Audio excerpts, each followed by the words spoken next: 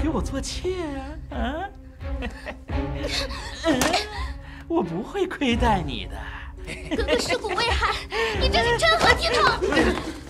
这小爷挺有劲儿啊！表哥小心点。我爹可是咱这儿一家之长，我要干嘛，还由得了他拒绝？我看你往哪儿跑！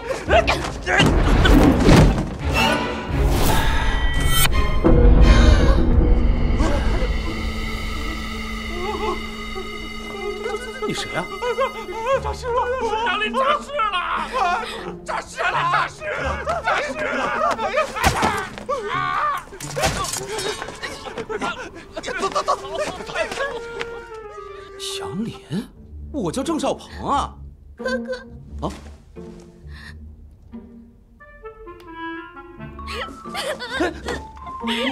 你又是谁？难不成我穿越了？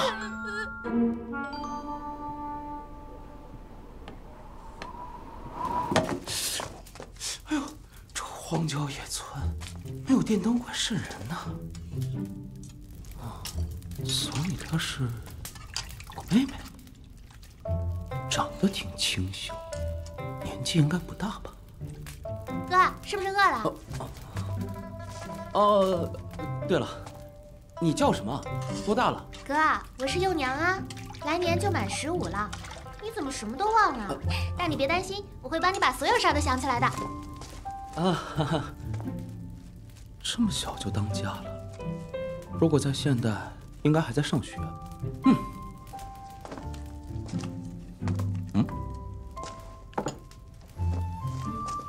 松油，古代农家才用的吧？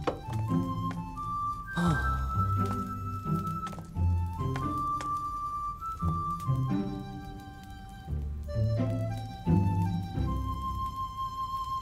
弹珠。郑少鹏，小打成风了，又去一场。我的恶名从山西到蓝银河，无人不知。任务失败，这就到这吧。我这君主点数这么少，每回合还往外蹦叛军，正说明朱熹照在位时期不管朝政，宦官肆意妄为，搞得阶级矛盾特别大，所以才输了。哼，下了啊，改天再玩。我觉得只要我能改变历史，下次一定能赢。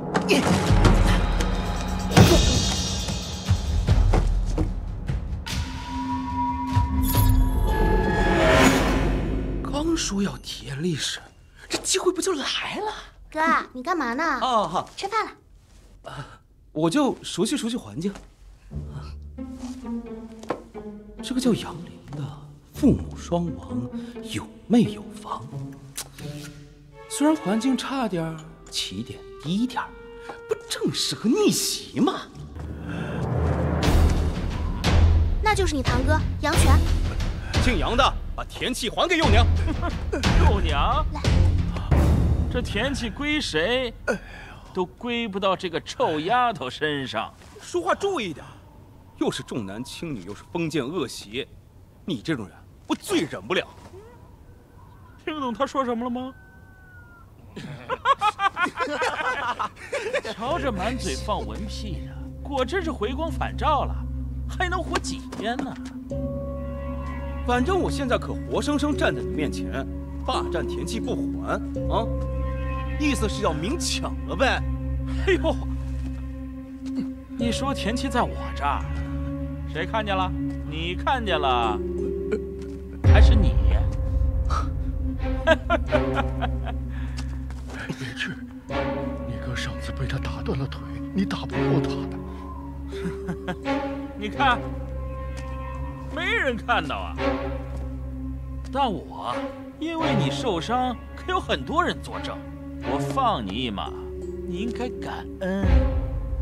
哎，你，堂弟，别给脸不要脸啊！忘了在杨家坪，谁说了算？我爹是家长，路过的狗也得挨我2巴掌。成这样，可真是在坑爹。去年莽军来，你爹身为家长，敲了锣就逃跑，根本没有组织村民并力抗贼。杨家村如今这么萧条，有你爹一半责你贼擒不了，倒能明年不让你们领救济粮。等着挨饿吧！就是，老虎不发威，把我当病猫是吧？就只能来硬的了。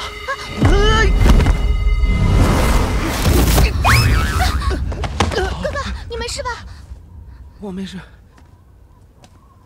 打人了，秀才打人了！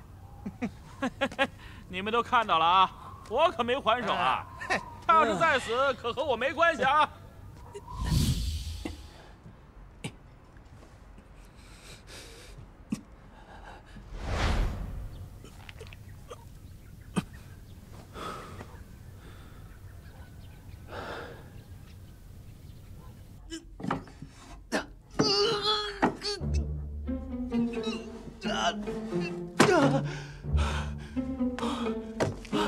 这以后怎么成大事啊？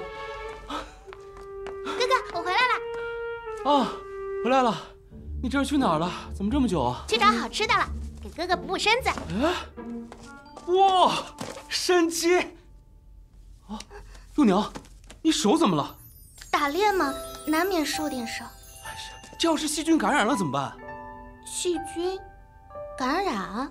就是，哎，算了，总之就是很危险。对了，幼娘，家里有酒吗？哥哥的父亲还留了些。哥哥，你要酒干嘛？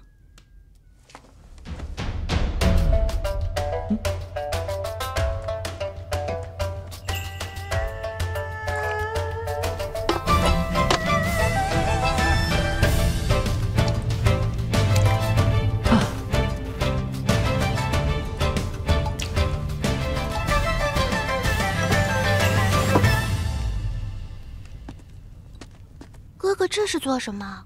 我这是要准备帮你消毒啊。我中毒了吗？来，把手给我。来，连养，这样好得快。这几天啊，伤口别碰水，每天早晚各涂1次。杨秀才，身体好些了吗？没什么事儿了。没事就好，家里也没什么别的东西。这2个鸡蛋，你补补身子。大娘，大娘，喝完水再走吧。啊，不了，我老伴儿受了风寒，高烧不退，我得赶紧回去照顾。大娘，等一下，你把这个拿去，这一瓶啊，配上1碗水，擦拭全身，能退热。这是酒精。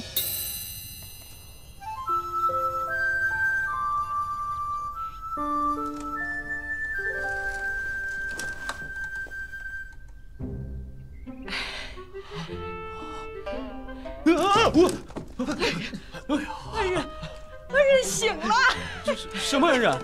哥，乡亲们是来谢谢你的。是啊，杨秀才，我老伴儿涂了你给的神药，隔天就退热了。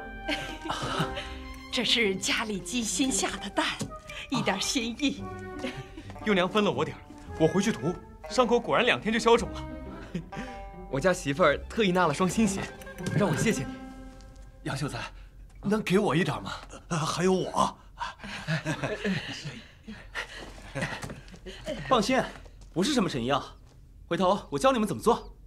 哎呀，杨秀才，你这样我们更不知道该怎么感谢你了。哎呀，是啊，要不咱们去找杨泉吧。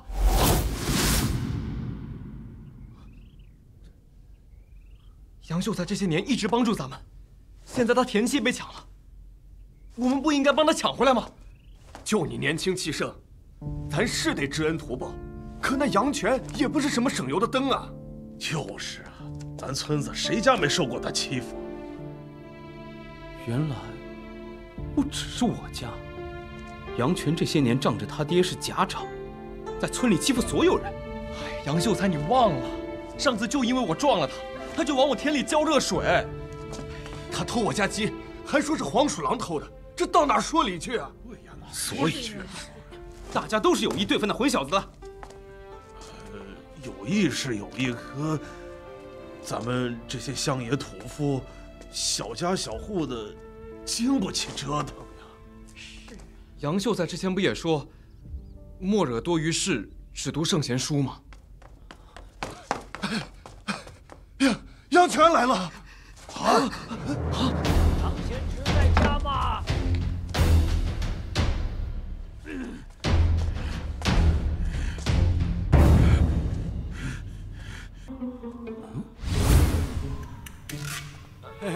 灵儿，你快开门呐！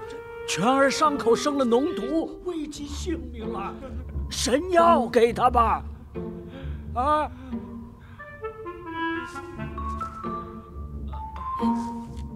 堂弟，我错了，我真的知错了。天不该，万不该，我杨泉猪油蒙了心，为难你和幼娘一对孤兄寡妹。我有违天理，造了天谴。如今是诚心悔过，这又是哪出？恳求堂弟念及手足之情，救我一条贱命啊！这情况还真是只有我能救他，那就有法子了。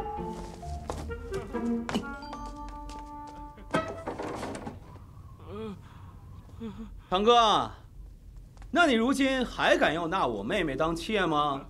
要是不敢了，就给你惦记过的幼娘磕5个响头做赔礼，怎么样啊？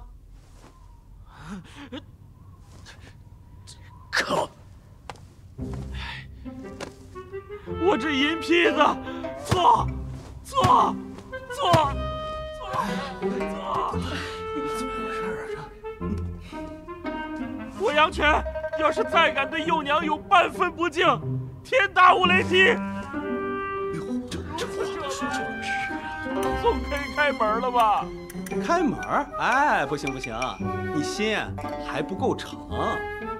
这样，接着再狠狠扇自己10个耳光，做你抢地契要吃我家绝户的道歉。你罢了，性命为大，这笔账日后再跟他讨回来。我错了。哥，这就是你说的法子啊！我知道你不是落井下石的人，咱们出去吧。啊，等会儿，我还没玩够呢，多有意思啊！一会儿我还得让他学狗叫。哥，那咱们还是赶紧到下一个环节吧。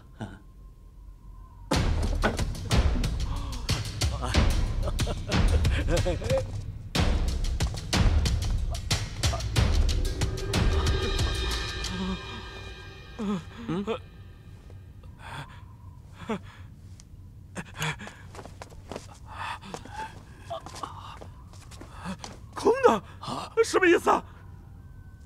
伯伯和堂哥既然来讨我的酒精救命，兄友弟恭嘛，就算已经用完了，瓶子也得给你们，是不是？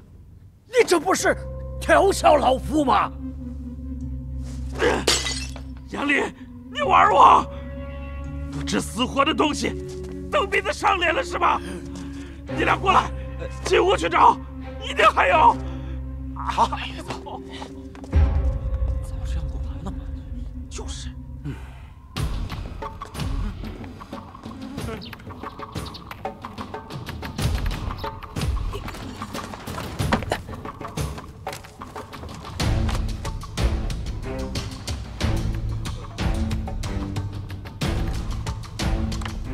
堂哥，先前我拦路找你讨地契的时候就有些疑惑了，你如此嚣张，怎么好像还有所忌惮似的，都不敢直接几拳把我放倒。后来才想起来，按照丹珠的律法，好像打秀才算重罪，闹到县衙里得挨不少板子吧。不过也要谢谢堂哥提醒了我是谁，我可是个秀才，功名在身，除了免税免役，总该有些别的用处，而其中一个用处就是可以上书县里，检举像你这样的地痞流氓。你这写什么呢？哎呀，灵儿有话好说，这家事怎么能往县里？家事，伯伯，据我所知，这些年仗着你是家长，堂哥可是把村里都折腾了个遍。乡亲们，之前说好的，把你们的委屈尽管说来，我这会儿正好一一记录，亲自呈到知县桌上去。谁敢？我扒了你们的皮！有什么不敢的？酒精的事儿你是不是忘了？虽说我这儿没了，但先前倒是分了些给乡亲们呢。至于他们分不分于你，就全由人家心情了。我来告他，他10日之内偷过我家鸡，我也拼了！我不给他赌资，他就把我家的柴全扔河里去了。我家黄狗吼了他2声，就被他活活打死了。他假造借条硬闯我家，这明摆了就是抢钱呐！对呀，他连我家小圆儿3岁小孩拿去打醋的钱也抢啊！他还偷看过他表弟和媳妇儿圆房呢！啊！小陈，我把你当兄弟，给我来这个！我知道错，你就把石头给我。倒是忘了把这个还给贤侄。伯伯，我倒也不是为了置堂哥于死地，只是这些年实在是看不惯他在乡里横行霸道，想他浪子回头，迷途知返而已。这诉状，我以后就好好收着，递不递给县衙，主要看您如何管教儿子了。赶紧回家。酒精涂在伤口上，走，早晚各1次，不要沾水啊。祥林，你给我等着！别等了，要不然现在就来试试。我养你死过1次，不怕又死1次。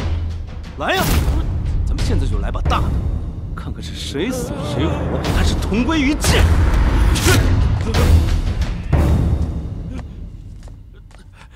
哥，又哥，我还以为你又……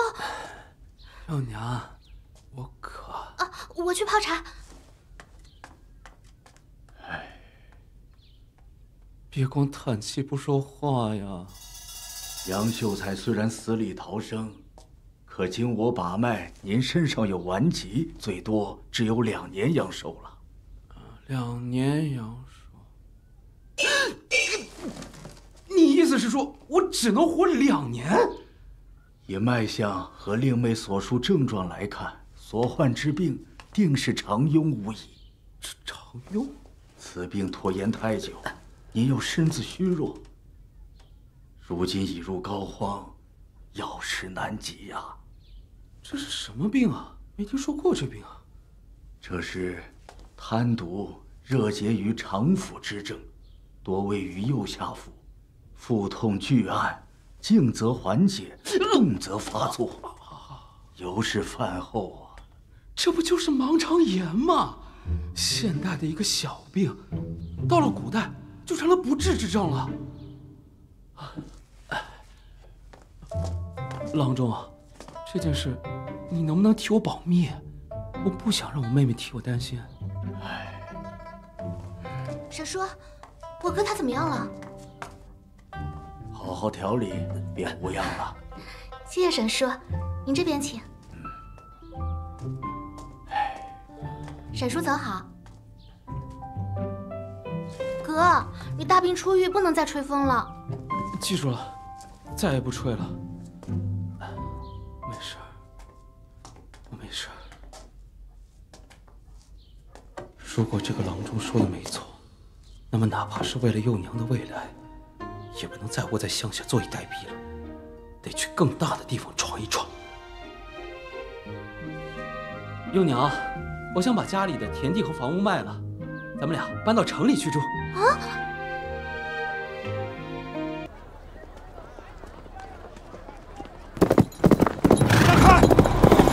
让开！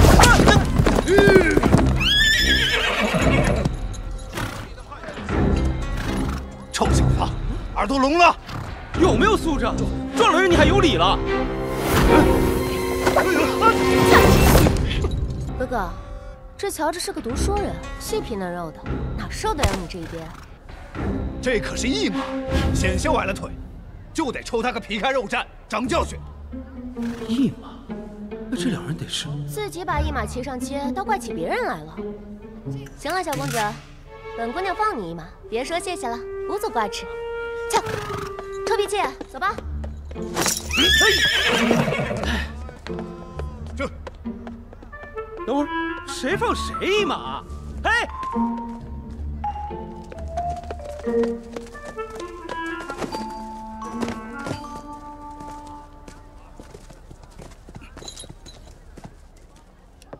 老板，啊，有上好的琴吗？哎呦，有，姑娘且看这把如何？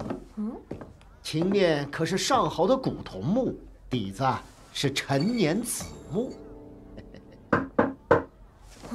抱歉这2个字，是很难说出来吗？这位是杂事无碍。这是前朝的琴，多少钱？姑娘慧眼呐，此琴琴音悠远浑厚，绝非凡物。要是喜欢，20两银子拿走。20两，琴虽不错，可我看也就值10两吧。哎呦，姑娘，1分钱1分货，要您这个价儿，可是一点儿都不多呀。15两。哎，好吧，货卖10家，15两便15两。哎，我说，你哥怎么回事？这是哑巴了？傻子，让你别动手，不是不说话。嗨，让你这瘦干书生半寸，还皮痒了是不是？哪儿来回哪儿去，别碍着我妹子买钱。啊，人家开的乐器店，准你们进，就不许我来逛了？哼！小公子，别糟蹋了东西，琴啊，可不是这么弹的。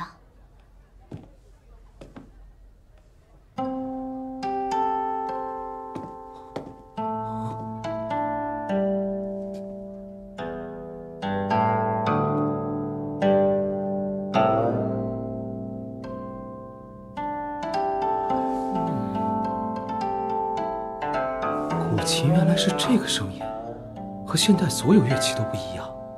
好美！以此曲作陪，够了吗？姑且算可以吧。这是上好的合浦珠，就算放到小地方也值18两银子。我用这颗珠子换你的琴，也不用你找钱了，再给我配一个琴盒便是了。这么一颗好珠子换琴，确实不亏。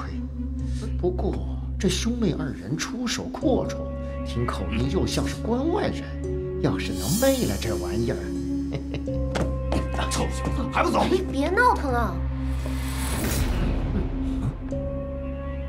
姑娘，我们这儿只收现银，若真想买，就拿银子来吧。嗨，你这人明摆着送你一桩便宜买卖，还要推3尾4。罢了，珠子还我，我不买了。珠子？什么珠子？你来我店里买东西，又不是来卖东西，我哪曾见过你什么珠子啊？哎，老板，我刚可是亲眼看见你把珠子藏起来了。哼，关内人做生意就是如此吗？妹子，这摆明了就是欺负咱是关外的，跟他废话什么？过来！少在城里别动手，哥！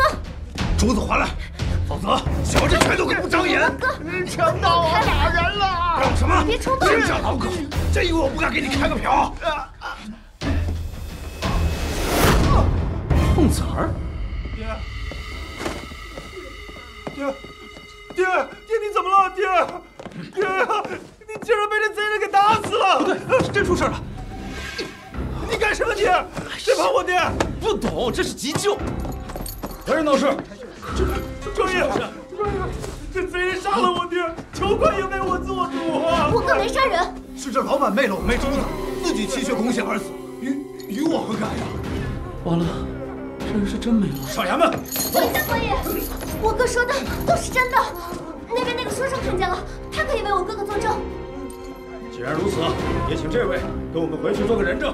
啊！可是我妹妹还……妹子，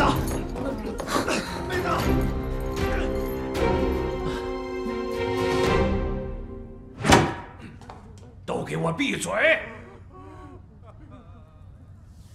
这县令的气势，怕不是武官出身的吧？哎呀，谁惹事不好，非得是这俩，叽叽喳喳的头都晕了，真像会沙场笑两个人头解闷儿。唉，草莽武夫，无药可救。那这位就是县丞了吧？这么淡定，好像不怎么负责的样子。书生，据衙差说，你目睹了全程，能做人证。你姓甚名谁？可有功名啊？哦，不对呀，秀才见县官好像不用跪的。哎呀，我在做什么呀？禀大人，在下正。在下杨林。功名？我是弘治17年的宣府秀才。哦，是个本地秀才啊。免礼看坐。看坐又是什么？谢过大人。杨秀才，本官问你，你可看见这王老板究竟是如何死的？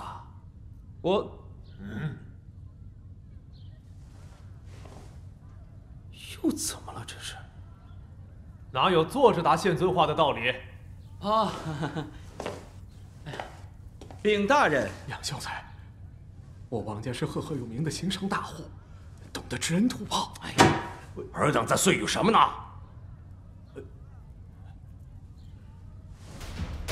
这位马兄确实和王老板起了争执，挥拳弄脚，可比无奈。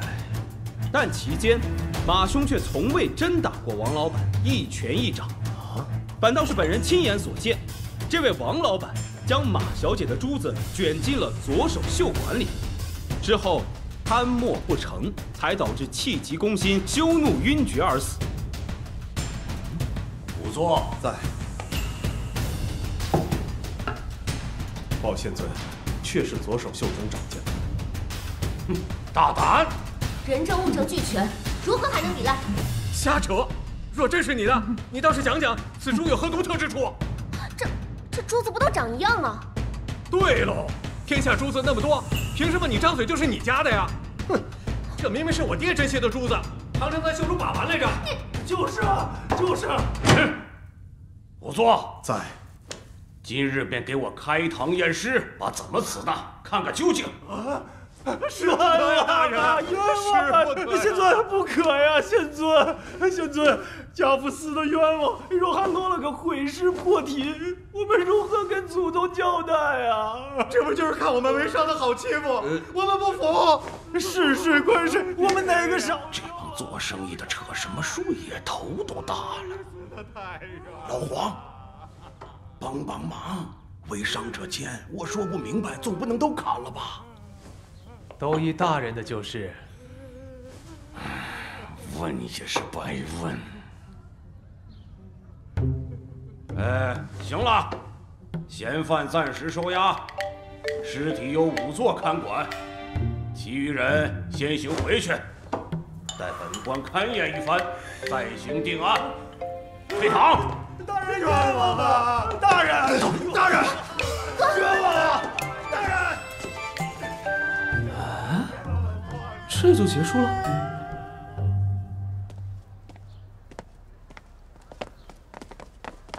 哥，你急死我了！等你好久都不回来，才听说有个书生被衙差给捉去了。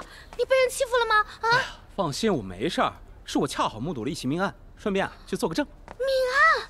哎呀，天哪，哥，你为什么不装没看见还作证啊？哎呀，快回家，咱们哪惹得起这种事儿？那些当官和大户一脚就摆在……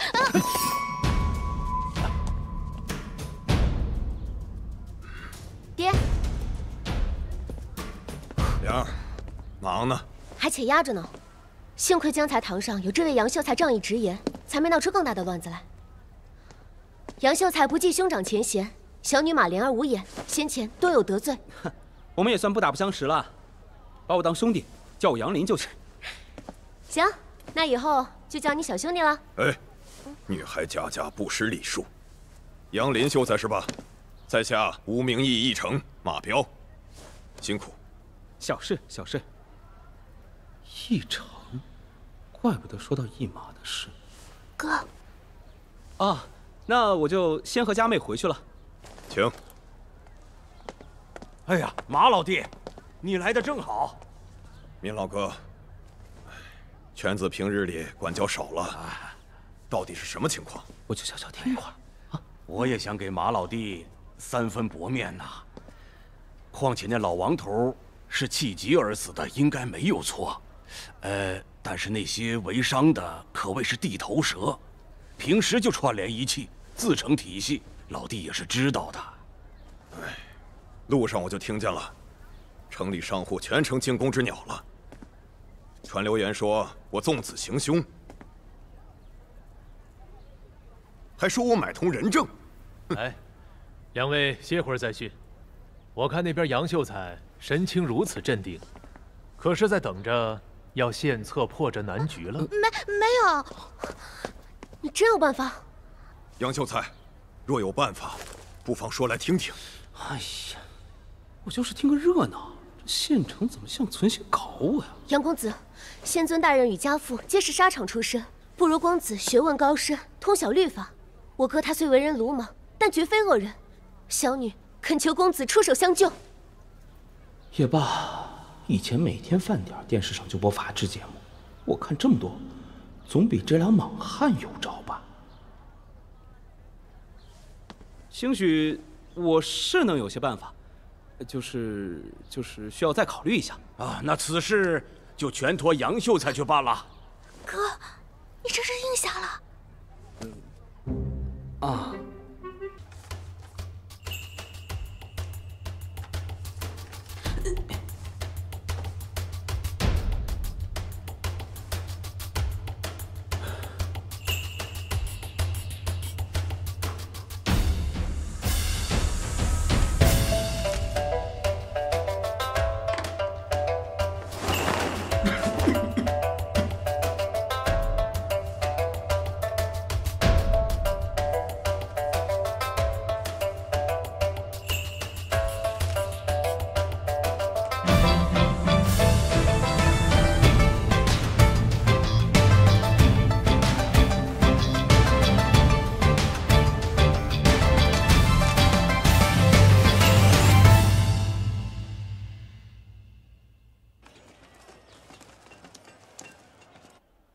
为官的一向觉得为商者奸，轻商贱商。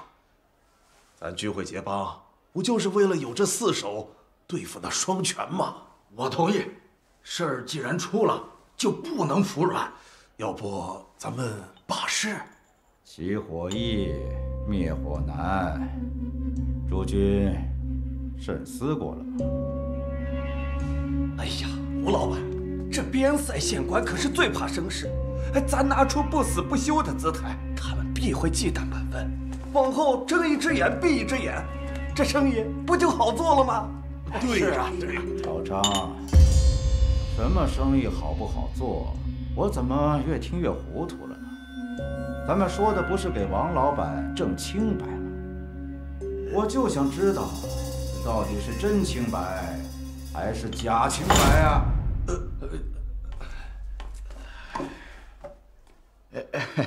吴老板，是非曲直，不是谁说谁有理吗？况且这大王小王不予追究，岂不是不孝？对啊，是啊。若不让马昂偿命，我爹岂不是白死了？就是。你谁啊？是你，你还有胆子来？哎，王大，这位是？啊，在下杨林，我是来为王老爷子的事讨个公道的。放屁！就是这个秀才在公堂上信口雌黄，偏袒马家。没错。哦，当时啊，我好像记错了，其实是你家老爷子行凶劫财，反而被马家公子惩治了。让我走了啊，我这就去县衙。看来杨秀才是有备而来。不如且听听，他要如何为你家讨公道。啊，斯人已逝，这留下的难题有3个：情、理、法。于情虽是王老板有错在先，但绝不致死。你们坚持追究马昂责任，合情。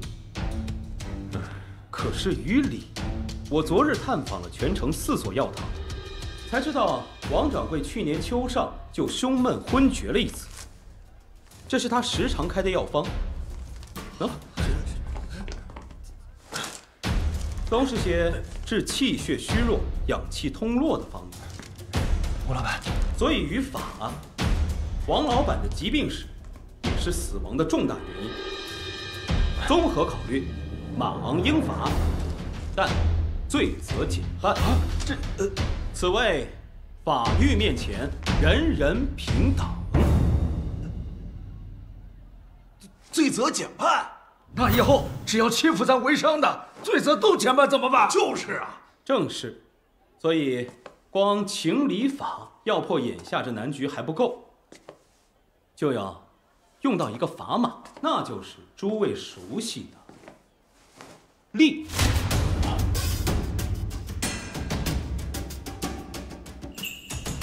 杨秀才，您到底想说什么？此案不若和解。和解？对，若是诸位信得过，何不让本人斡旋个君子协定，让马家批白致歉，讲明事实，同时赔偿操办丧事、抚慰老小的足额银两，也让令尊能早日入土为安。当然，也可以听他们的，把事情闹大。只不过想好了。拿令尊之死做筹码给别家博弈，你们是不是被利用了？这真的是共赢吗？咱们行商抱团，不过是害怕唇亡齿寒，给足了我等颜面，消了后顾之忧，何必再闹事呢？你2人全了孝道，得了补偿，生意亦可蒸蒸日上，此法可谓一石3鸟。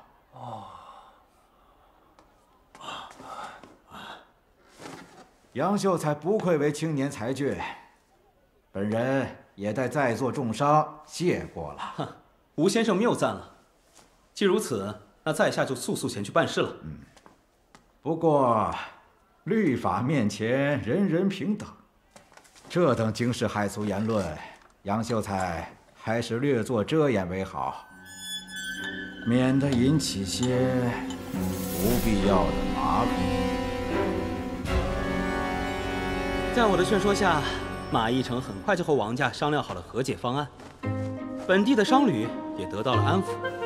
经过此事，马王应该也学乖了，嗨，这也是为他好。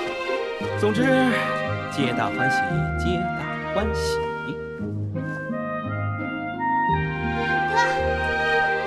哥，有个差人找你。哦，杨先生，县尊有请。哦。闵县令要请我去做师爷。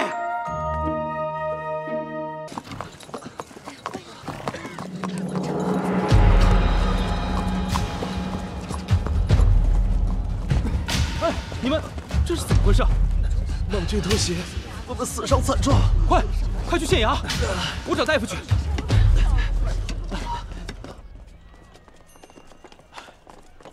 快点，大夫！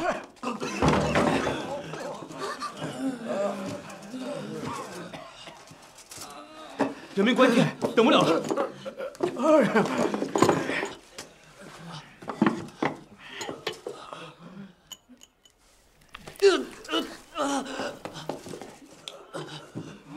他伤这么重，你就用这些啊？不知大人还有何见解？总得先给他缝上吧。这医术老夫有所耳闻，只是从未见过，更别说。这位小哥，烦请去取一些火炭和棉线来。好，六娘，把家里面剪刀、绣花针和酒精一并带来。好。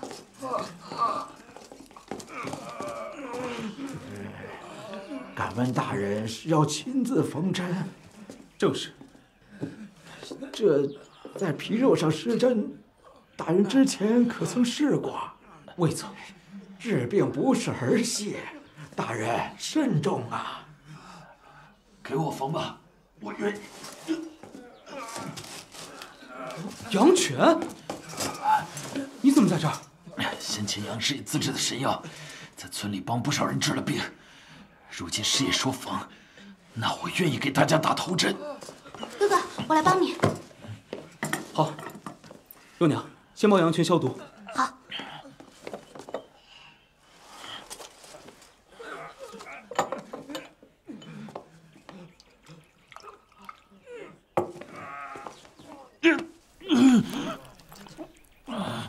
幼娘，我来。忍一下，有点疼。战场都上过了，这算什么？来吧。上次户外露营急救课特意讲过缝合，但真到了自己操作，还是有点紧张。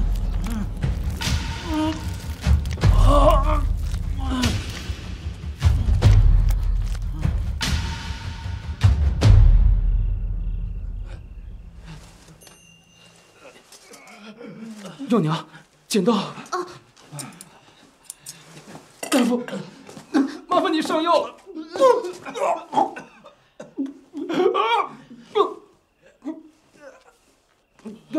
杨师爷，请将此法传授于我，让我也尽一份力。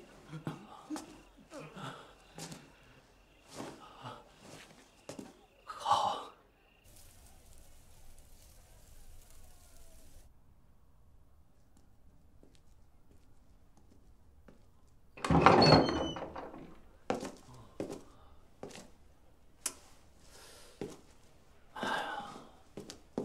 师爷，县尊大人，你来这儿干嘛？最近莽军多次偷袭，恐怕是在试探咱们。这，是不是要打大仗了？吴明义是西北往来要道，莽军想要入关，就必定会来这里。是时候加强操练，做好迎战准备了。县尊大人不愧是武将出身，老成练达。倒是师爷，怎么突然到库房来了？这些兵器又重又不好使，咱们的士兵面对穷凶极恶的莽军，自然吃亏啊。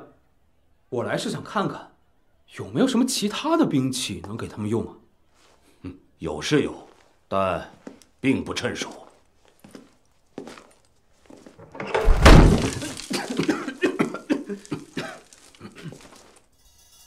火铳！哎，师爷小心，你有所不知，这火铳准头不够，属实算不上什么利器。县尊大人，这把火铳能不能借我用用？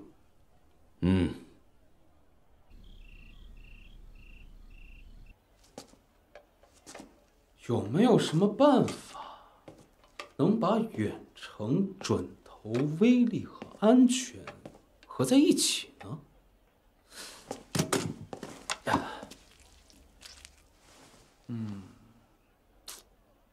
不行，这会儿的技术可一时半会儿造不出来这种东西啊。那要是退而求其次呢？对。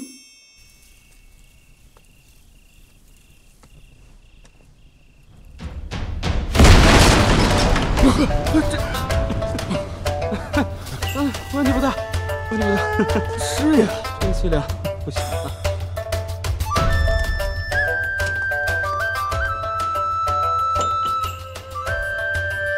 这是什么？哎，小心点，这是火药。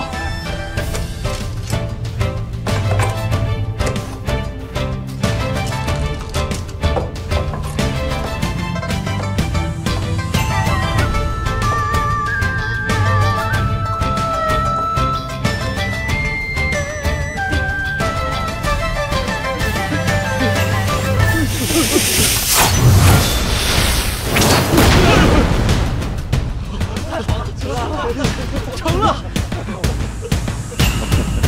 这小子，算我没看错。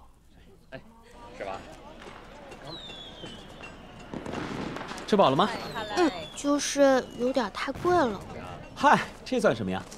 这段时间我都没有好好陪你，哪怕就当赔罪，当然也要吃顿好的，就当养膘。只要能跟哥哥在一起，幼娘什么都不挑的。幼娘是不挑，可哥哥要挑啊。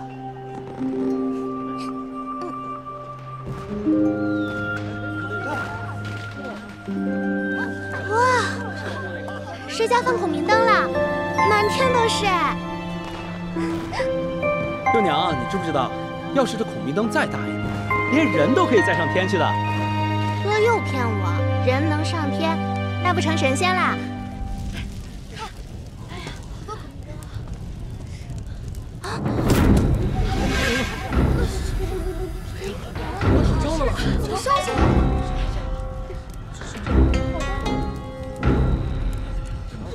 莽军来了！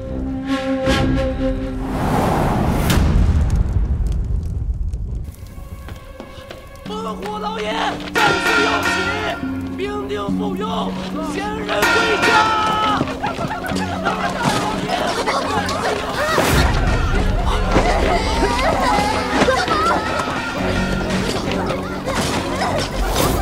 咱们走。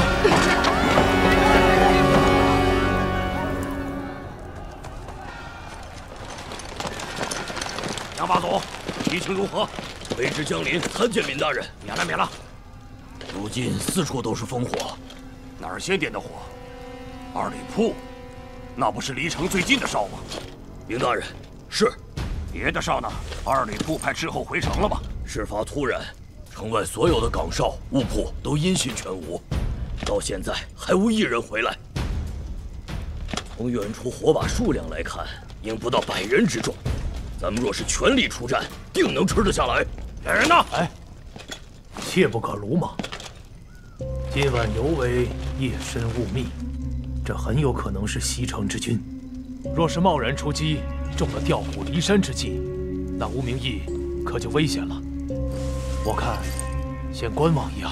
不可，一定得迎战。去年冬宿冻死了很多牛羊，区区100来号人，更可能是来捞些吃的用的。两位大人，既然敌情未明，不如双管齐下，派一队精骑前去一探虚实，剩余兵力驻守吴明义。这样，不管敌人是劫掠还是袭城，都能灵活应对。轻装快马则击之，大军袭城则避之，可行。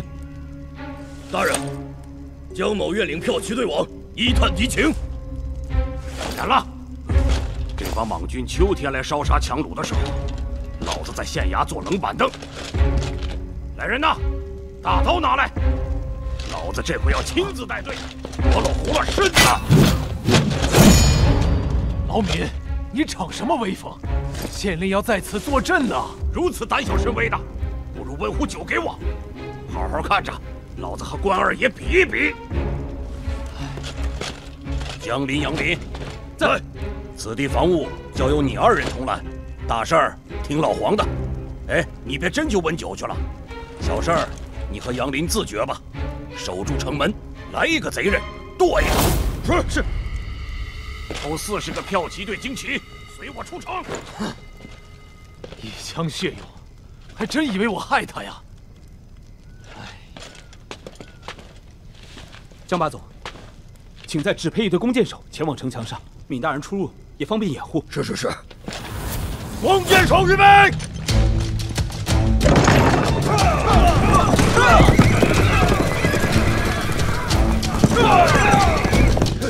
快！往哪里点？快点！这是火药。仓库里面的火铳拿不准，只能先这样将就了。这药子有铅丸和铁砂2种，有箭杆也是加固过的。希望能用得上这机会。李县令，稳住了，千万别送啊！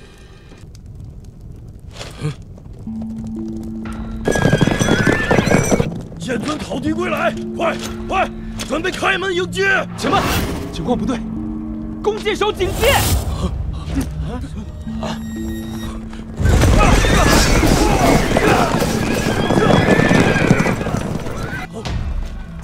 全体给老子警戒！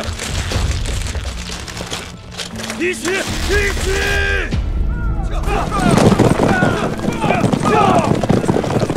张把总，你是宿将，咱们开不开门？县尊生死未明，下属怎能不救？若是开门，被溃兵和贼人顺势破城，那就全完了。爹，我带几十长矛手出门接应，杨师爷留在城上指挥弓箭手。听我号令，更换火箭，快！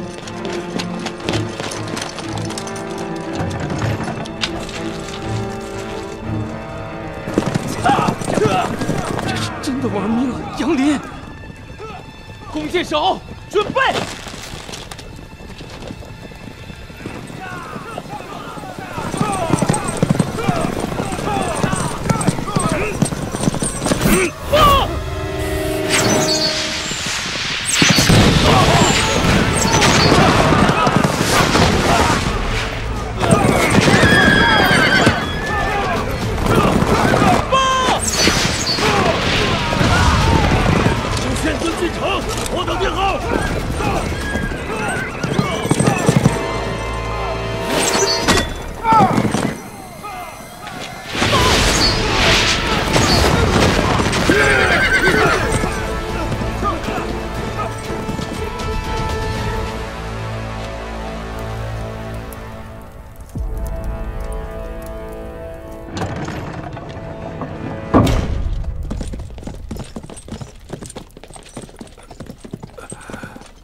大人，大人！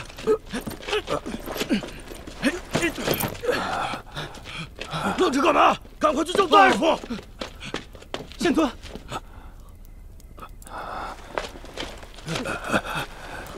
小子，智慧若定，让你当师爷屈才了，不错，不错。江把总也辛苦了。大人。这点小伤，不打紧。这血颜色怎么好像有点不对啊？县尊，外面到底什么情况？看这样子不可能只是劫掠了，一定是……不错，就是来抢城的。老子宰了那个小蛮子，踩到狗尾巴了，定会引来老蛮子不死不休。本县派去关内报信的已突围了，咱们就在此固守。县令大人，李县令大人，大人，大人，大人，县令大人，大夫还没来吗？李县令大人，李县令，看来这回是没退路了。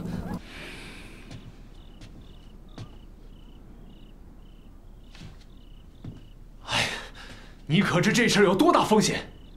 这是在拿整个吴明义做赌注啊！唉，只要合理利用资源，如此奇招并非没有可能。时间紧张，指望黄县城允准。唉，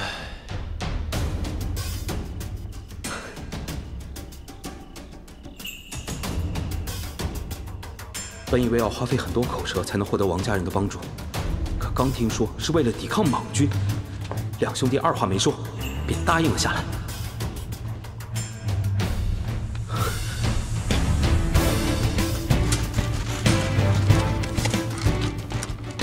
王大和王二动员了其他商人，很快就满足了我的要求。此时无功无伤，每个人都是吴明义的战士。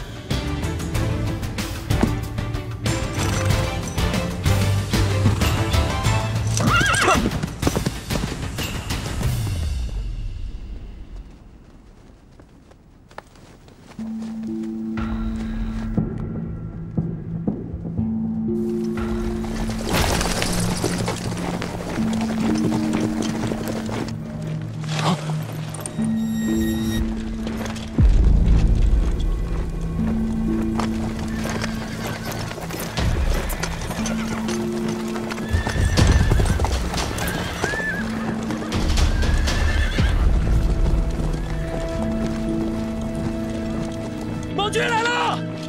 备剑，备剑！各司其位，各司其职。哥，莽军来了！快，上城头！快！爷，换梯子。是。爷，来火龙头。这儿，快！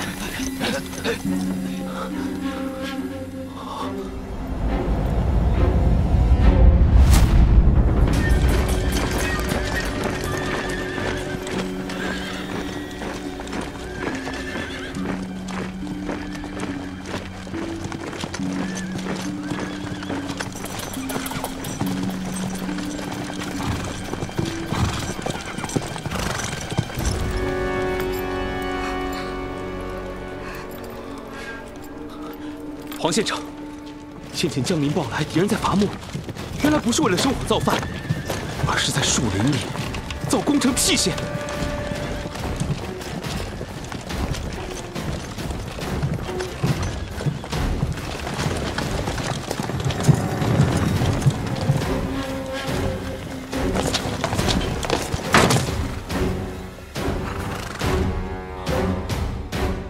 他们还算好了城头弓箭的极限射程。 这回是有备而来啊！哼，那我们何尝不也是有备而迎之啊？火油，火把！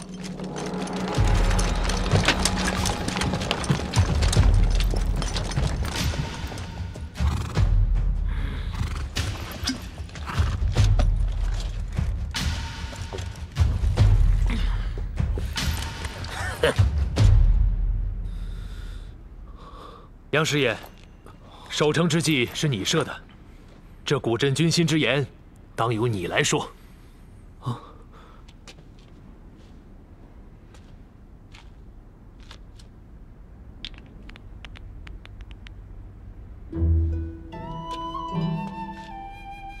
哥，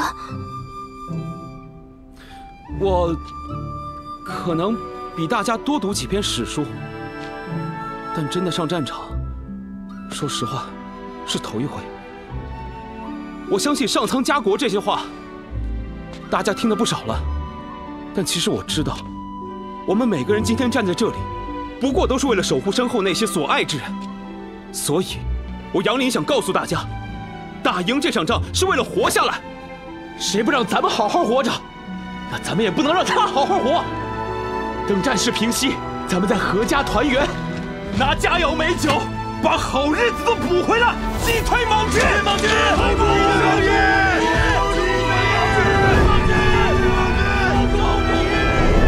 先前探了，城外有陷阱没有？部下率人整日监看，但诸人并无在城外大设陷阱的举动。哼，不过是派了些壮丁，挖了些陷沟罢了。良医真奇，上！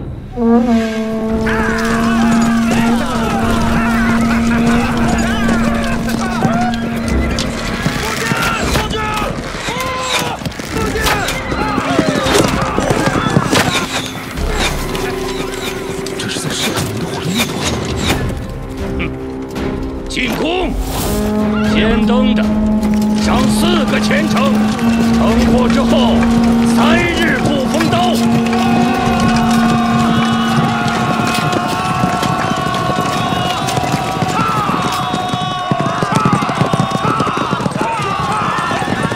史书上说，北蒙攻城，马军散作沙，步军合作石。原来意思是，马弓分散开来做掩护火力。 步军集中取盾，轮换往前推进，速度也太快了，怪不得这一沙一石成了弹珠的梦魇。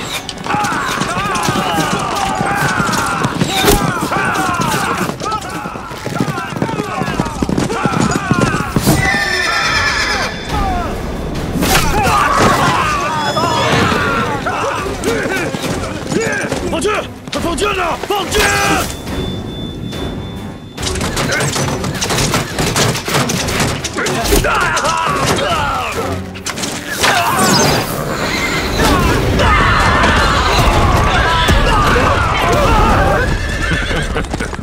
雕虫小技，不过如此。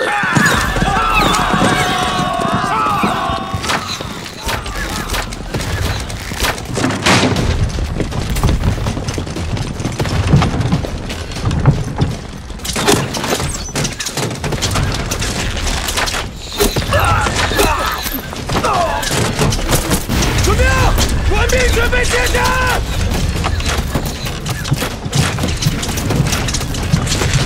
快撤回来！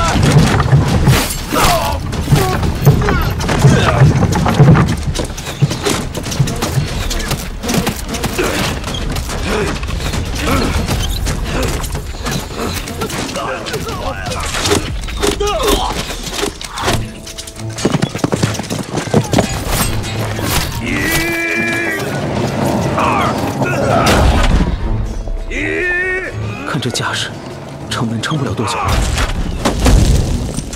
真的能行吗？在古代战争，城门一破，基本就意味着攻城方胜利了。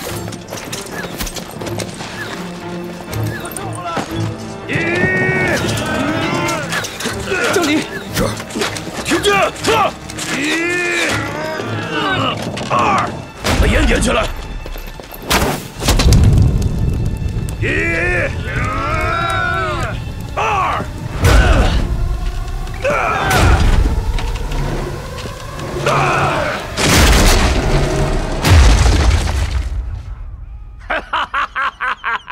听我号令，进城，杀人，抢钱！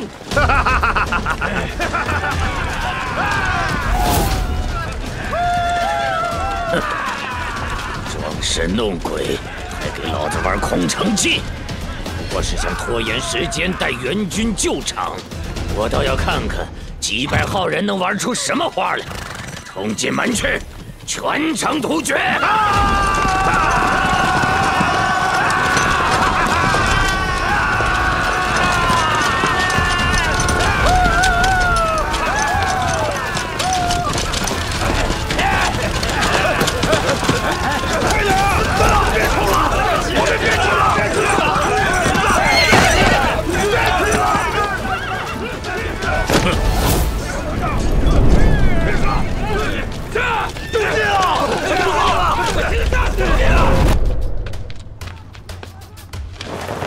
杨师爷，这可是我们乌明义好多商人拆了好多闲置的屋子才凑够的。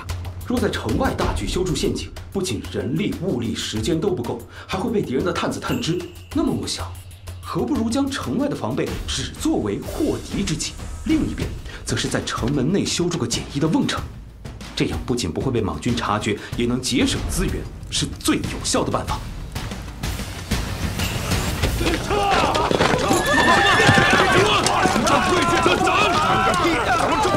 都让你们跑了！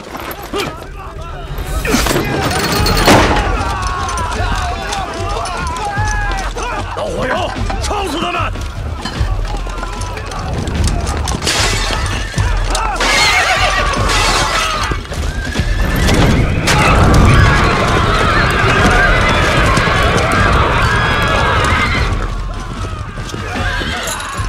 弓箭手，放箭！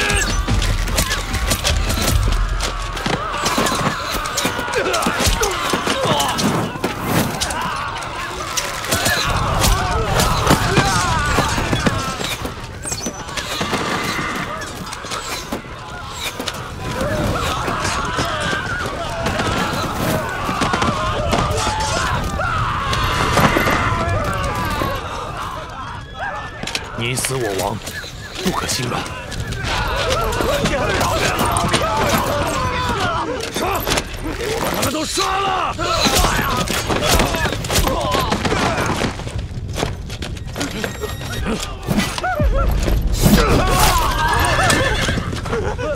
这是古代，别细想，别细想。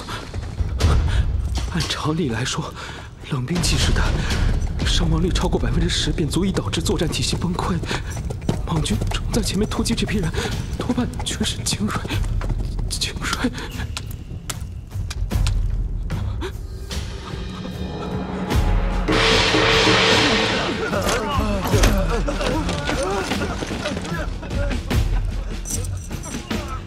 大人，撤！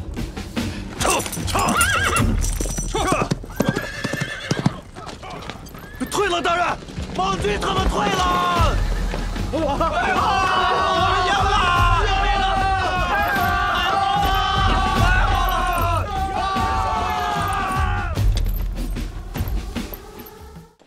杨师爷辛苦了，多亏你提了此计，战果不错。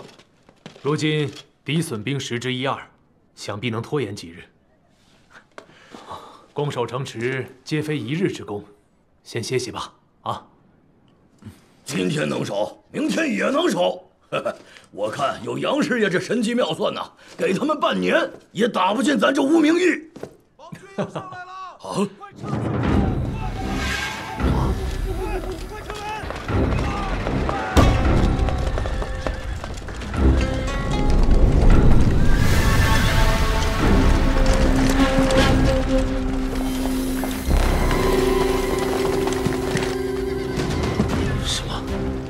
先前人马都疲惫至此，他们哪还有人力再攻啊？难不成？糟了，黄县城，原来他们不只是一支部队，先前的只是先锋，怕是北莽此番人马不止3000啊！先应敌备战。城头被火油，弓箭手被火箭，干什么呢？警戒！警戒呀！大人，前面有咱们的百姓，北莽军抓了咱们的百姓，站在前面呀！快点！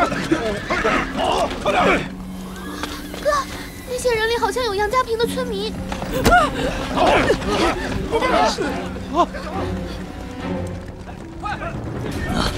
那些都是北莽军假扮的，只要他们进到射程之内，你们就给我放箭。来几个人，跟我去守城门。且慢，江八总，你干什么？那确实是咱们的乡亲啊！师爷，你清醒啊！谁想下这个令？我不知道伤天害理吗？要等他们到了城下。我们这点人如何守得住？到时候整个吴明义活不了一个。咱们站在这是为了守护儋州的子民，哪有为了救吴明义而要杀百姓的道理？杨师爷，莫气血上头。江陵虽草莽，所言却不差。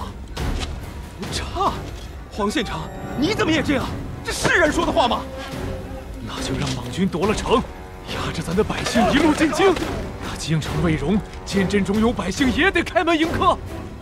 杨师爷，切莫因小失大，你忘了我的嘱咐，要审时度势，通盘考虑啊！他们的性命，每一个人的性命，一点也不小。罢了，此城现在是本官坐镇，马明，我来担。幼娘，你干嘛去？哥，我要出城去救他们。等等。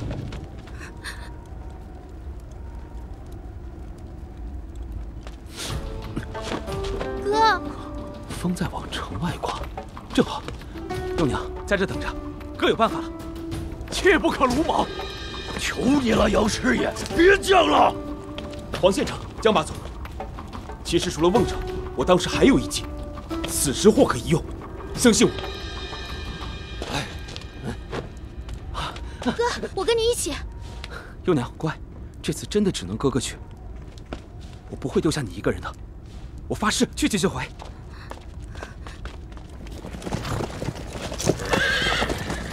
这些老弱病残走得太慢了。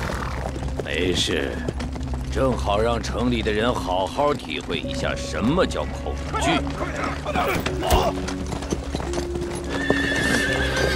哎，那是什么玩意儿？大人恕罪，小人实在不知。我倒要看看这帮两脚羊还能搞出什么把戏！这难不成是在城里打起大仗来了？不对呀，是个布球子，怎么还越来越大了呀？看什么看？你们好生攻城，再敢中一兵之计，老子就把你们！这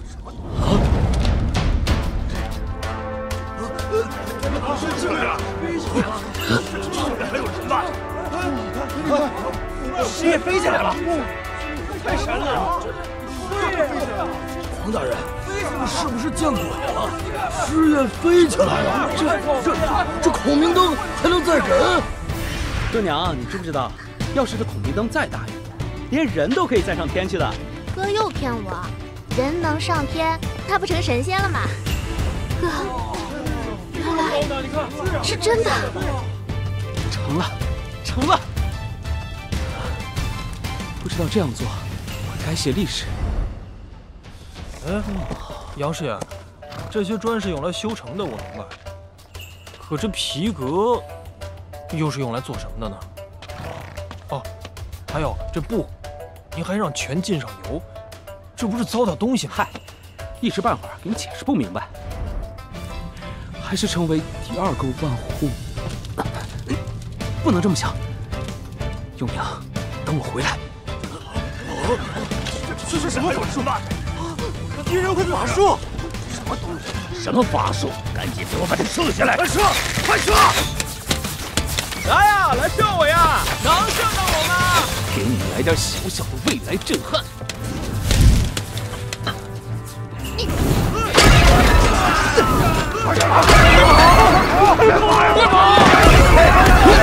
别跑了！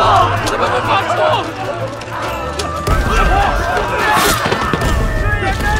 是我们的百姓，大人救救他们！快，弓箭手准备掩护！是。听我号令，随我出城，救人杀贼！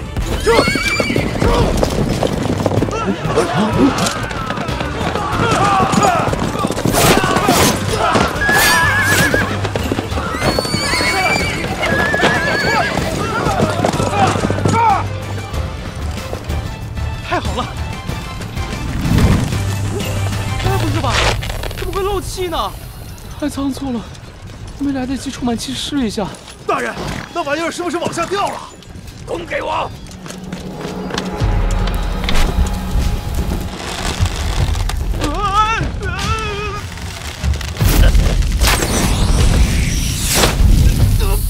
大人好剑法！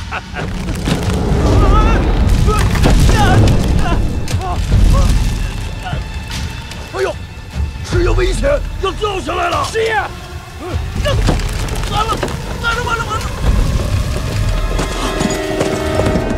小姑娘，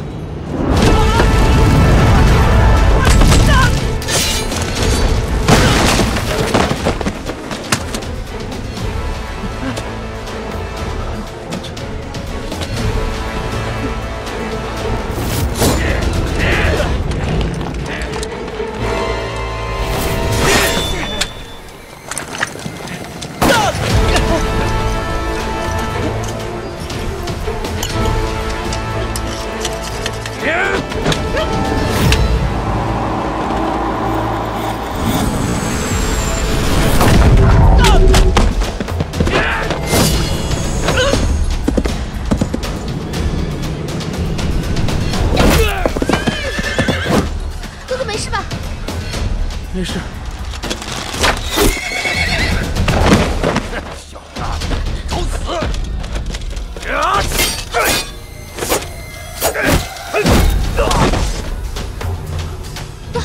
我们快走！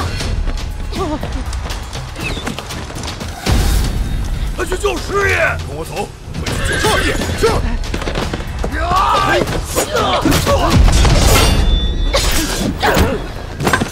幼娘。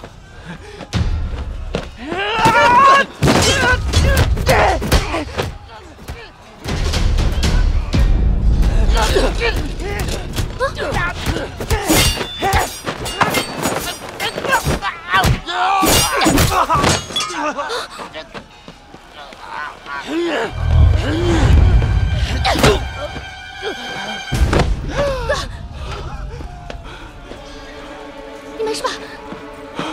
我没事。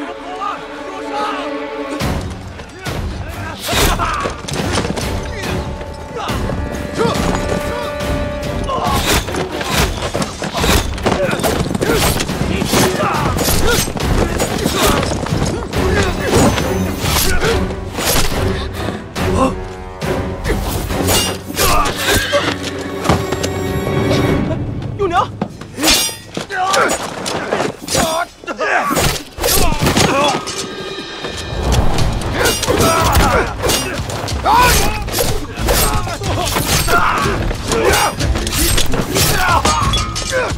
去，把那家伙给搬出来。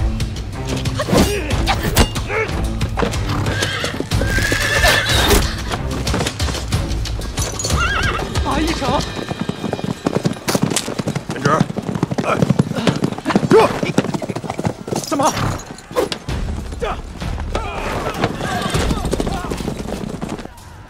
天上风景怎么样啊？啊！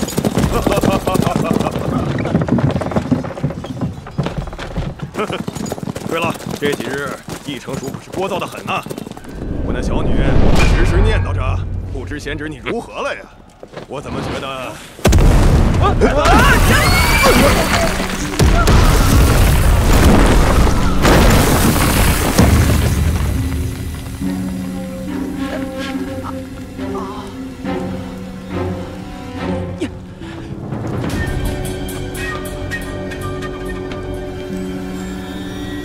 义城。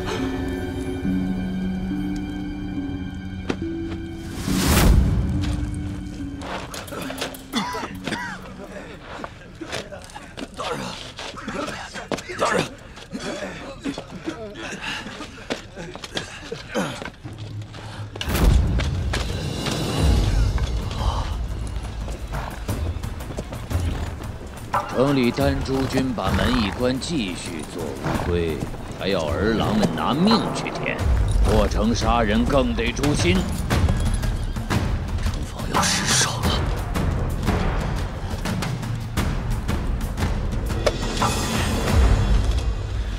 没想到黄某翻了半生破书，还有机会当着慷慨悲歌之士。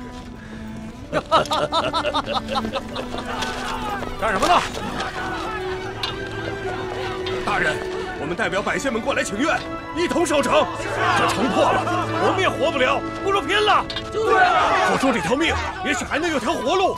跟这群狗杂碎拼了！拼了！吴明义胜过败过，但从无一人退过。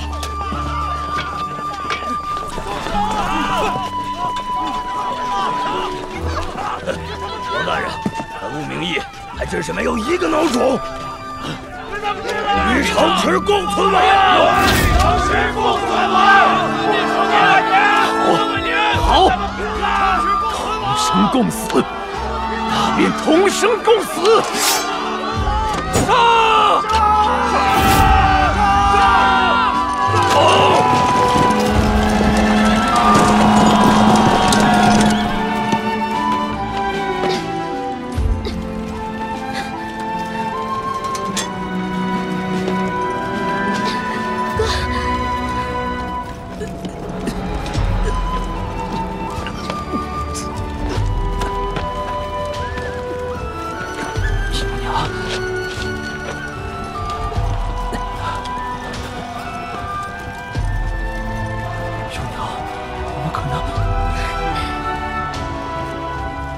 跟哥在一起，不论发生什么事，我都不怕。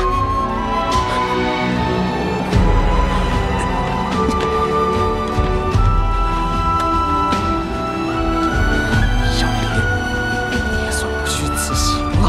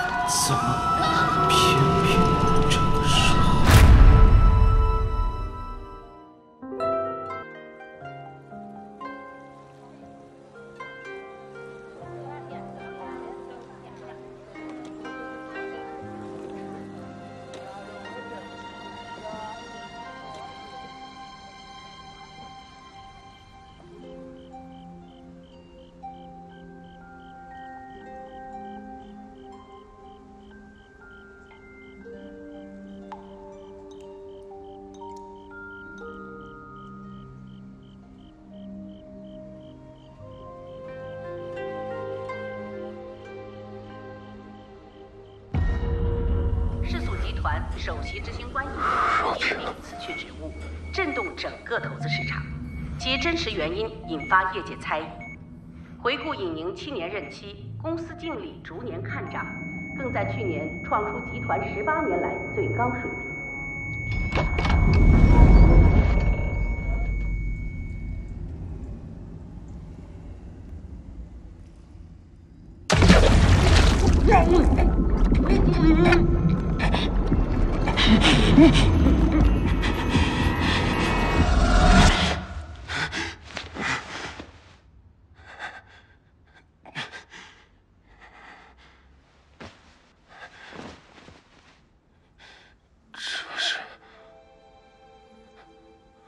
梦吧。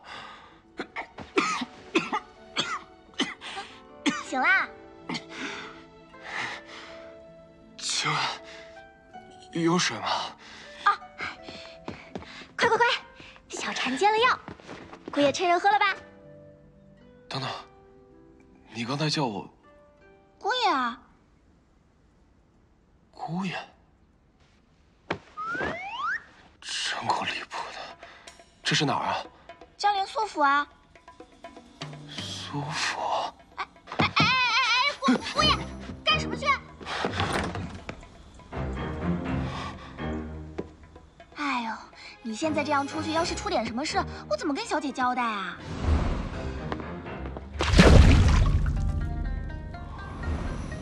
一梦到古代，还成了姑爷。真是的，唉，蒲园灯会那么热闹，小婵却只能在这里照顾你。这画的是我啊！啊，姑爷年方弱冠，俊朗着呢。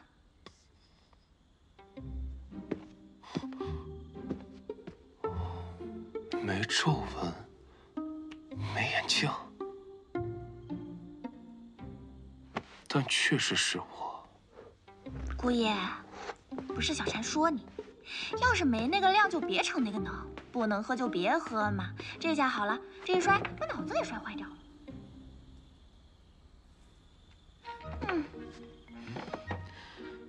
女方叫苏檀儿，我现在叫宁毅。宁立恒，手机。哎，姑娘啊，这可不是砚台啊！知凤祖传砚台不是姑爷您唯一的嫁妆吗？那这是我的。是你的。哎，你不会懂的。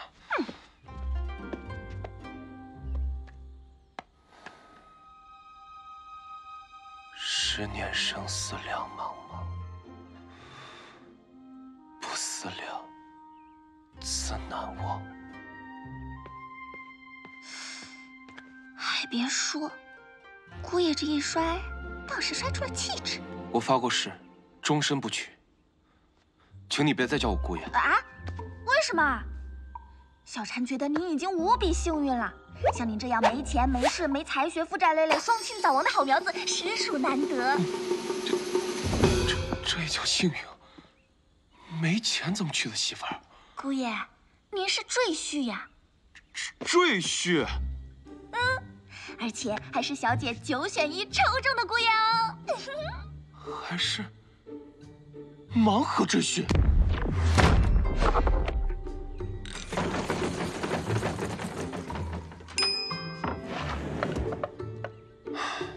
那我只能说，你家小姐手气不错，一次就抽中了隐藏款。手气好吗？小姐拆开的时候好像是挺兴奋的，不过拆完就扔桌上了。这位女生的状态完美诠释了，其实拆盲盒的兴趣点不在结果上，而是过程。拆开的瞬间，那才是刺激肾上腺素分泌的最高点。对了，你家小姐不是新娘吗？她怎么不在啊？不会是你家小姐恐婚，不敢见我吧？哎，非也。小姐掌管苏家生意，日夜操劳。今日濮阳老爷在绿衣楼宴请江陵所有部商，可是要商议皇上归属呢。小姐，哎，结婚都不来。我倒要看看，长成什么样子不敢见我。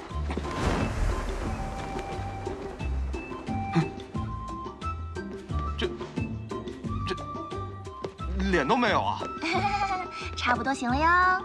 小姐繁忙，没来得及画像，你还是先学习一下吧。太扯了。麻烦姑爷明日寅时自己穿好衣衫，去给老太公大房、2房、3房奉茶。等小姐。Fine， 绿衣楼是吧？不用迎侍。我这就去找你家小姐离婚。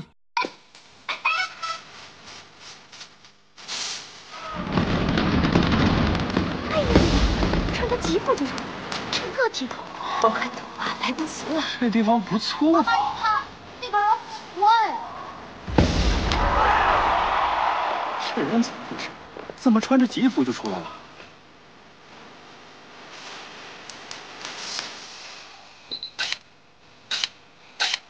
行，去办吧。宋大人请进。江陵一梦，有点意思。这商业街规划不错，没有重复经营，没有雷同定位，往后做成文旅产业就容易多了。哎，这饼，我整。前尘落幕如烟去，波澜在起世间。好这个子千层加脸的，这种灵动跟当的对序，搞得很奇我还有个空要厉害。那小生的新篇奇章，哎，入此放眼。你好，绿衣楼怎么走？不知道。请问绿衣楼怎么走？公子，杨逍南，会不会？不可惜，我先走了。请问绿衣楼怎么走啊？不知道。这就聊一把账啊！宁朔十州暂且是要不回来了，哼，还得继续给他们胡人交贡。大武朝一努力上，现在却活得这么委屈。嘘，二位切莫声张。此次皇上岁不督办，宋县宋大人都已经到江陵了。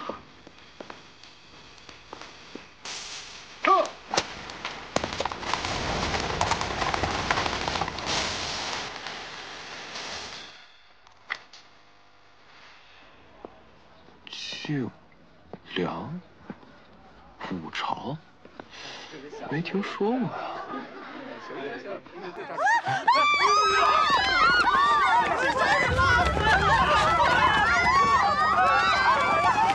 哎，兄台，别凑热闹，保命要紧啊！没关系，你跑你的。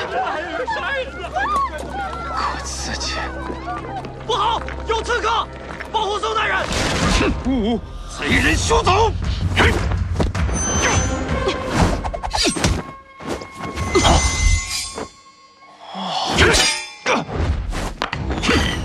哇，厉害啊！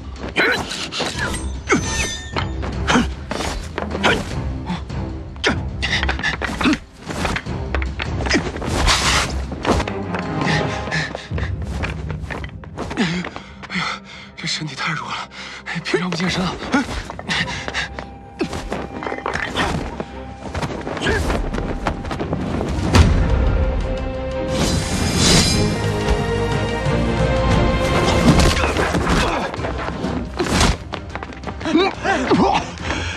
提我刀来！是。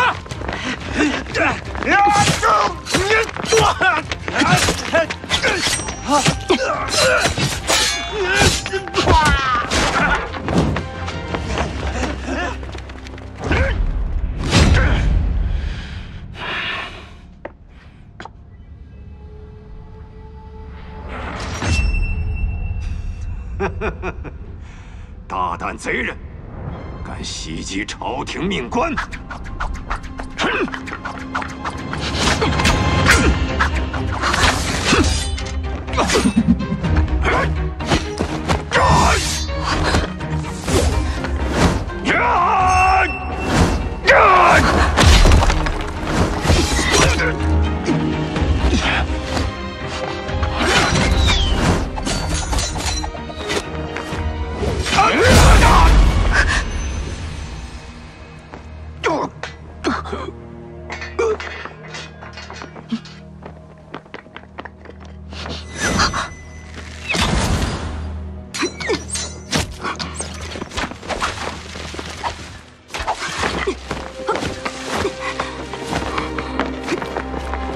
有司，别让他跑了。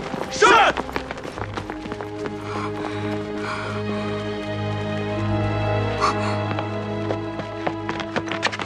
他在。大侠，缺徒弟不？哦，帅。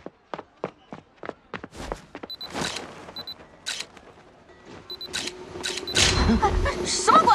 快走！抱歉。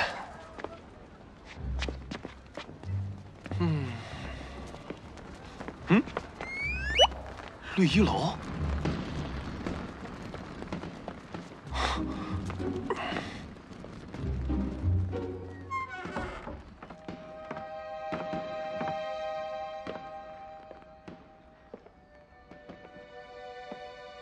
李兄的词作如此绝妙，文采斐然呐，实在是佩服呀！不敢当，不敢当。你看，刘兄这一字柔气精妙。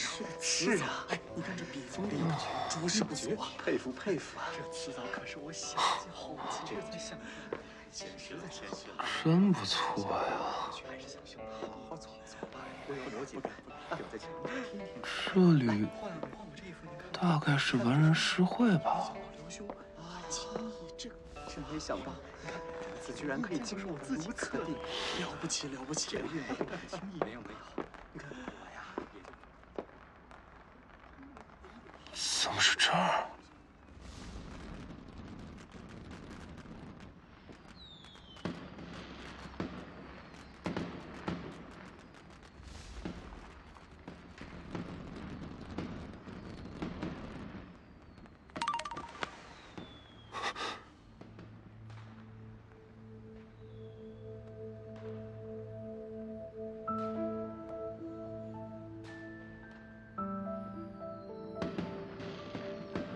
我的愿望还能实现吗？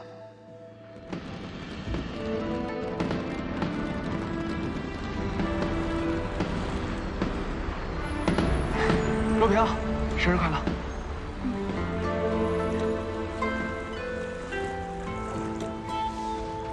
今夜烟花为证，若平答应做我女朋友了。干嘛那么大声啊？ 高兴啊！来，我来吟一首你最喜欢的词。神经啊你！青玉案，元夕。东风夜放花千树，更吹落，星如雨。宝马雕车，香满路。若平，待我事业有成。 一定让你过上好日子。赵总，您这只股票我看了，基本面还不错。许先生，我们团队的口碑在业界是有目共睹。方面详谈呢？相信我们的合作会很愉快。王总，是我。上次那个项目，您是不是在5号标那个项目？您看看是否要多加一些呢？好嘞，我记下。哎，这周末我们可以去石步坡玩了吧？我最近忙，得加班。 姨娘，这样你不觉得累吗？现在是关键时期，我们都再忍耐一下吧。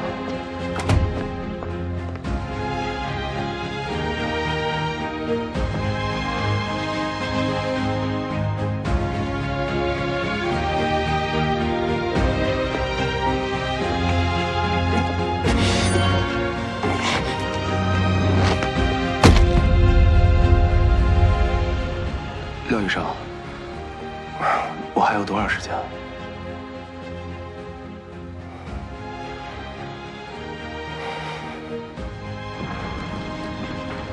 风萧声动，浴火光传，一夜鱼龙舞。我要去国外深造一段时间。若平。 我不想错过这个机会，这是我以你的名义做的投资，有稳定的收益，拿着吧。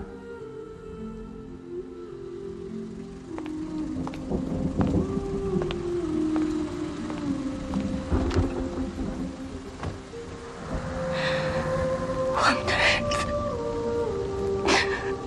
已经回不去了。 河儿血流，黄金缕，笑语盈盈，暗香去。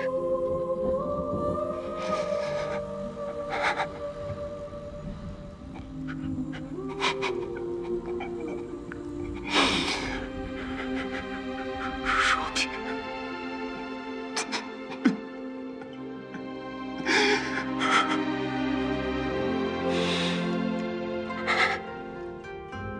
用力寻他千百度，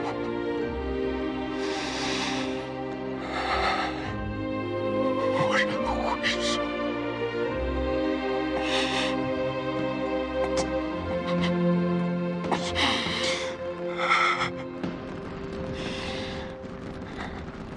公子的慈父，冠绝江陵啊！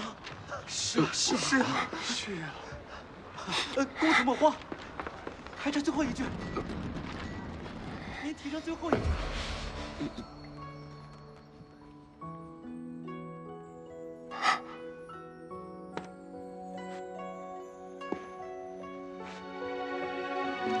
那人却在。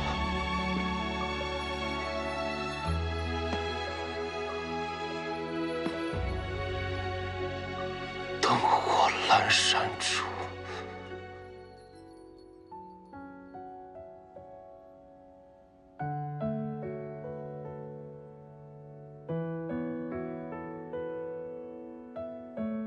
夫君，你来了。你也来了。看江陵小报，苏家赘婿昨夜登柜，随口不辞，名震江陵。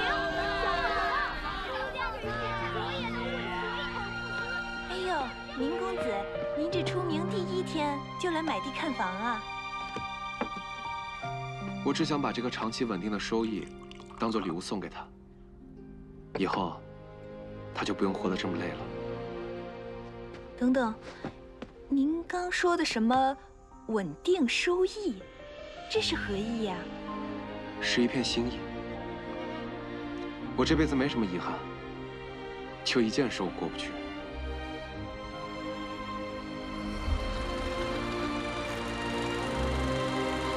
既然在这里重复，那就是给我了却的机会。您猜我听懂了吗？这个是有点超纲了。这么说吧，江陵城内房价太贵了，我得量力而行。哎呀，宁公子，您怎么不早说啊？不就是想买块便宜的地吗？康老那儿正有一处合适的，现在就可谈。业主效率这么高，嘿嘿嘿，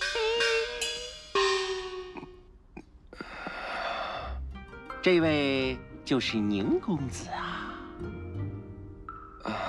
好，好，昨夜此作冠绝江陵，今日一见，果然举止不凡呐。康老，咱就不绕圈子了，有话直说吧。爽快来！嘿嘿嘿，小友请看，康某人这块良田已盖得好雨，外气园林，乃世间难得悠然之所呀。闲时诗酒花茶，说了这么多，不就是想坐地起价吗？此生一那可就别怪我了。日暮携手归家。康老原本买入是想投机的吧？哎，可惜行情难测，又没做好风控保障，几年没脱手，现在着急止损吧？怎么可能啊？只因我与那些买家没面缘儿。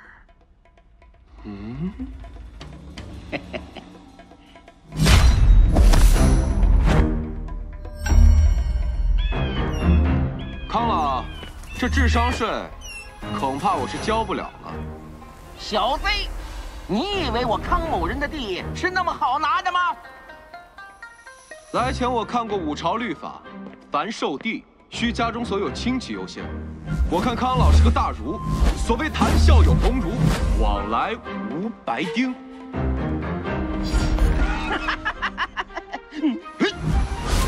怎么就无人接盘呢？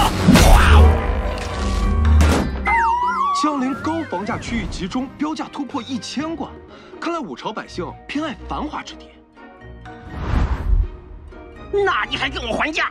但不包括您那远郊区。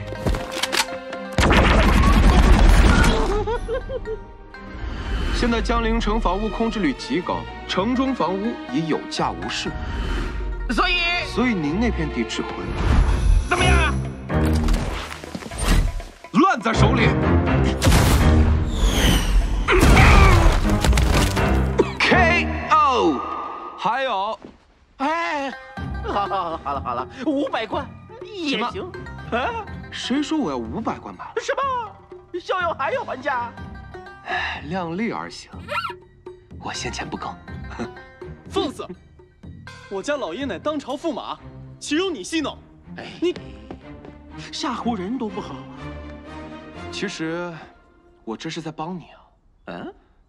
康老此事急于求成，想必是公主催得紧吧？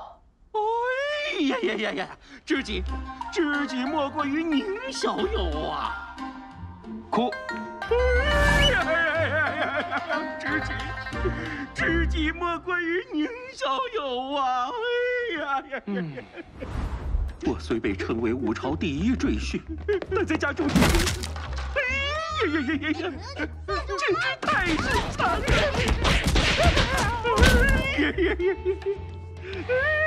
同为赘婿，理解。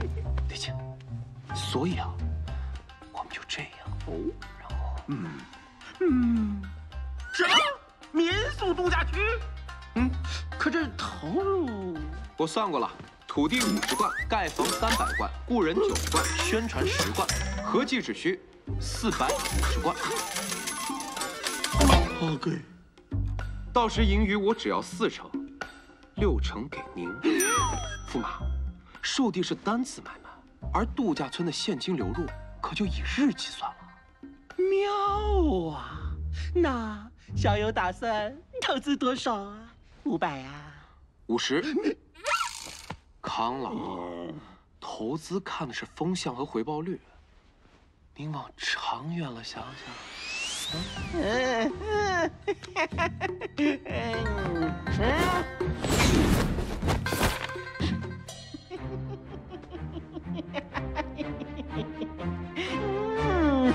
马爷，您不会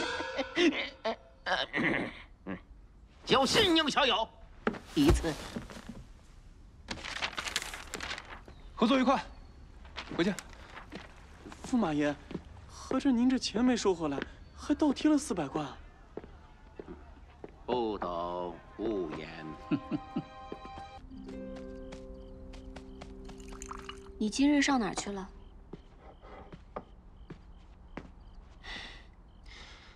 好不容易等来了了却遗憾的机会，我得先去准备好。准备与我和离。啊？我听小禅说，你昨日私闯商会，正为和离。没有，一场误会。哦，你我初次见面，误会难免。初次？此前只看过画像，对你不甚了解，没想到你诗才过人。日后若想考取功名，我苏家定会支持。你怎么了？梦里相见，是我遗忘的开始，而你早已把我忘了。哎，苏老板，各位官员，你们这是做甚？小姐，有话好说，好说。宁立恒伙同匪寇刺杀朝廷命官，带走。是。顾公子，我夫君只是一介书生，为人老实本分，怎会结识匪寇？老实本分？你太不了解你的夫君了。有证据表明，昨夜有刺客行刺皇商督办宋留尉，有军兵指认宁毅就在现场，帮刺客脱身，击伤武烈军。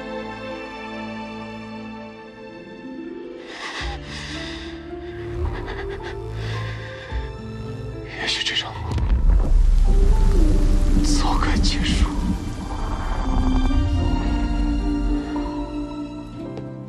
是我放走了刺客。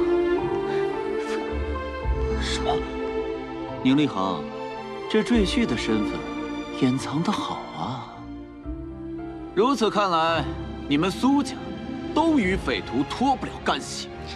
把所有人带走，一个个审问。走，走，走！苏老板，得罪了。出来！官爷，此事定有误。顾公子，我们苏家上下与此无关啊！小姐，官爷，这事与苏家无关。他们，你说了算吗？官府抓人凭证据，这是你说的。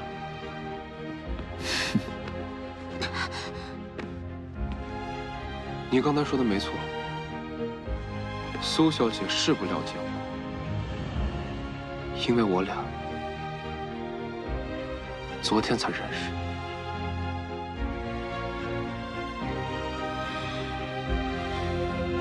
走吧。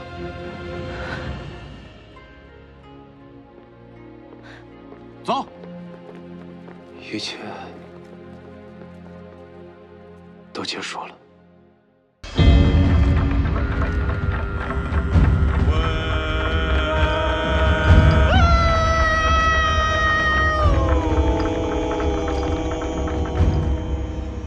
大人，这些就是从犯人身上搜出的物证。这是何物啊？定是他相助刺客的凶器。有道理。唉，证据确凿，可以杀我了吧？危险！大人不可！抱歉，请问能让我先死一步吗？你们可以慢慢。大胆人犯！凭死！算了，本官断案，一向秉公执法，你竟敢藐视公堂！来人，杖子20。不是，流程太繁琐了吧？给我狠狠的打！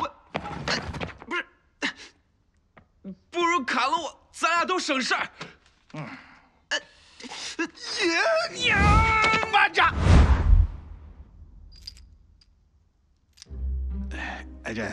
这，本官也太难了吧？要是定了宁毅的罪，康老那儿可不好交代呀。拿去看院。去吧，去吧。是大人。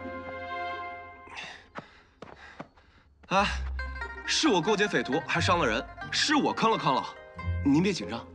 哎呀，公子既与皇家有契约往来，还有秦相作保，勾结匪徒还不存在呀。大人，还请三。再说，那5列军兵黑夜之下，公子如何辨认匪徒相貌了？必是误会，误会。大人三思啊！此事蹊跷得很，宁毅一介小民，怎能攀附上驸马和秦相？这印定是伪造。我都行，怎么定罪，你们说了算。此事苏府恐难逃干系，请大人即刻传令，剥夺苏家商行名号，查封苏氏部行。这事儿要闹这么大吗？原来你还是要毁了苏家。顾彦真，你怎么定我的罪都行，但这事儿跟苏檀儿没关系。这可由不得你。大人，政务与勘验查明，这印和墨迹都是真的。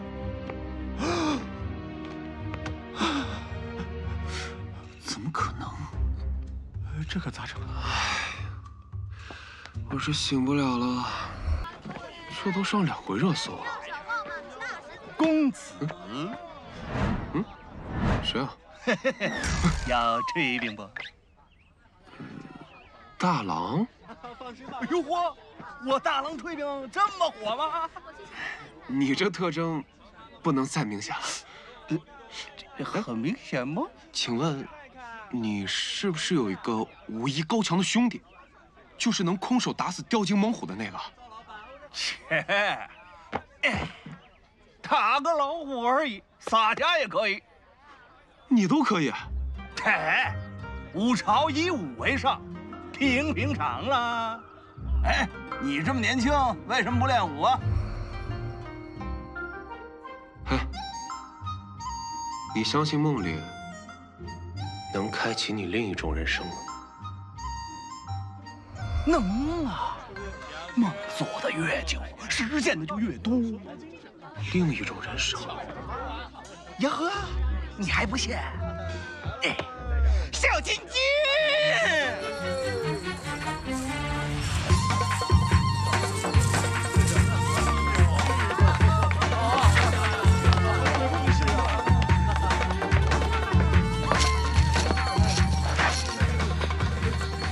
那就是我梦了几天的昔日美女，现在是我一团了。小了，是我格局小了。年轻人，格局打开了，人生的高度就出现了呀！听懂不咋？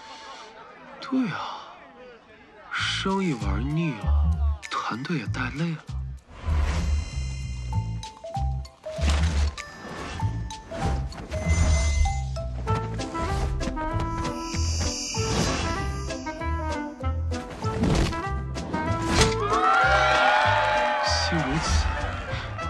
我想当个大侠，你觉得有机会吗？当大侠，走一位。那座桥看见没？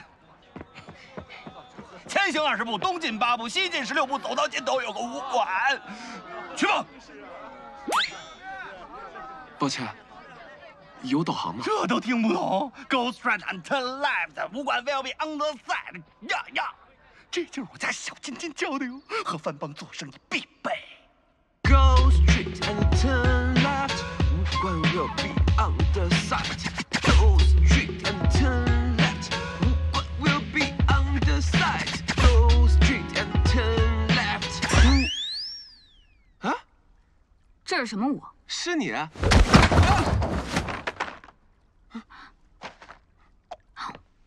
我怎么进来的？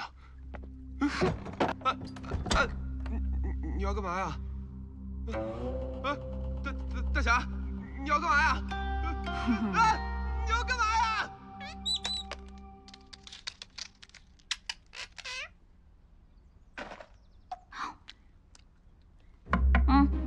你害怕呀？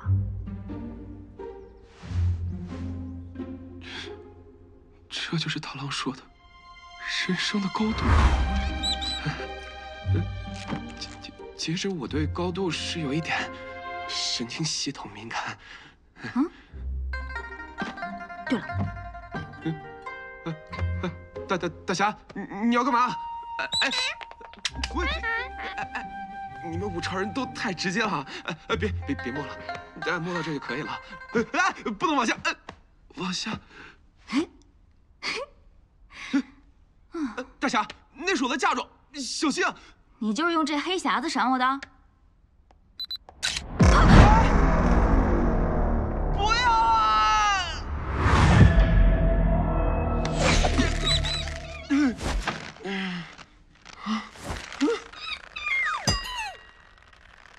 够拼的，传家宝吧？传家宝谈不上，隔年就换。说正事儿，那日你为何跟着我？有何企图？没有，纯属路过看热闹。不过，萍水相逢，你因救我被府衙抓了一回，我从不欠人情，就替你杀个仇人吧。我这刚来，还没结仇人。没仇人，不可能。再好好想想。大侠若是想报恩，传授在下武学如何？文武不同路，若非为生民立命，为万世开太平，不学也罢。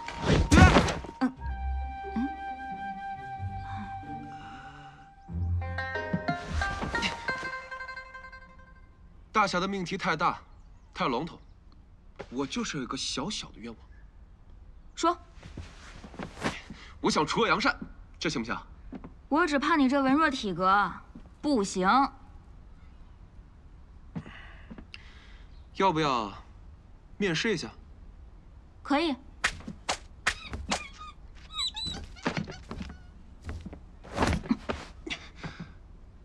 谢谢啊。能碰到这个板栗，我就收你。来吧。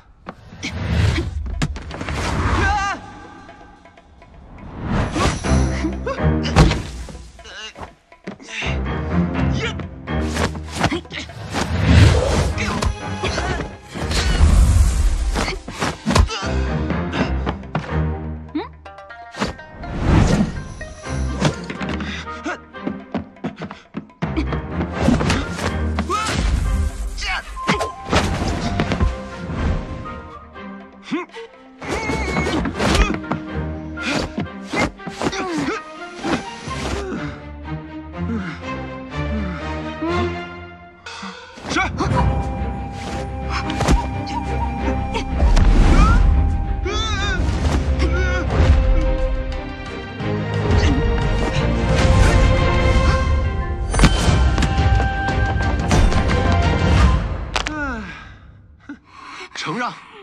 我的本领。抱歉，大侠，要不算了，再不回去家里人该找我了。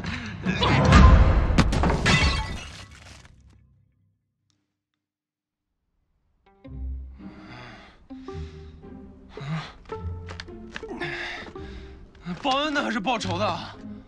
你刚刚那招叫什么？咏春。还算有点意思。这是说我了？哎，还不知道师傅尊姓大名？陆红提。师傅，我叫宁毅。敢问师傅江湖名号？我不说了吗？陆红提。你这么酷，居然没外号？眼下都讲为国为民什么的，不如叫河山铁剑陆红提，怎么样？切，无聊。哼，你一年过20，这筋骨练成1流高手是没戏了，不过勉强能练成2流吧。2流能练成什么样？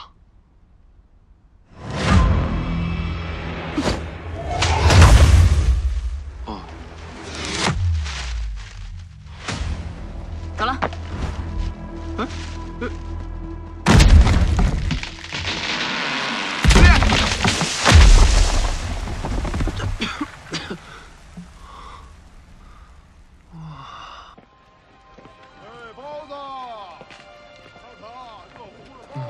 竹记在闹市区街头。哎，刚出锅，热腾腾啊！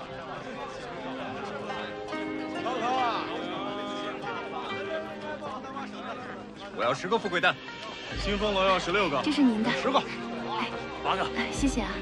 20个。啊，好好好，生意不错。来，拿好啊。这人有点面熟啊。顾大人，今日份额差不多了。告诉他们，把剩下的全包了。是。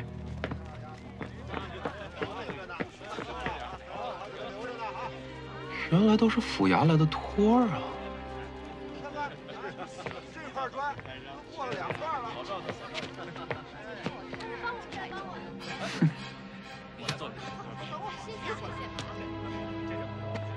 松花蛋，不是该我发明的吗？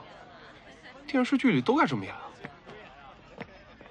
云竹，最近生意如何？是顾公子啊！哎呦，来的不巧，最后几个刚被买走。云竹啊，过几日我便要去乐平赴任了。那恭喜顾公子了。云竹，其实你知我心意。顾公子，随我去乐平吧。你别这样。过分了，云竹，让我来这看撒狗粮？接着看。啊！运竹出身贫寒，万万配不上顾公子。这我当然知道，不过我收你为妾室，绝不亏待于你。这大哥真会聊天啊！烂人！谢公子抬爱，府衙公务繁忙，顾公子请回吧。聂云竹，你以为你自己是什么身份，还要欲擒故纵几次啊？顾公子，你想清楚，我乃堂堂10缺知县，在这里跟你委曲求全已经够可以了，别不识抬举。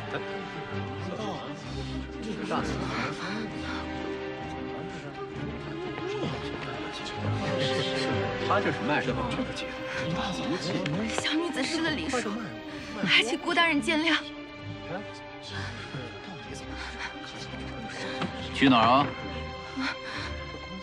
云珠还要赶回去，多做些富贵丹，还请公子让路。不必了，你的主顾都在这里。我让他们来，他们便来；我让他们走，他们便走。没人来挡管，你说什么呀？谁人管？既如此，让竹姬不要也罢。聂云竹，你一个青楼女子，装什么冰清玉洁？哼，不要竹姬，回去伺候老主顾呀！啊！夫人亲把手啊！干嘛呀？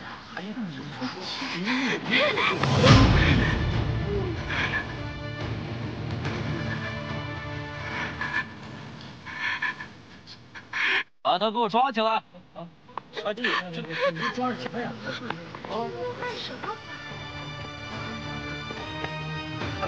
姑娘，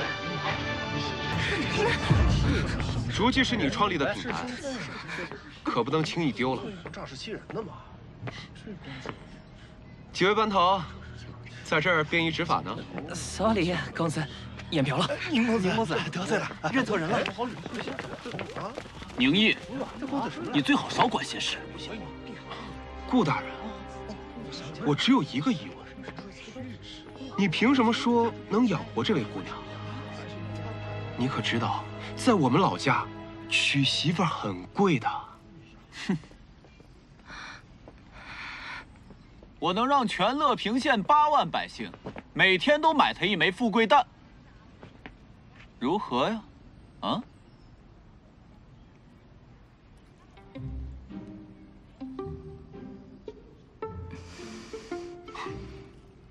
那你可走运了。你说乐平8万人都来买这富贵蛋，想想一枚富贵蛋卖20文，利润8文应该是有的。若是8万百姓，每人每天都来买一个富贵蛋，除去关税和必要开销，这姑娘每日净利润至少50万文啊！这么多？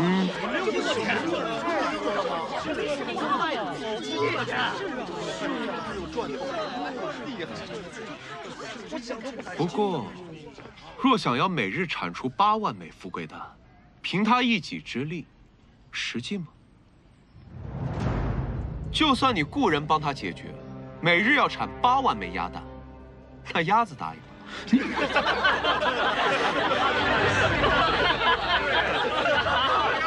顾公子啊，你算术不灵啊！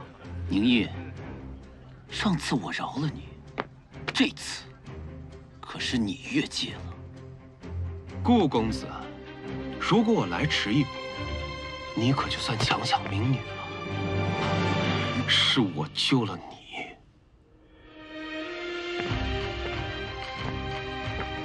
要我说啊，姑娘，你这富贵蛋，爱做多少就做多少，能养活自己就行了。至于过往，谁都有走背字的时候，但我相信气运守恒，这富贵蛋早晚红透江陵城。好，我想尝尝了。是啊，富贵蛋，对。云竹姑娘，我定你4枚富贵蛋。哎，我也要，我也定2枚，我要2枚，4枚。竹记富贵蛋限量发售，先定先得，售罄无补。我要6枚，我一个，我定了。别动，说是先买先定。官府有令，外乡流民不得入内，听见没有？走，没听见呢。求求你们了，帮我们进去吧。你在城楼下。哎呀，他又出什么了？好容易到这儿的，行，都退后，都退后！孩子还小，受不了这早晚的凉气，求您放我们进城吧。啊，少啰嗦！哎，大娘，哟，宁公子啊，哎，您赶紧进城吧。官爷，您发射心，官爷。为什么他会进去的？哭什么？烦死了！可以进去啊！求求您了，退后啊！求求您了，官爷！外乡流民不说你了，不对，闭嘴！听见了吗？宁公子，刚才入城的时候，他们没怠慢您吧？府尹大人，哎，有事儿？哎呦，宁公子息怒，城外不安定。您这几日总是出城，这本官实在是担心呐。不用，您要操心的，该是那些灾民吧。哎呀，这流民太多了，实在是顾不上啊。是啊，宁公子。嘿，不是宁公子，我去找个顾得上的。我这一天大人，一个小小的赘婿敢对您如此不敬，若顾大人在，还顾大人，让顾彦珍赶紧去乐平吧。哎呦，宁毅这一天天往外跑，这是要干嘛呀？这是。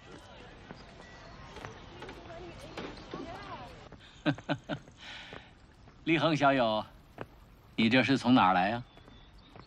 秦老，啊，哎呀，江陵郊外。江陵郊外，那岂不是？云中姑娘，给宁公子添碗粥。好嘞。你去城外干嘛呀？康老啊，晚辈有一事不明，特来请教请教。什么事啊？啊？要是钱和公主都掉水里，你先救谁啊？这宋英体呀，那得看是谁的钱。你的。先救钱。为何？钱沉得快。这逻辑没毛病。承让了。那如果是别人的钱？秦老，您用钱打过水漂吗？亏我还是玩过500亿生意的人，居然被效果图坑了。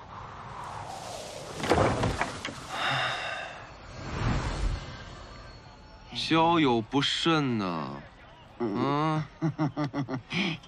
没想到你还真去看了。打扰了，宁公子请慢用。谢谢云竹姑娘。别烫着。宁小雅，这点钱不至于吧？这不是钱多少的事儿。生意场上无规矩难合作，无平等难共赢。立恒小有此言，老夫赞同。既是平等共赢，那咱俩共同建设呗。哎，都得回去跟夫人交代。共进退吧。小友如此一说，想必是有方法了。时局所迫，谁让我合伙人是个奸商呢？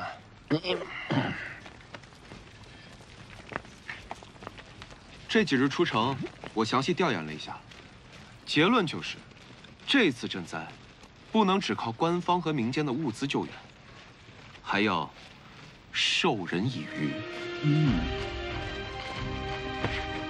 与其担心民怨兵变，不如先安顿好灾民，挨个登记，做好信息统计，在城外空旷之地撒白灰为界，建立避难区，由5列军兵管理。避难区内可以让妇孺去织布，壮丽去盖房，人人有饭吃，人人有事干，这样才能实现彻底的安定。不错不错，赌不如输，输不如赢。江陵布防众多，妇孺皆可安顿，但这壮里哪有那么多防御可盖呢？的确有不少防御可盖。是吗？你说的不会是咱们要建的那个什么度假区吧？以工换物，能让爱心物资投放的更加准确透明，更不伤及灾民的自尊心。是啊，这样既安置了灾民，又省了建造成本。小友，够啊！哎呀，原来小友连日出城是为了赈灾救民呢。老夫要替受难的百姓，谢谢你了。秦老客气了，一个小商家的求生欲而已。剩下的事就交给您了。宁公子慢走。谢谢云珠姑娘。看来以后还得多做些公益啊。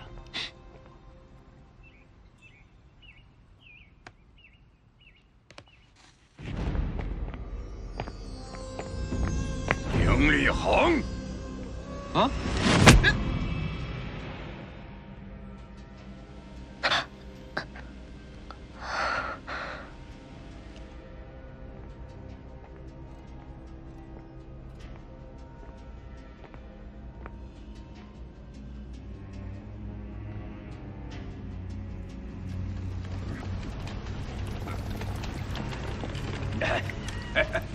痛快！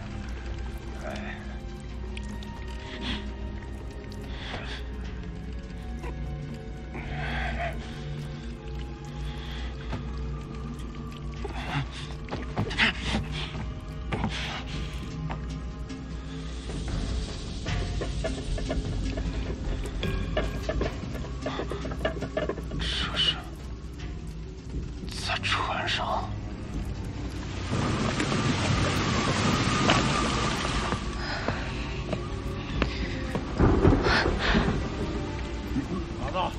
喝点。哎呀，他就一手无缚鸡之力的书生。哎呀，这趟正点，宁立恒，难道想灭口？2个人很难应付了。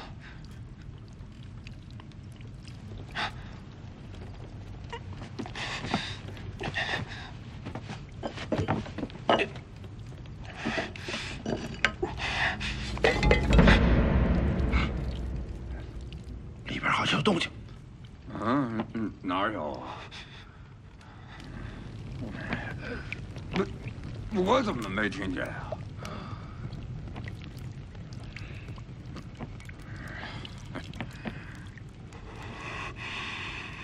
冷静，冷静。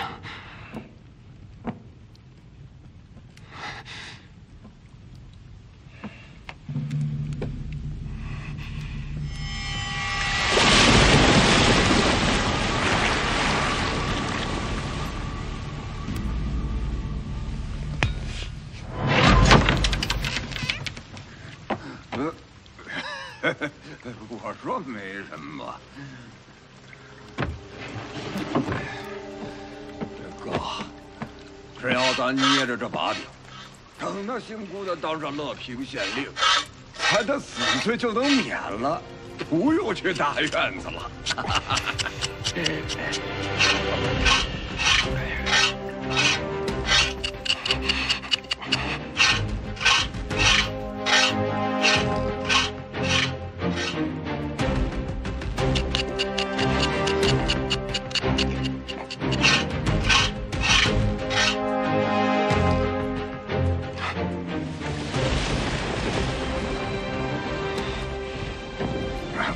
拿好亮青子，下去交货。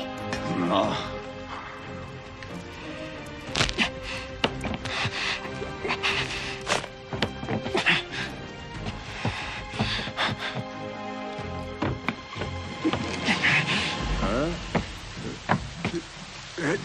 全盖帮忙，拜谢了。此时已到，帮那2个女人去。卖松花蛋的交给姓顾的，另外那个大小姐，得当着里头这头猪的面糟蹋完再杀了。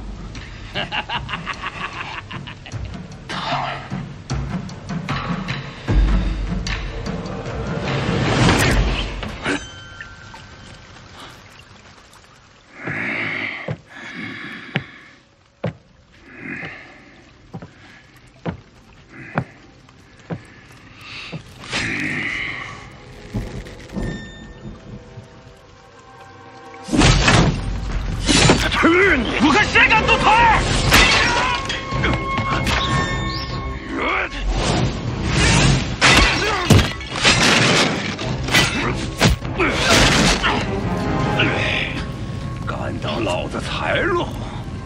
老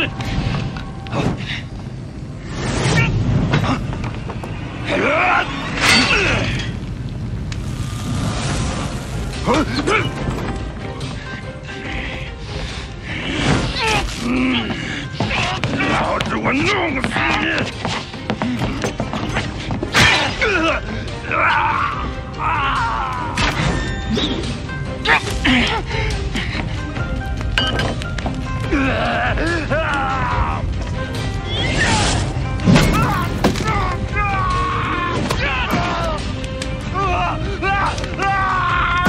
大哥，大哥！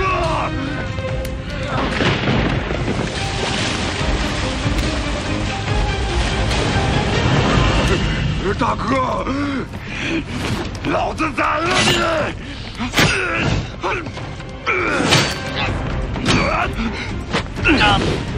好，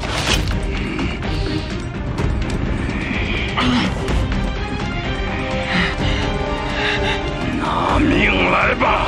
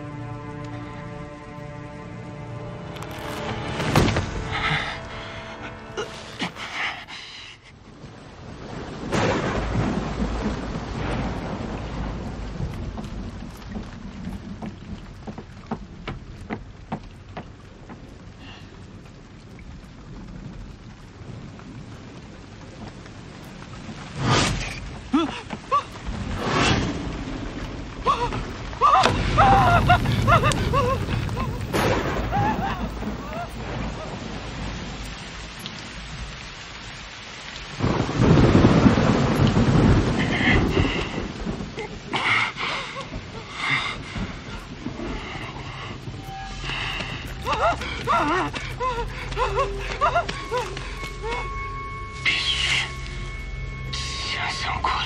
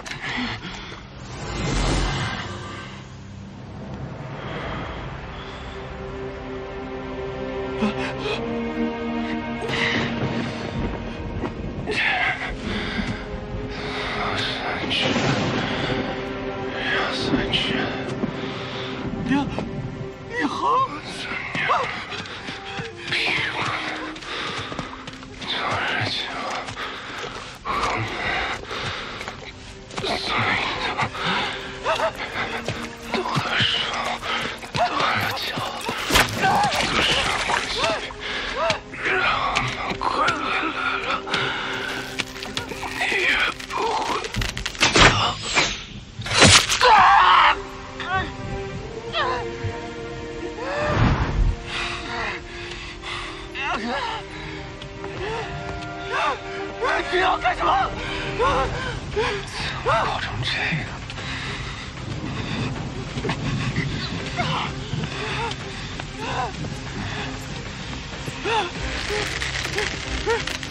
宁宁，你是人是鬼？我是朝廷兵官，我是要去做知县的。如果我死了，你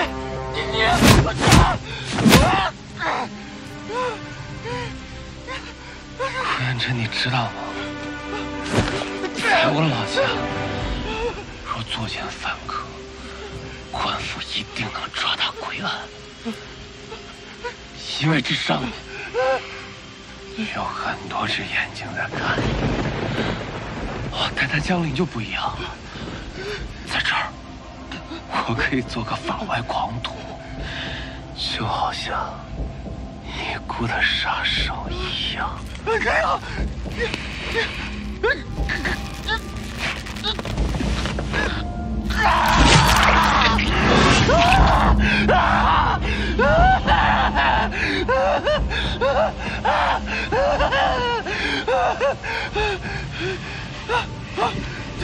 求求我错了，我不想死，你不要杀我，宁秋，师兄，我真的错了，我保证今后绝对不踏入江陵一步，饶我一命吧，师兄。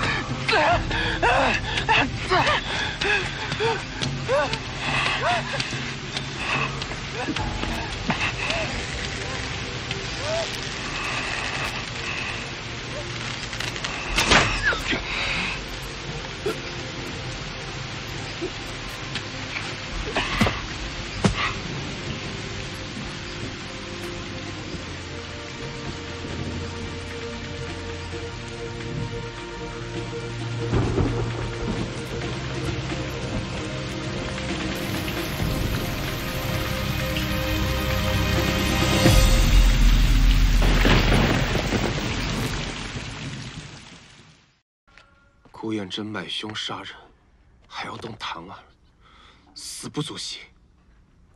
这狗官的确该死。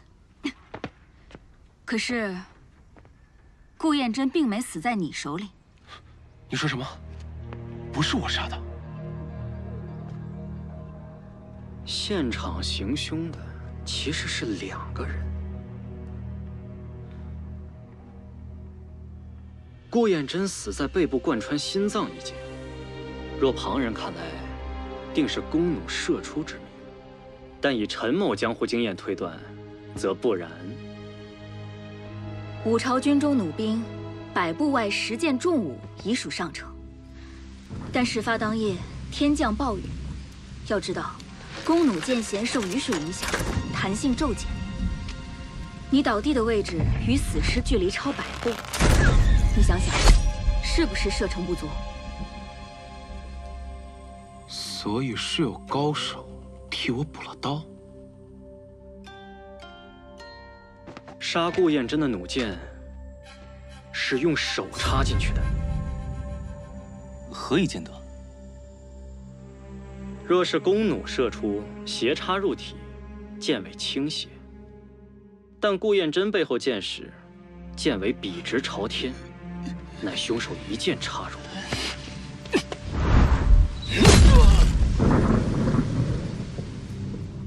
依陈某推断，此乃人为致命，而且凶手力道刚猛，8成是个武林高手。宁立恒伙同匪寇刺杀朝廷命官，会不会牵连谭儿？官府已经在和你夫人喝茶了。哎。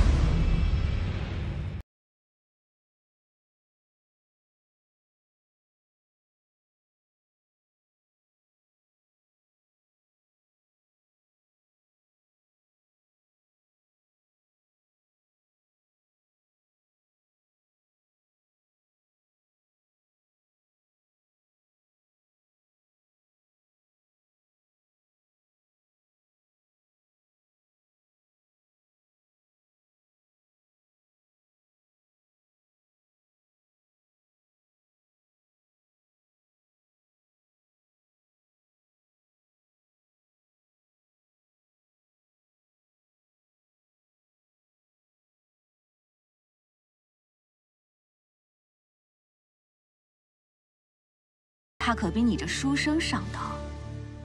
官府找你夫人，只为索贿，挣点酒钱。陈某深以为然。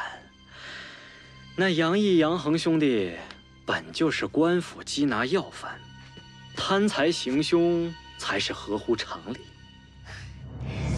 陈捕头慢走。谭儿一定认为我和凶手是一伙的。 官府结案，真凶就不好查了。哎，再告诉你个消息：顾彦真经常往来于乌家与宋县之间。乌启龙，顾彦真是乌家和宋县的中间人。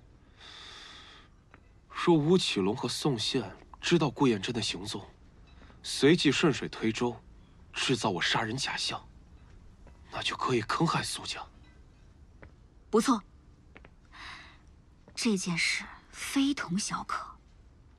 你和驸马做生意，吴启龙和宋宪谋局，浮云两边都惹不起。索性就让捕头去敲唐儿一笔，不算白辛苦，还留了人情。聪明。这件事终归因我而起，我得破这个局。那联手吧。宋宪今日正好就在江陵城内，这个是逃生武器，危险时用得上。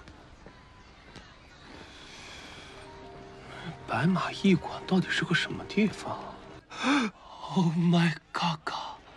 这是要我晚节不保啊！吴公子这个螃蟹的真值啊！哎呀，这小王八真可爱，好想吃呀！公子，你这玩意儿都打赏了，还只能看不让摸。哎呦，能看一眼就知足了。小子，是我的命！公子，你的字可真是有风骨啊！孙公子的舞剑也太有男子气概了吧！苗公子，你的琴真是悦耳动听啊！哎呀，我不知道怎么说了，快给我去那声踊跃吧！我的粉丝也这么疯狂吗？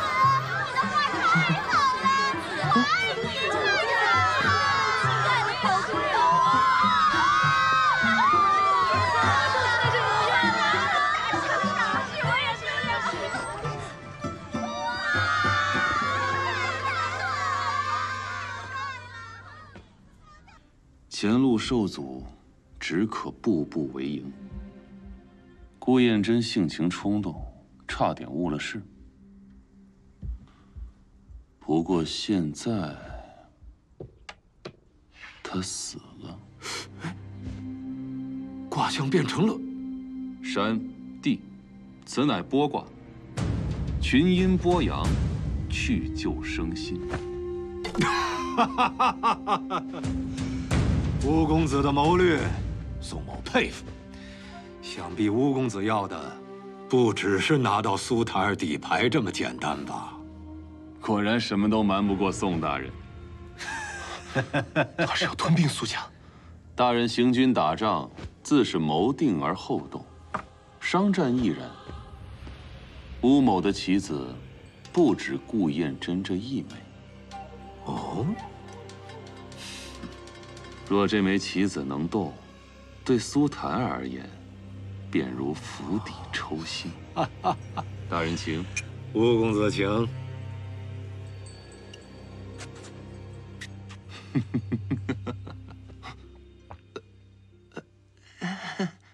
嗨，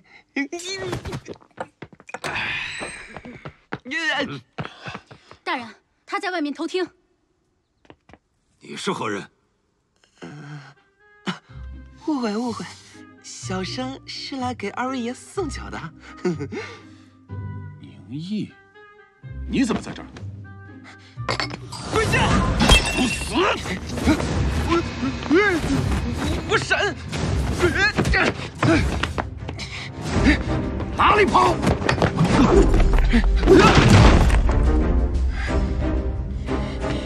给我抓住他！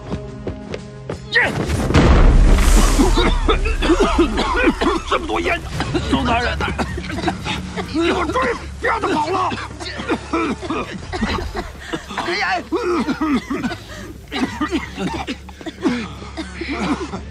在哪儿呢？你就掏出武器抓靠队友吧。是这儿了。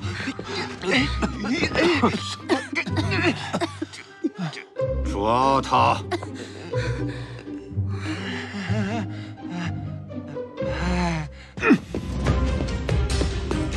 尝尝这个，新上的辣子面，不会客气，不会客气。我抓住他！快给我抓住他！别让这小子跑！还得是花钱的武器合适。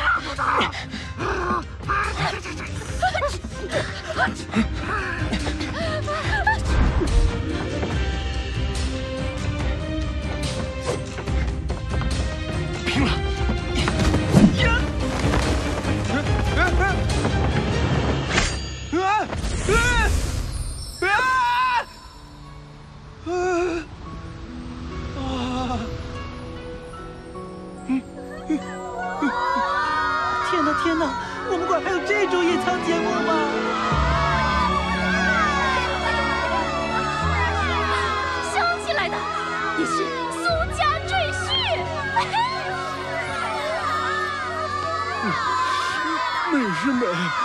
就是有点辣眼睛。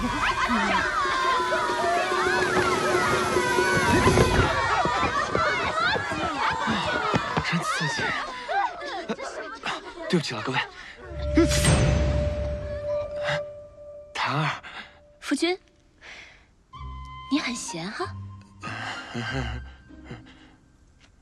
我说的没错吧？赘婿一般都来这儿。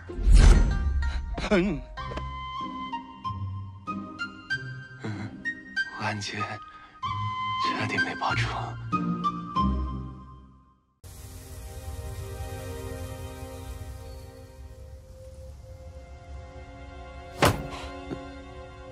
宁公子好雅兴，有什么要解释的吗？檀儿，你别生气啊。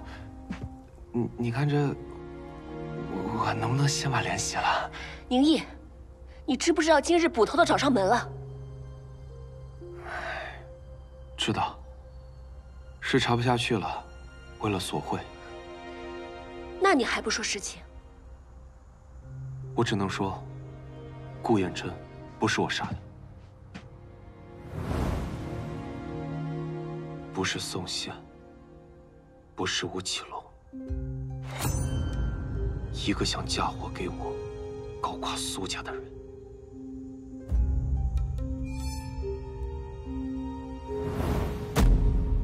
檀儿，我会处理好此事。宁毅，你真的只是一个怀才不遇、甘愿入赘的书生吗？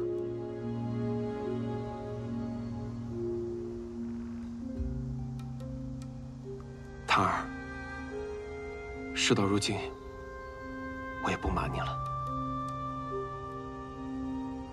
你该知道我的真实身份了。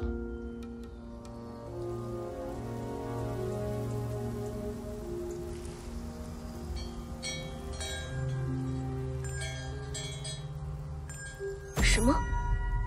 血手人屠？不错。十步杀一人，千里不留行。事了拂衣去，深藏身与名。如果告诉檀儿我是怎么来的，她能相信吗？所以你跟陆姑娘联手，是要揭露宋宪贪污罪行？不错，顾燕真就是吴启龙和宋宪的中间人。去白马驿馆，我本想探听情况，可惜我能力不够。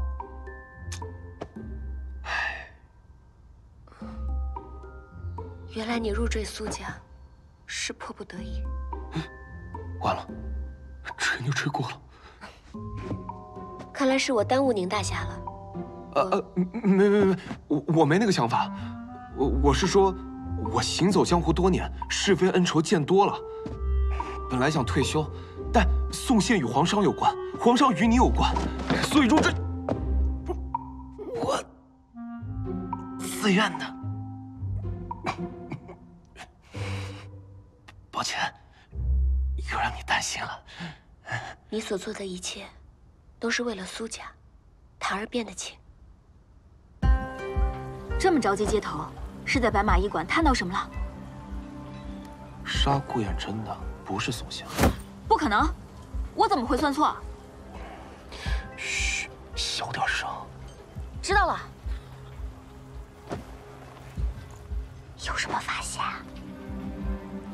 顾燕真作为中间人，死了，固然对宋宪没好处。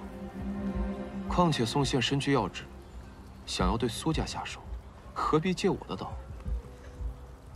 这么说来，宋宪和吴启龙都视顾燕真为一枚弃子。但还有一人，苏府有内鬼。大人行军打仗，自是谋定而后动。商战一人，吴某的棋子不止顾燕真这一枚，对苏檀儿而言，便如釜底抽薪。内鬼，刺激啊！为了檀儿，我必须尽快把这个人揪出来。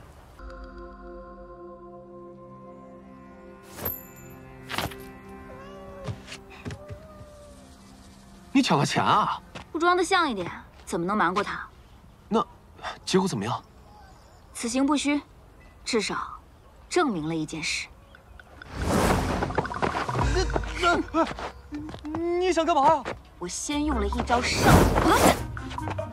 他是不是以退为进，转身蛇形，左盘搓掌？为何？随后我黑虎掏心。他是不是由守转攻，借力打力？错。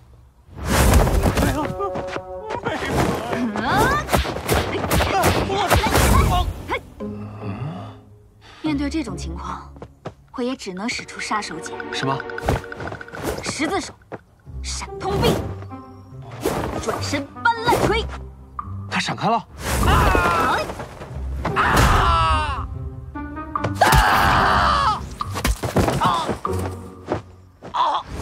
一一命中，不差毫厘。为何大侠到底所谓何事啊？所谓何事？把钱给我。早说呀！合着你就一顿下围打击啊？那至少证明他不会武功啊。那你还下手这么重？哎，你想想，他可是与苏檀儿日日亲近的人。然后呢？孤男寡女，独处一室，你为人夫，作何感想？檀儿啊，这是这个月、上个月和上上个月的账目。席掌柜辛苦了。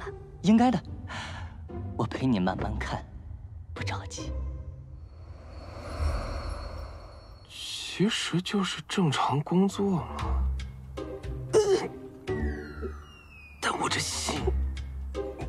现在还觉得我下手重吗？那不成。哇，小姐，你看这个，好漂亮啊！那个红色的，我特别喜欢。小心点儿。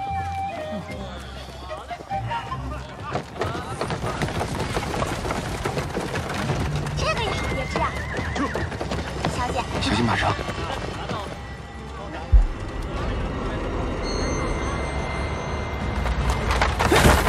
小姐，你没事吧？没事。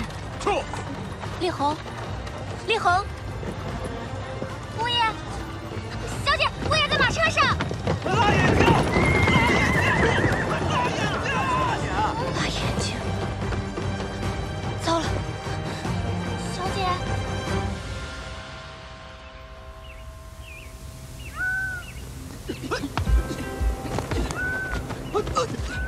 快走！大人，宁毅，我们的账该算算了。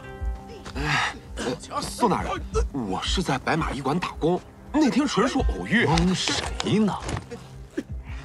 从本关到江陵起，你先是放逐刺客，随后私闯商会，接着又跟驸马做起买卖，给秦嗣源写了个什么狗屁赈灾手册，就为拖住我武烈军，还能刺探情报。今天折腾一次，你挺会搞事啊！这个招更实属巧合。别跟老子耍嘴皮子，说，指使你的人是谁？那个人指使。大人，驸马来了。哦，还真是毫不意外呀。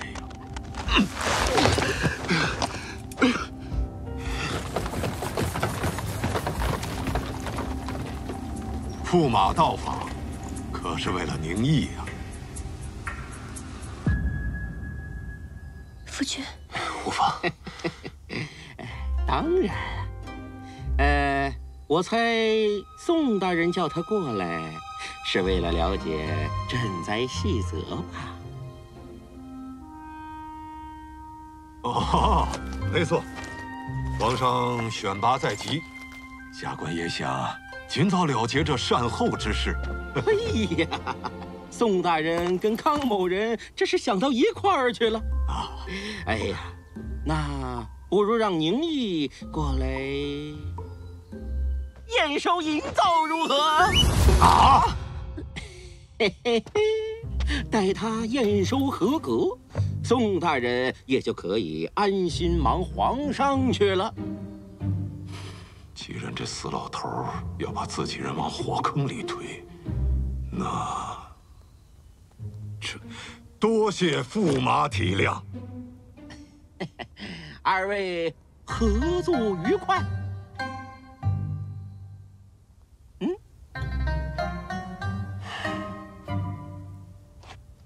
还请宁公子多多照拂啊！好说。多谢康老保下厉恒的命。多谢康老。只是让他监工送线，岂非走了一步更显得起？宁小友认为如何呀？遇人先遇心，勾其所好。康老这非钱之词，够。所以说，越是让宋宪以为一切尽在他掌控之中，他才会被钳制得越紧。他儿聪明。亏你还笑得出来，你这是把自己当鱼饵了。不用担心，宁小友啊，这当赘婿呀，莫要让夫人担心。你不是给我安排保镖了吗？他俩呀，冲样子而已，打不过5列兵啊。是吗？那保镖我就不见了。不过这面具挺唬人的啊。嘿呀，此乃我镇威镖局的印记，此面具乃5度精工打造，雕刻花纹那是卓绝于世啊！行了，广告就别做了，借我几百个面具。几百个？你来我这儿批发呢？康老，买卖可是咱俩的。我做监工也是为公主办事啊。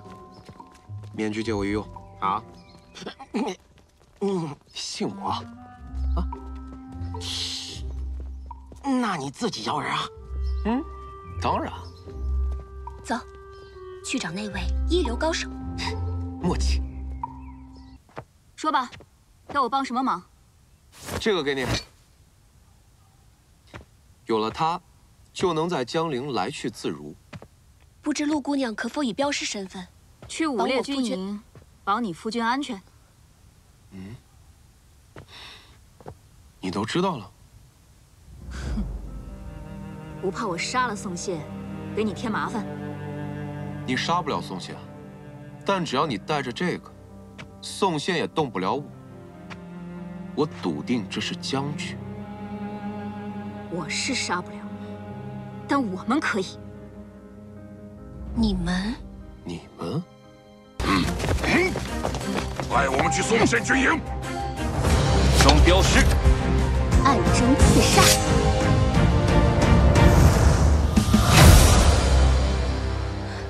诸位大侠误会了，民女只是希望能保我夫君安全，不是要行刺。不用解释，要保宁毅的命，必须杀了宋宪。小姐，他们好凶啊！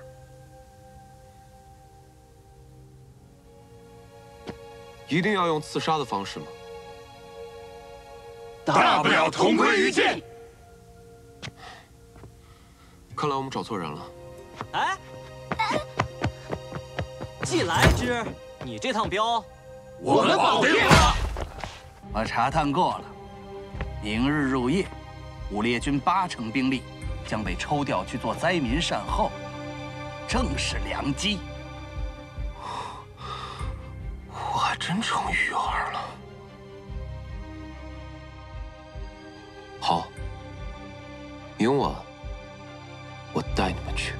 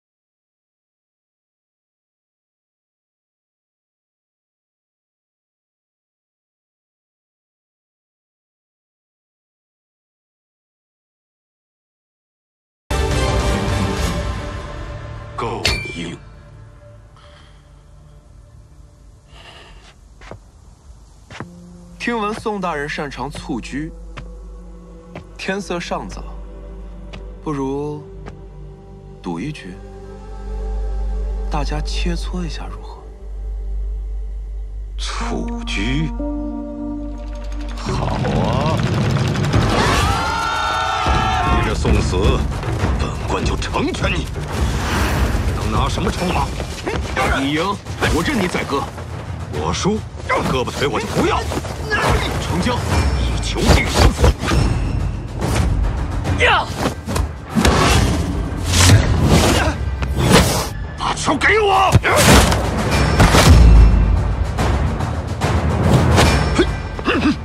强强求全。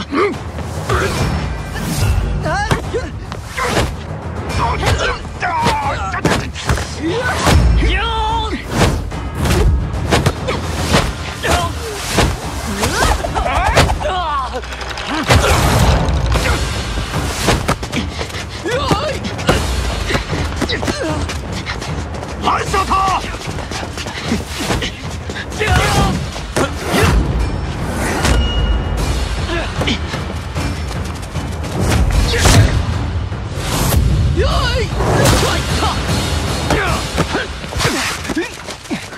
你还会蹴鞠？上学的时候进过校队。好。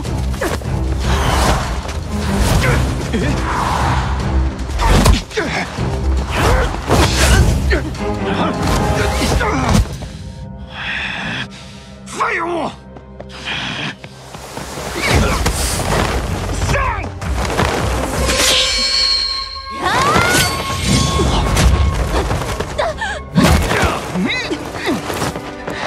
没事吧？不碍事。胆敢行刺宋大人，你看错了，那是美甲。小子挺会踢呀！保护宋大人！他设了埋伏。哎，你这情报不靠谱啊！淡定，淡定啊！宋大人，果然是有大阵仗啊！好了，继续啊！必须进一球，不管哪方获胜。输了你怎么办？听我的。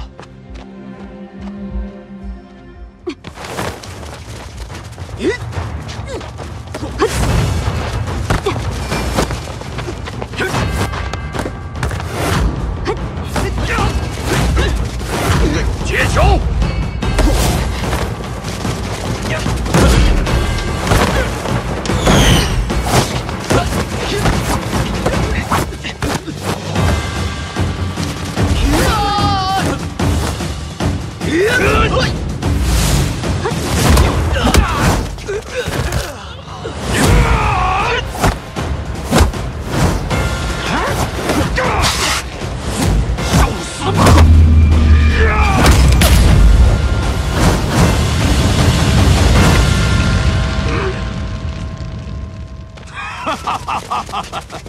宁毅，我现在就废了你！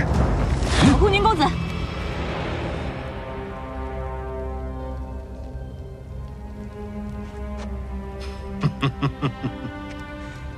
几位镖师，可真是尽职尽责呀！这是驸马府的命令。哦，那刺杀我也是驸马府的命令。哼，怎么不记得了？宋某人的招子可不是摆设。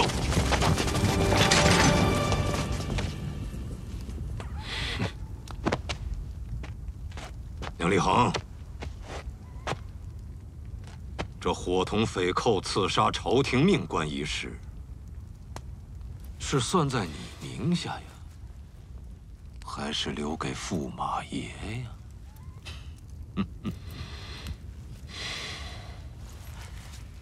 不管怎样，你都死定了。是吗？可喜可贺呀！可喜可贺呀！大人请，此等精彩对决，值得大书特书呀！你来干嘛？宁公子说今晚要与宋大人蹴鞠一场，下官这不得宣扬一下吗？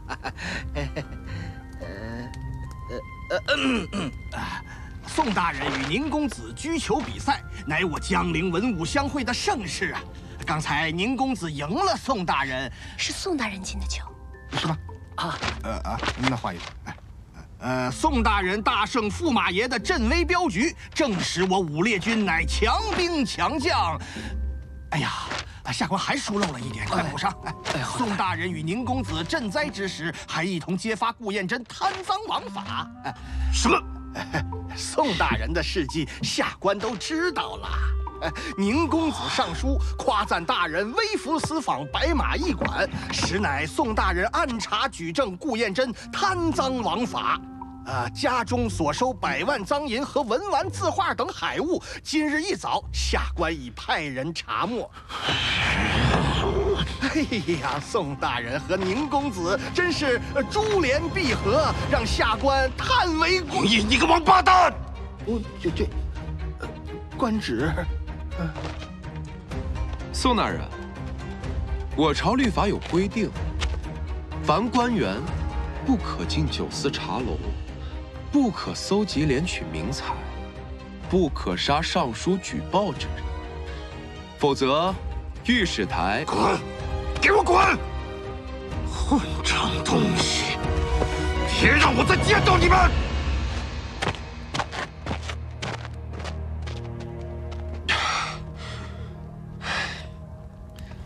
幸好大人来得及时。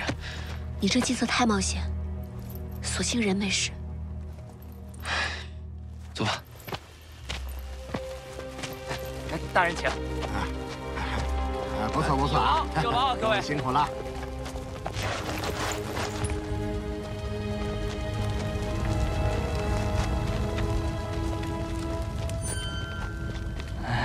太悬了。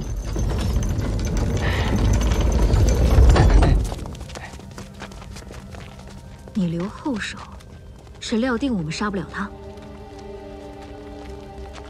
宋县缺德事做多了，心虚，重兵布防已是常态。哎，还好宁毅有对策，否则我们就要枉送人头了。我有个习惯，凡事必先想好退路，不让家人挂念。让宋县死于暗杀，是便宜他了。贪官的下场，该是让全天下人看到。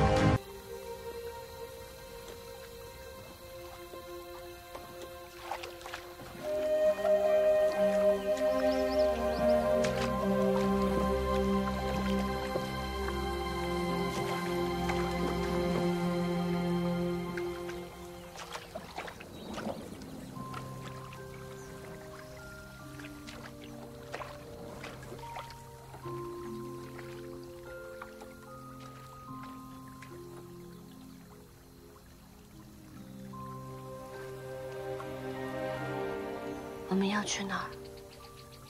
看你这几天闷闷不乐的，是为那天武烈军营的事担心，还是因为别的？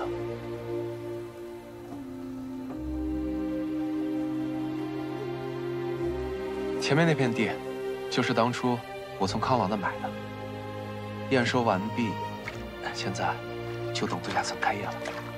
哎呦！真没想到啊，原本黄秃秃的山坡，居然能修成这样。这还得感谢灾民的建设。我给这取名叫石步坡。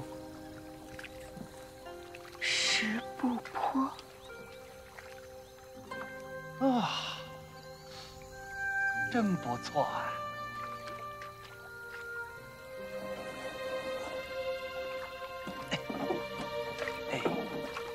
好，到了。来，啊，慢点。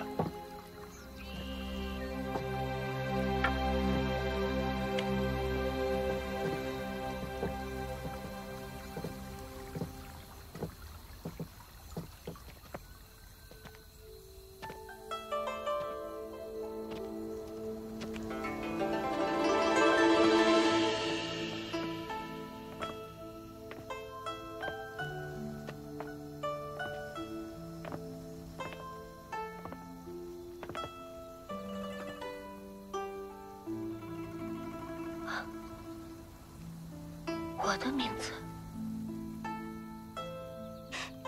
你是东家，当然写你的名字了。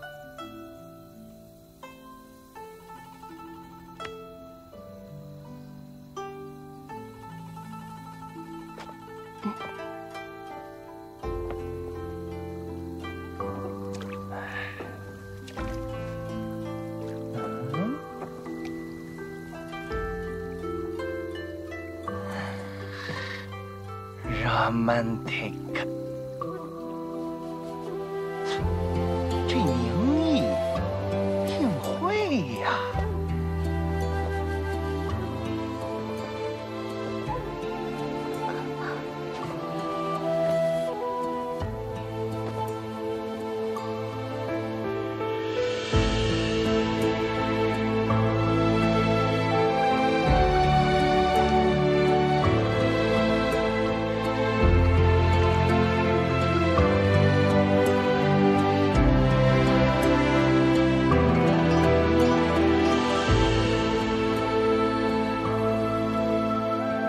以后感到累了，随时来这儿。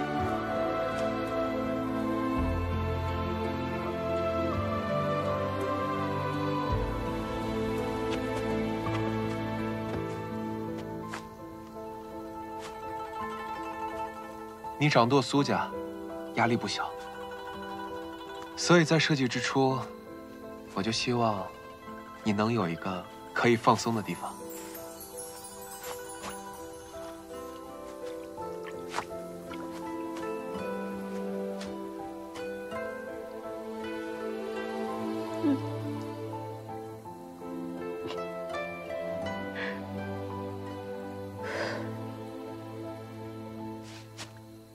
谢谢你，李浩。这里很美，花灯长明，合欢相伴。我本该很高兴，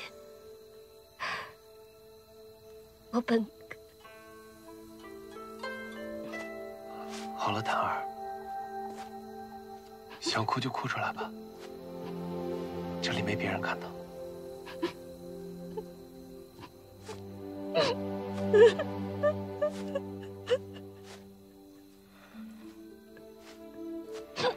此刻泪雨落尽，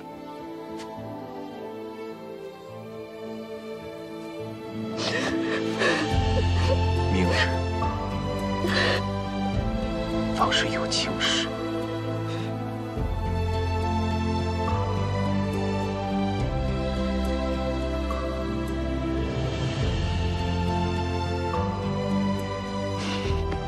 李恒，你魂不褪色了，苏家会败在我手上。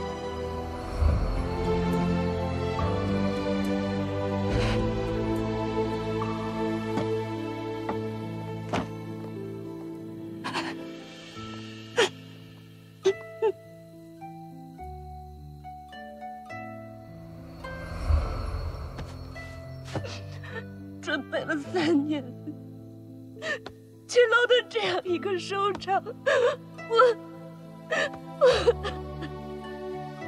檀儿，路还长呢。不管怎样，我会为你撑着。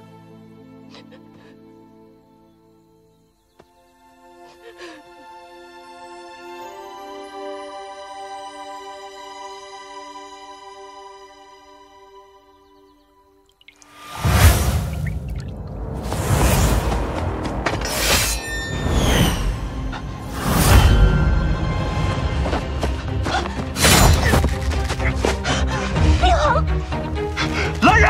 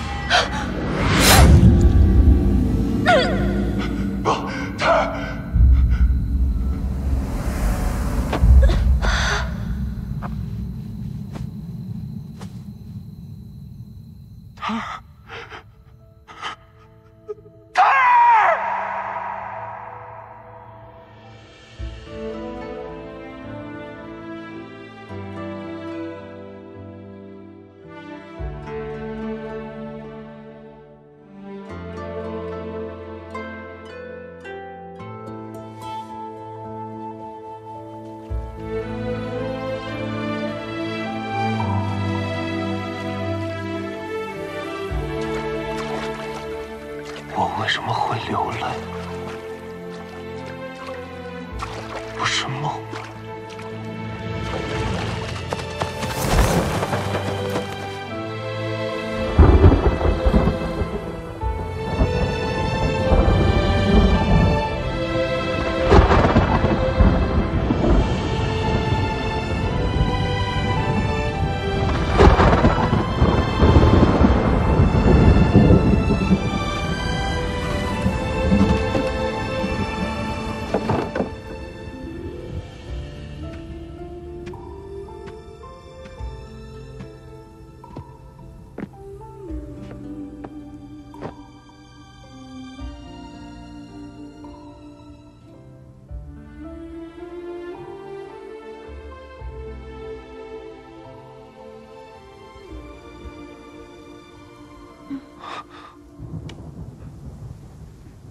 我梦到你了。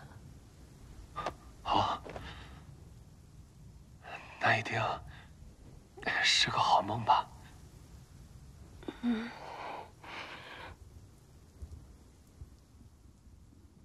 那是个很奇怪的地方，有好高好高的楼，好亮好亮的窗。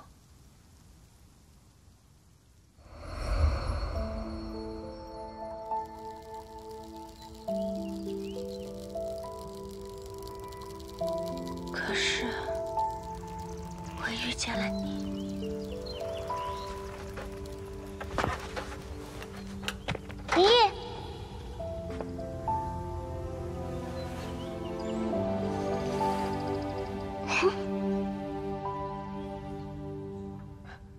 我吗？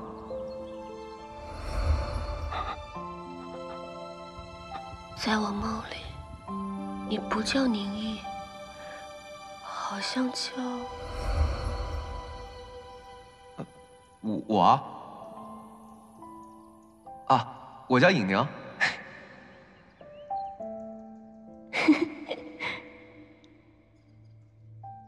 不过，我也不叫苏檀儿，叫若萍。恍惚间，我一起初见你时听到的那首词。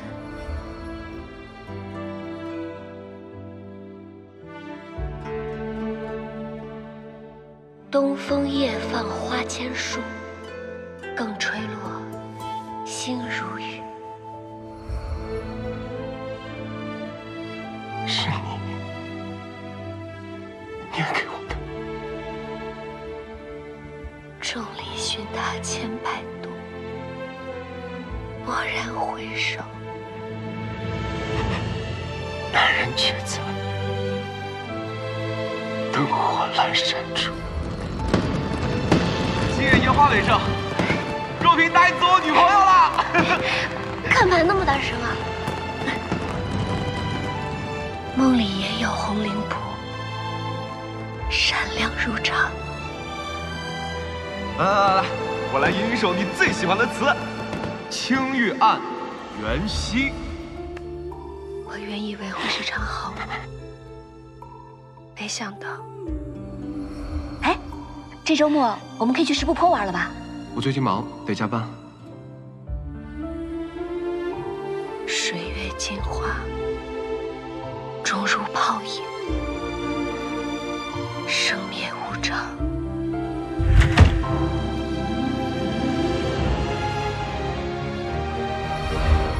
灯前路向左，情深须分对错。不愿醒的，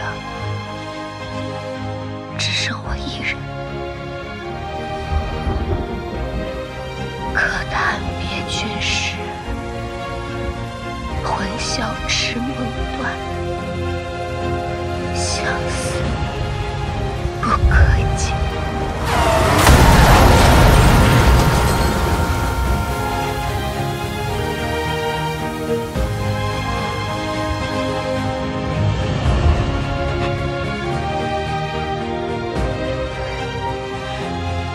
还是这里好。一睁开眼，你是我的夫君。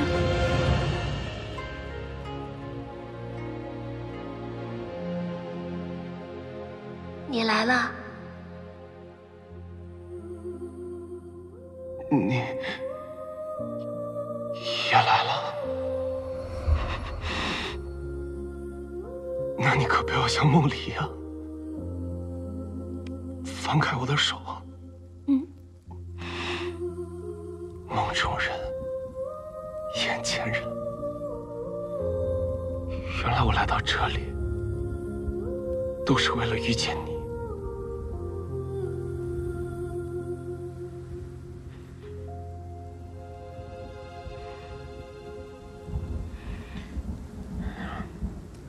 从现在起，生意上的事，你可以在床上听、看、想也没关系。做出的任何决定，你点头，我去做；你摇头，我便不做。李航，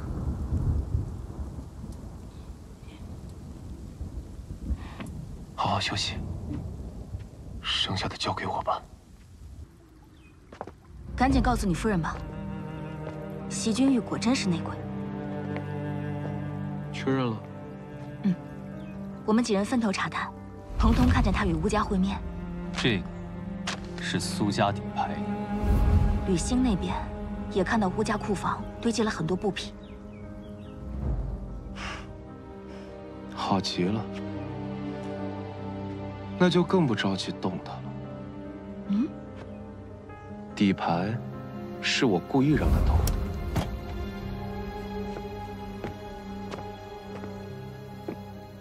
只有他拿走底牌，所有事才能成立。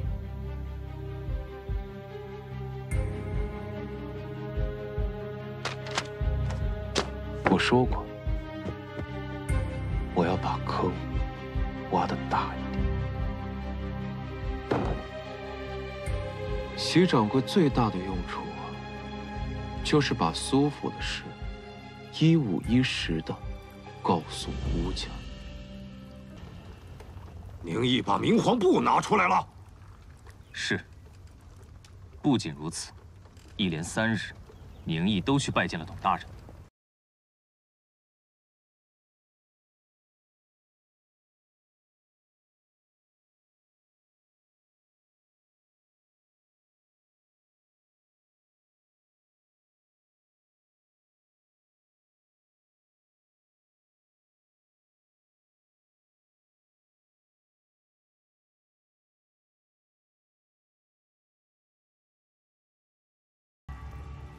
让你家夫人亲自去织造府呢？不用。其实我这几日去了，虽没见他，他也会听说这明皇布乃谭儿发明的。哼！我带你去找董德成。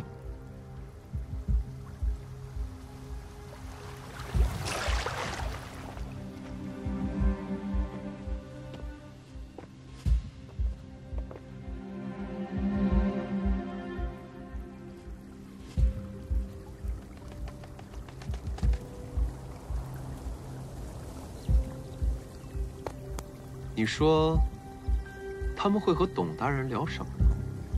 这个时候，织造府守卫太严了，我们根本进不去啊。但我们侧面打探到，最近苏家呼声很高，可能会让苏家最后展示。最后出场？他们都说啊，以往最后出场的，大概率会拿得皇商。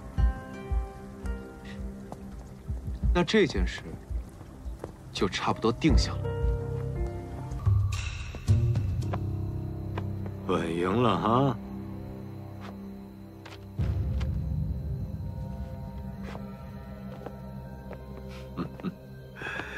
有了这刻书之事，这配方就坐实了是你吴家的。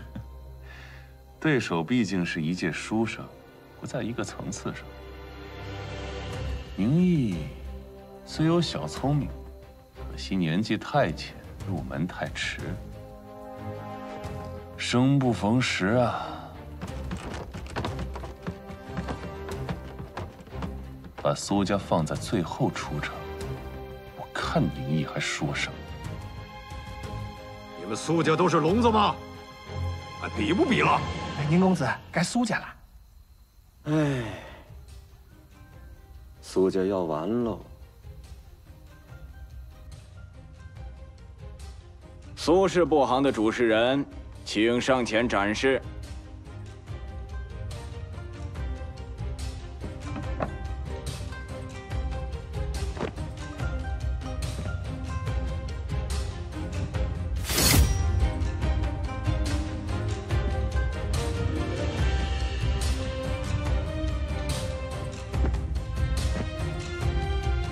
我们退出。什么？退出？我没听错吧？怎么会这样？这赘婿能做主就好，苏檀儿能饶得了他？你想的，这退出干嘛？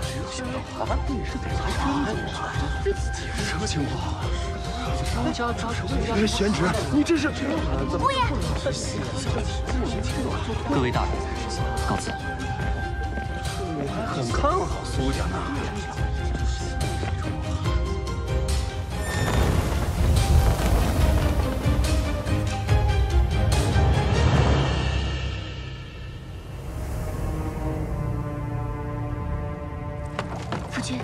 怎么样？还差最后一步，等着明皇部，哦不，是残荆锦褪色。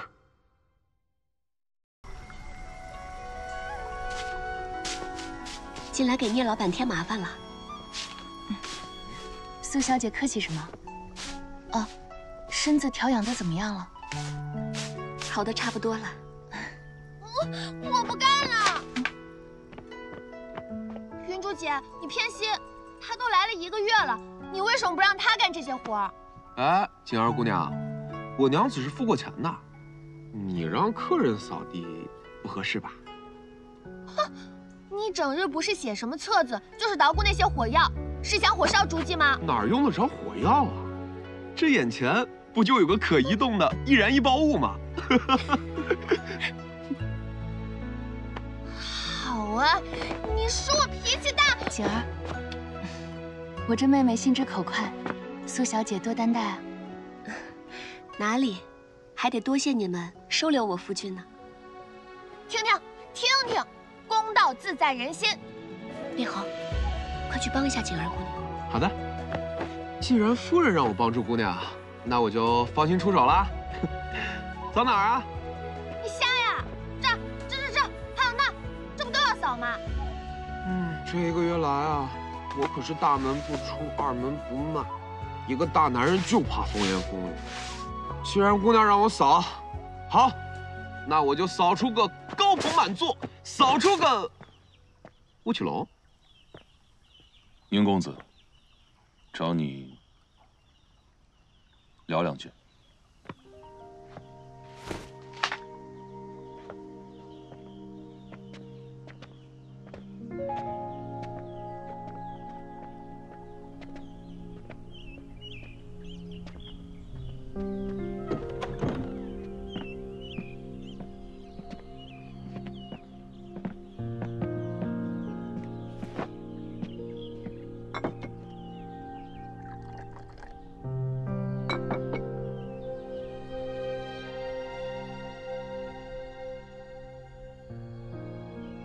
吴兄，请自便吧。好。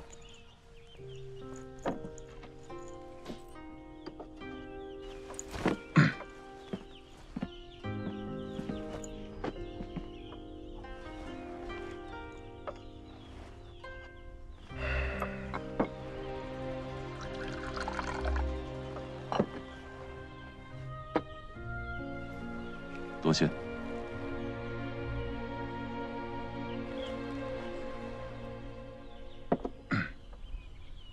这地方确实别致得很啊。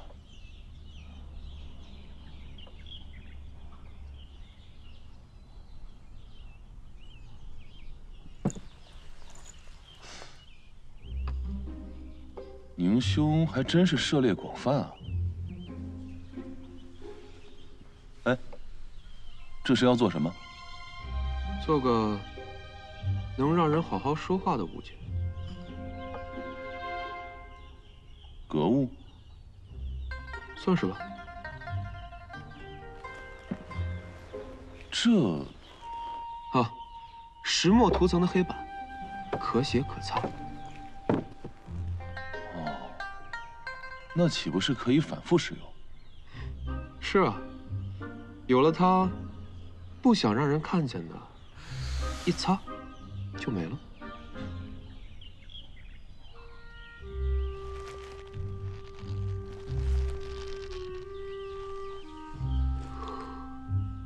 小心你手里的格物，我教它手雷，沾火就炸。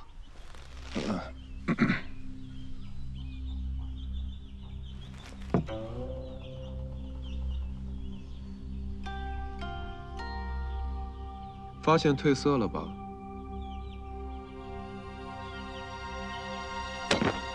果然是你，就是你干的。这么生气？情况很糟啊。什么情况你会不知道？对不起，我没兴趣知道。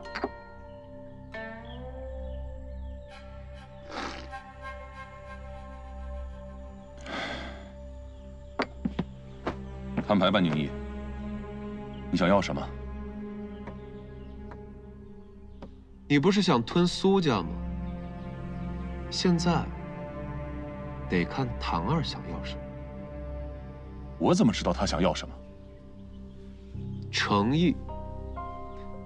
乌家能拿得出来的，唐二能吃得下去的。你说清楚，到底是什么？乌家在元州、闽州、曲明、临安的店铺，还有蚕丝质地。只要唐二要的，你就都得拿出来。宁立航，你知道自己在说些什么吗？当着我的面，要我半个乌家？也许不到半个。唐二心软，有分寸，不像你这么贪婪。我想1/3总是够的吧。疯了吧，宁立航！我劝吴老板见唐二的时候一定要诚恳，毕竟只有一次机会。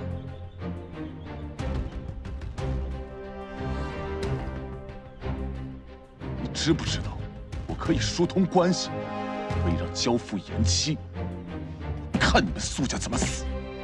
但皇上应该马上就会知道，新晋江陵皇商，交割碎补褪色。你唬我！吴老板听说了吧？苏府廖掌柜回武都了。那这灿金井褪色的事情，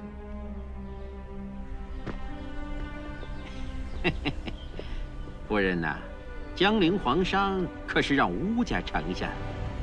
是吗？那等会儿可得跟皇上好好说说这灿金锦的事儿。公主会跟官家道明这一切，到时定你个欺君之罪，不在话下。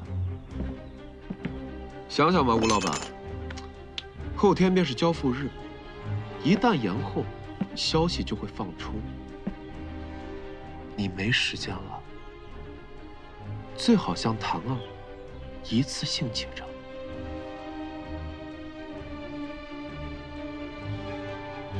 好，算你狠！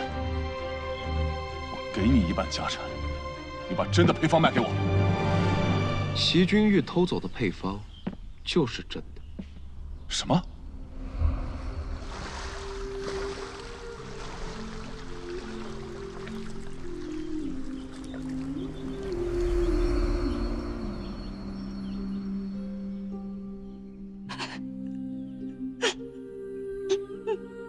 唐二花了3年时间研究这项技术，功亏一篑。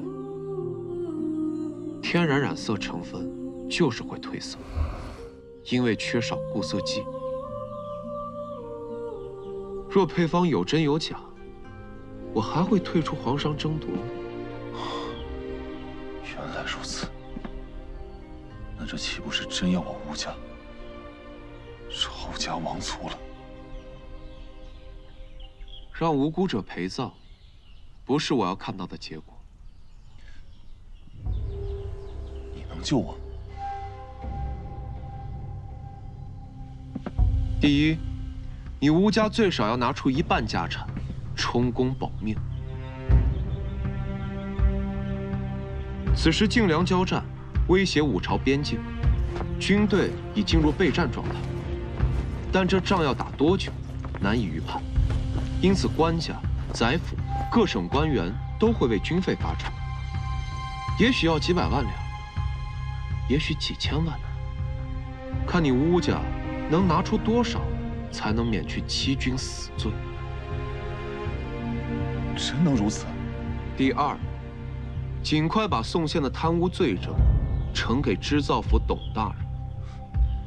就算你不举报他，他若知道灿金井出事，也会第一时间出卖你，你一样是死。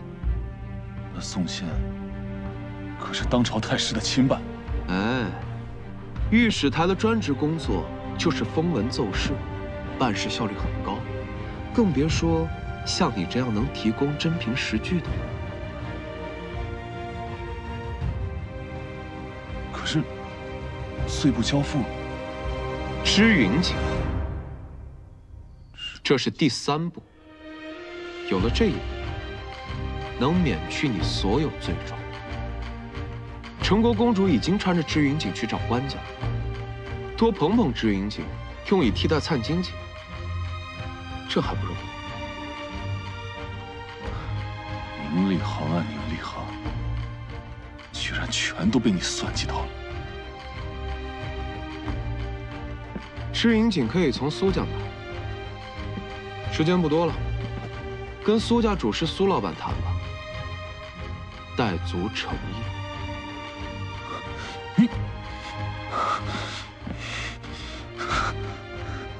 吴老板，整件事情是你开的头，我早就提醒过你。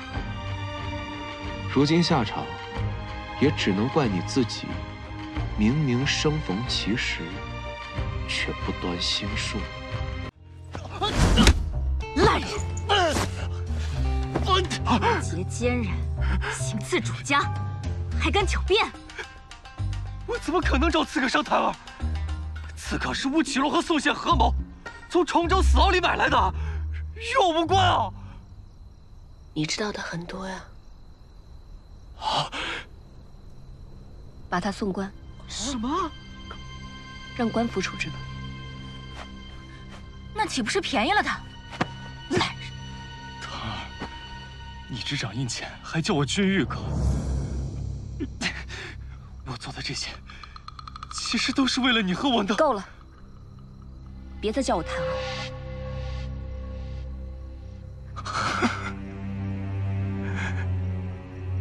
原来你对我从没有过一丝男女之情。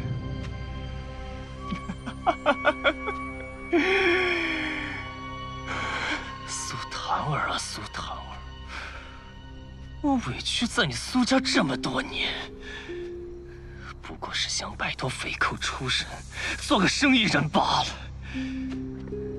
但你却选择相信那个宁厉恒，断我前途。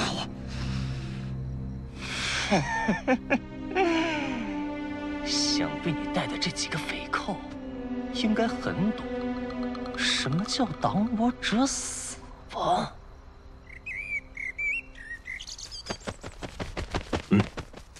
他有埋伏。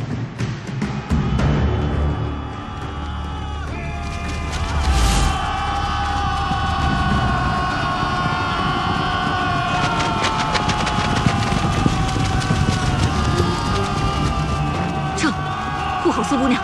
走。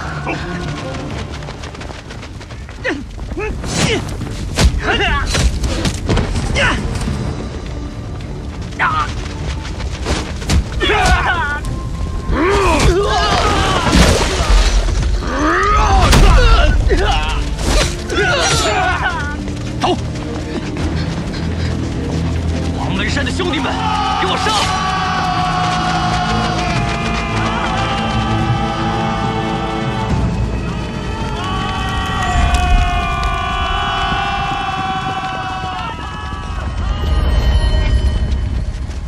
看来，今天吕梁七姐要大开杀戒了。那还等什么？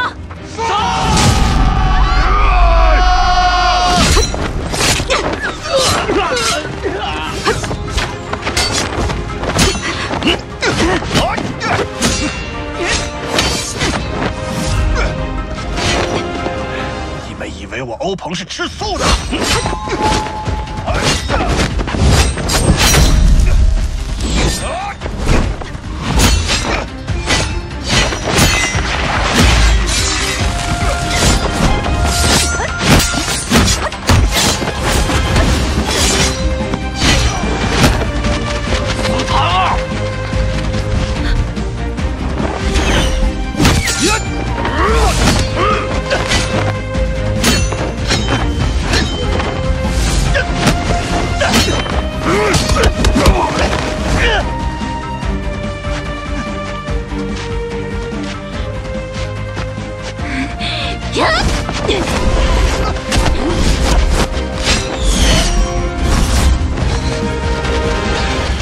我要让整个苏家都为你和宁厉恒陪葬。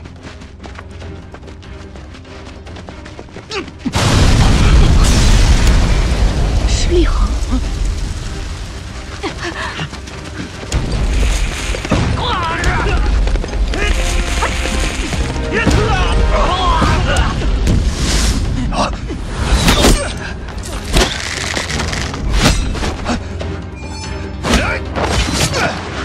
受死吧！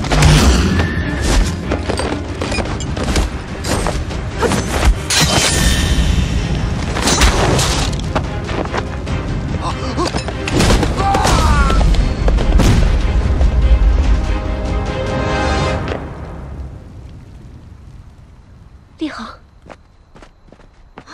檀儿，你没受伤吧？没事。我们断后，你们先走。 来，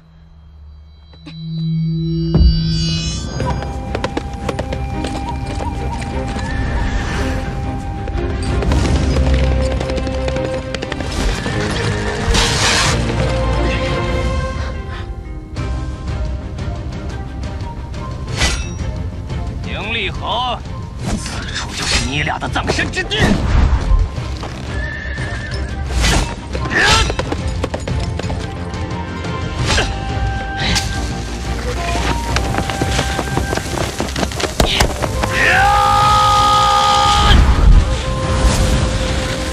抬稳！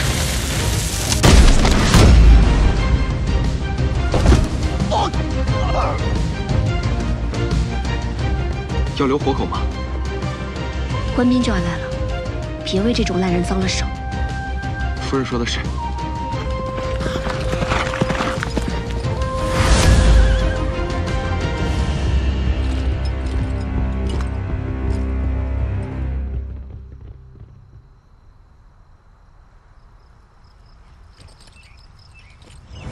宁毅，江陵之事已了，我们还要赶着去武都。见证送献，人头落地。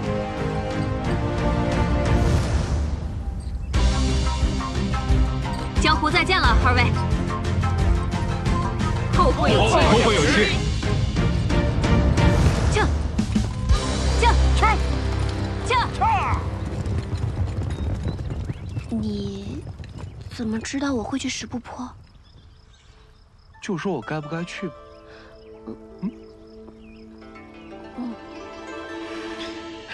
现在，咱们去哪儿庆祝一下？不要了，时辰不早了，咱们还是赶紧回家吧。嗯？这么早就回家？怎么感觉还有大事要发生？唉。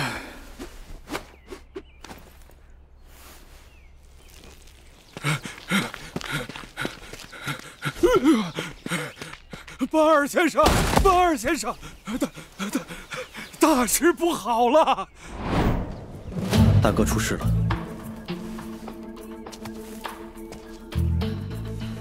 有人举报父亲私写国史，伪造屠城。什么？父亲写史书的事情，只有我们还有他几个最亲近的弟子知道。究竟是谁？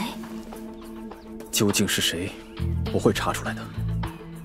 现在最重要的是大哥。大哥怎么了？大概是不想父亲名声受损，大哥顶了罪，说那些都是他一人所写。私写国史，伪造图谶，这可是大罪。那大哥他不日便要问斩。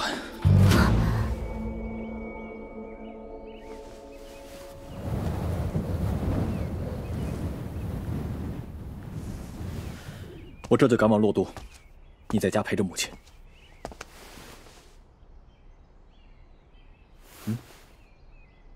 我也去。不行，太危险了。我都不知道这一趟是否能回得来，你去凑什么热闹？我知道危险，可是二哥，从小到大，你偷跑出去干的那些事，哪一次能甩得掉我？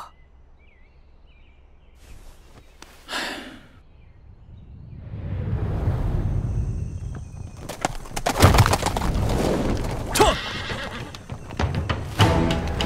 离洛都不远了。不过这个时候，城门怕是没开吧？50，便是行刑之时。我有一个大概的计划，或许能赶得上。撤！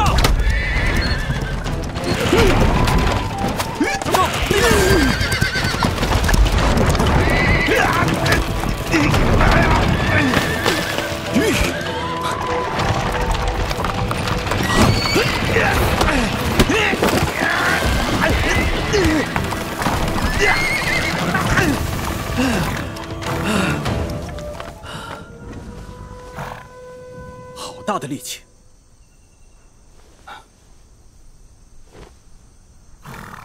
啊，对不住啊，没事吧？惊扰了我家主人，你还想走吗？主人说无妨，让他们走吧。哎，主人还是醒了。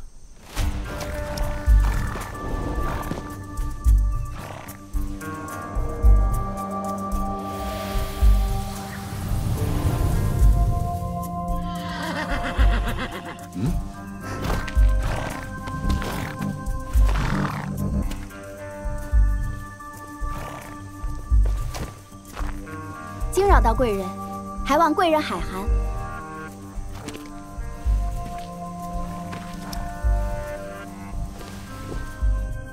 你却知道我是贵人。女孩子银夜急奔，必是急事吧？要赶去洛都。城门日出才会开，前面是桑林。夜里老有些游侠游女在那里玩闹，不妨一起去看看。等天亮一起进城吧。去跳一跳。好呀，您可得给我抚琴。哎，听说一心鼓舞式神，便能得梦女相照，一解所困。你们说是真的是假的呀？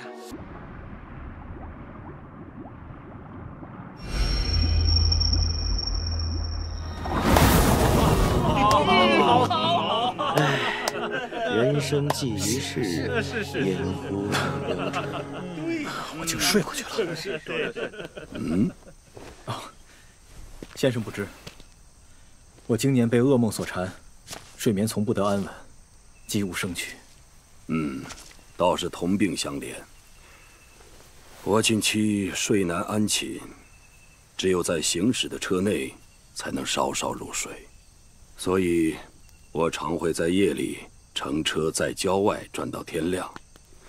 不想今日就遇见了你们，打扰先生清梦了。哎，其实也睡不安稳，睡时总陷入同一迷梦，颇为难解。可否讲讲你的噩梦？从小，先父训我读咏六艺、诸子、诗赋，后来要杂志、术数、方剂，我都能过目不忘。可怕的就是这过目不忘。我能记得4岁以后的每一天，能一天天的数到现在。哦，记得哪一天念了哪一段书，先父读到哪一句时停顿了一下，打了个喷嚏。唉，那时念的书只是记得，但是不懂。到了14岁那年，我好像突然就懂了。之后就开始做梦，在梦里，那些书里的字会动，书里的人都活了过来。每天读的每一个字，每一个人，都像是看不到边的军队。我能看见他们的一张张不同的脸，他们好像缠住了我一样。先父说，我心念不纯，才性不正，才会梦到那些。唉，从此我都不敢睡长觉。我二哥几乎能在任何时候、任何地方睡着，站着也能睡，但是都不敢睡长。让先生见笑了。还有这样的事，记得每一天啊，比起你，我要好多了。我近来一入睡，都会梦到一个高大的金色巨人从空中飞来，落在我家的房顶上，很高，很大，头上还有一圈白光。我总觉得房子会被他压垮。那是仙人。何出此言？先生头上之气清贵至极，枝上迎着一丝金兰，当是仙人的气运。你会忘气？圣妹天生就会忘气，百不失一。会是哪位仙人？完全看不出来，但金配西方，当是从西方而来。西方主行杀，可会是？不是的，不是的，是西边的西边，更远的，应是极尊贵的仙人。我也只能看出这些了，但肯定是好事。那好，姑且信你。姑娘这番话让我心情大好。啊，天也快亮了，我们就此别过。与先生一见如故，敢问先生高姓大名？在下……哎，君子倾盖而谈，各奔东西。你我都被梦所扰，你叫我迷梦先生，我叫你噩梦兄，岂不更有意思？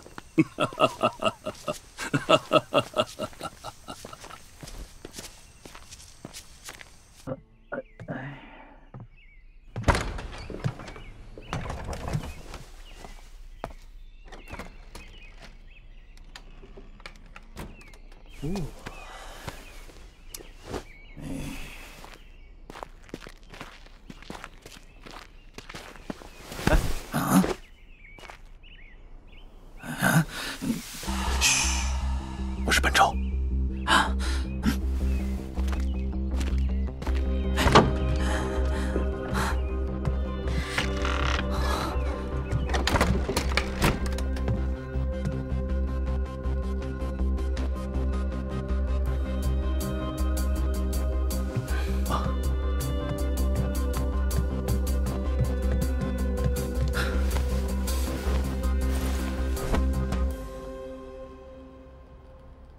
在老师就前伺候，依然痛心。如今梦见有，我就是为此来的。我也正打算回院里召集同学们去送送梦见。我要带他走。我知道，总要将尸骨带回老师身边。我要带的是活人。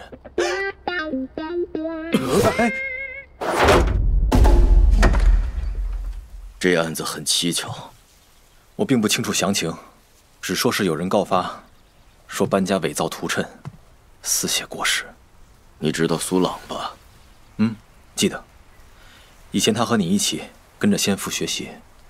苏朗半个月前已被处斩了，罪名就是伪造屠谶。问题是，他是在2个月前自首的，拿出了许多怪诞图册，尽是荒唐之言，却说是由老师所授，最后还告发了私写国史的事情。以前对他的印象还是很温恭的。在洛都，我和苏朗还多有交往，只是在1年前，他拜了一个术士为师后，就日渐疯癫了。术士倒是有些名气，叫于右玄。我是向来反对这些怪力乱神的。那就没人查他？据说廷尉府是想问询他的，但江湖术士有理无端，早已不知所踪。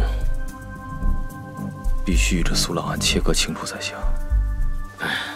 谈何容易？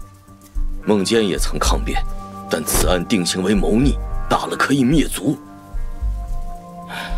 所以他索性都一个人扛了，保老师清明及班氏一家的性命。我本对他颇多看法，但这种风骨，我是极敬佩的。所以，一定要把他带回去。撤！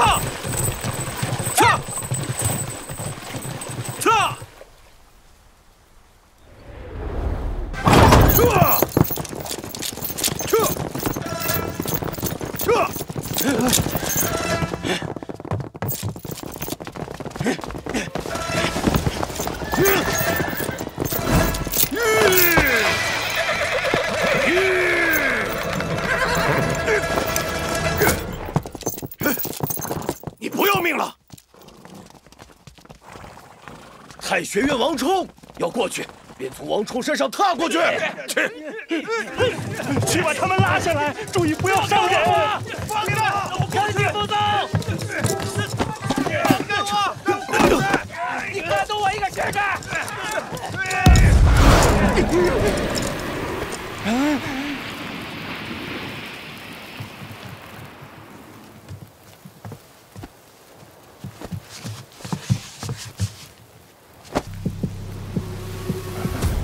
那帮太学生竟然放了狼烟！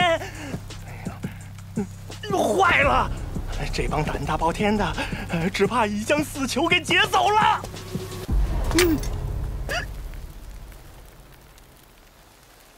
这帮太学生胡闹一通，却没有劫走死囚，究竟是为什么？大人，53刻已过，按照礼法，不能行刑了。哎呀，就是斩了你又如何？行杀乃至阴之事，当在至阳之时，不然我的鬼魂也会萦绕着你们不散的。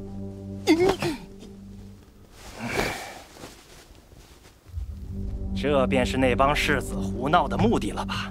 哼，让你多活1天又如何？来人，将此犯收监。慢着，我要复奏。哎呦，班先生，我知道你才纵一方，但你的案子是天家定的，如何复奏？我正是要向天家复奏。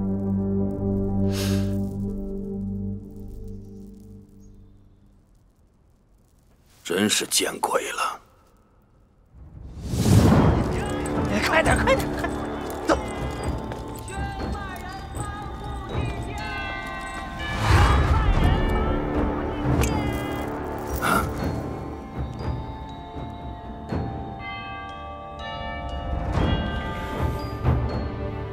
真的是你？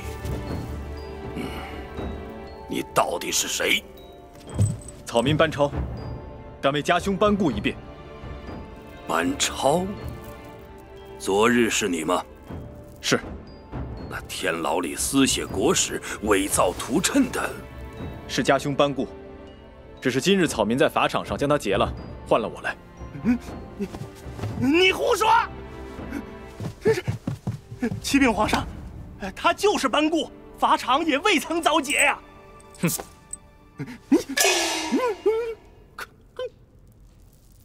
我与家兄是孪生兄弟，混在太学士子之中，冲上了刑台，换了家兄的衣服，所以大人也未必看得出来。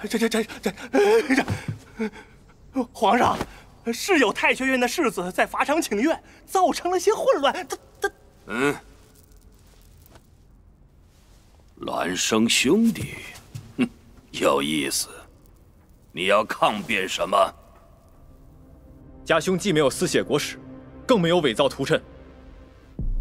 皇上，私写的国史已被查抄，证据确凿啊！你说说看。我班氏与前朝的太史公司马氏一样，本是史官世家，史官世代相传，竹帛长存，济公思过，得失一朝，荣辱千载。如今大汉中兴，家父秉先祖之志，愿续太史公书，彰显汉魂，敬献皇上。只可惜未完身故，家兄有意续写，如今却无辜卷入图谶大案，还请皇上明察。胡说！你家算什么史官？史官得朝廷任命。那逆犯苏朗确实招认他伪造谶伪国运，是受你班家的指使。那是苏朗的诬告，草民愿意与他当面对质。逆贼苏朗已被正法，你却来说这种便宜话。哼！皇上，我们抄了班固的住处，确实有许多有关图谶预言的书籍。皇上明鉴，史官的渊源本是殷商的天官，所以占星旺气图谶本就是我班家的家学，家兄精研图谶也在情理之中。所以你妹妹会旺气，想不到班彪一代大儒身上却有史官的家世。你说那国史是你父亲写的？是。那班固怎么说是他写的？家兄不想家父身遭污名。是个孝子。倒是你，短短一个上午就串联人手劫了朕的法场，利用了律法和朕的玉佩来庭上复奏，环环相扣，好算计呀！草民伏法。你倒是个敢谋敢断又敢当的。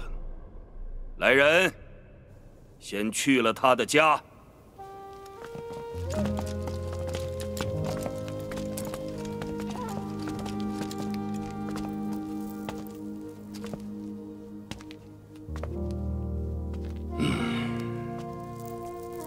你知道这马的来历吗？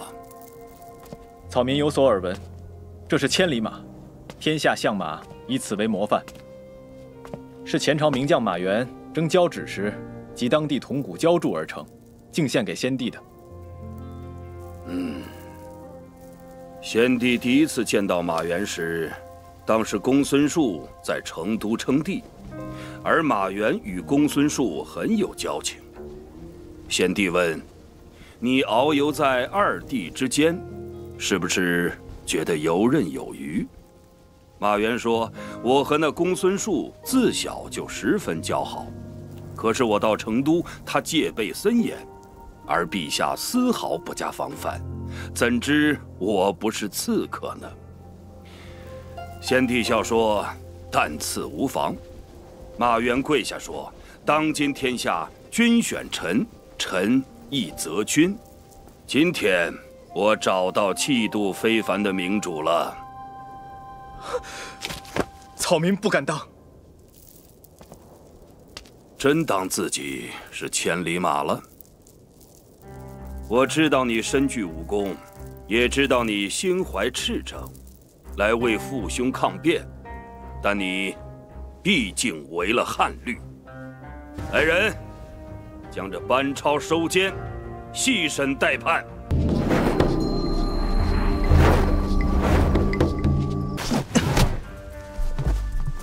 臣下见过陛下。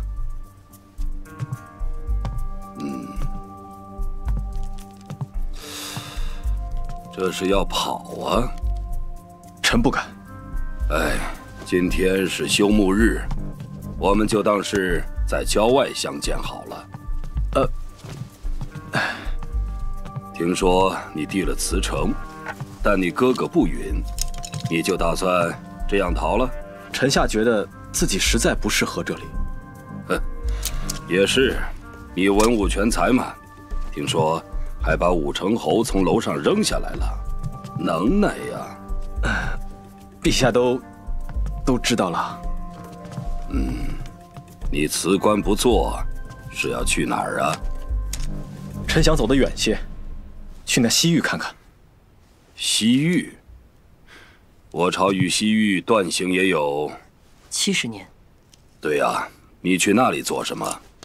回陛下，我从上古残简中找到些线索，去那儿或许能破解纠缠臣下的梦魇。哦，讲讲看。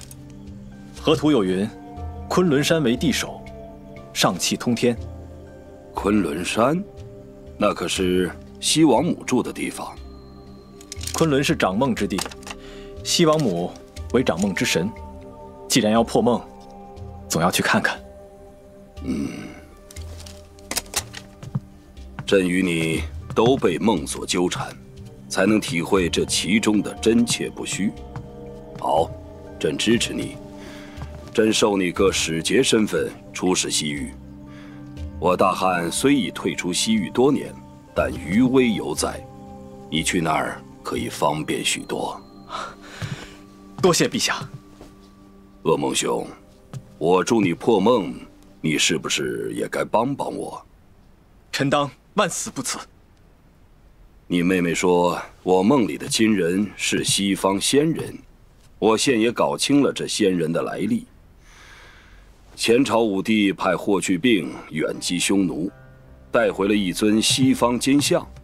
后来王莽篡乱，长安被毁，金像不知所踪。我梦中的仙人就是这金人的幻影，管我要落脚处呢。所以此行西域，你要去给朕悄悄再请一尊西方仙人的金像回来。悄悄？哼，这能在朝堂上说吗？那些朝臣还不得吵翻天呐！班超，臣在。这是你作为朕的圆梦使的凭证，可便宜行事。臣遵旨。很痛快嘛。我的梦可不止一个呢。你博闻强记，说说从古到今有哪些帝王的事迹相关西域或西王母？轩辕皇帝、尧、舜、禹、周穆王，还有前朝的武帝。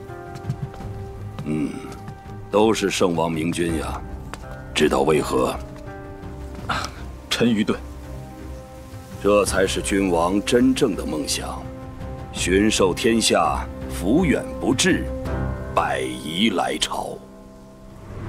你的天下在万里之外的西方，直达我的故乡，你将是那里的主人。臣懂了。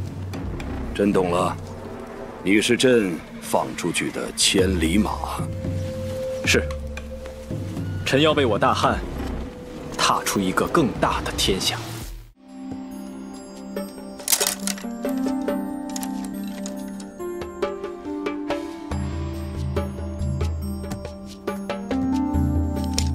班二先生，有客拜访。有客？这个时候，请他进来。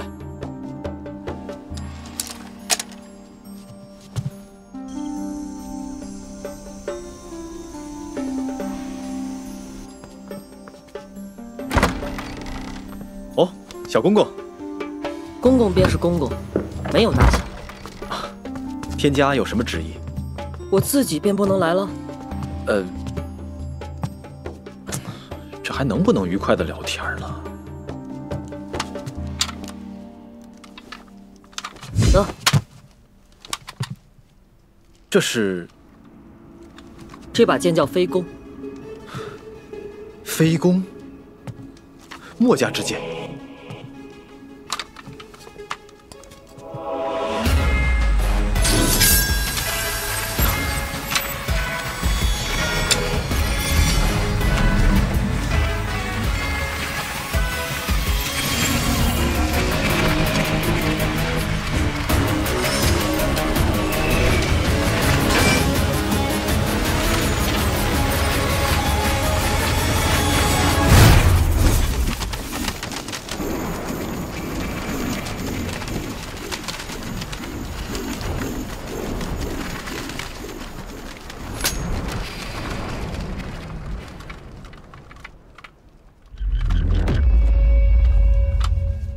这把剑据说30年都没有鸣叫过了。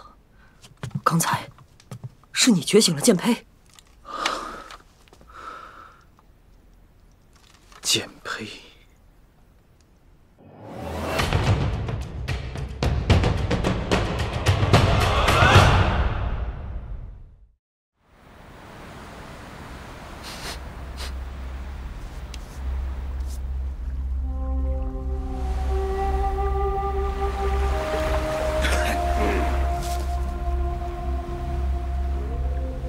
夫子，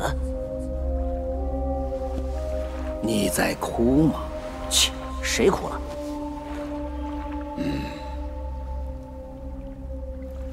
疼吗？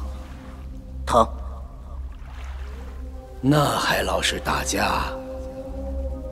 足够疼的话，就可以晚上不睡觉了。为什么要不睡觉？你管我？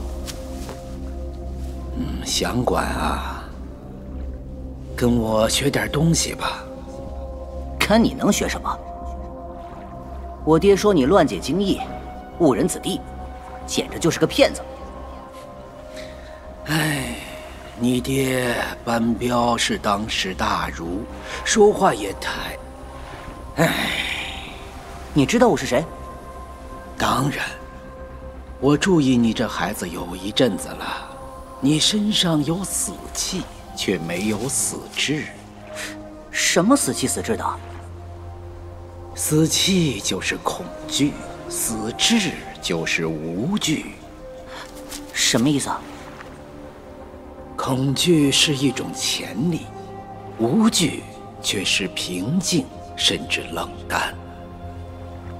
死气像是混沌和沉迷，死志却显得从容和快意。怎么说呢？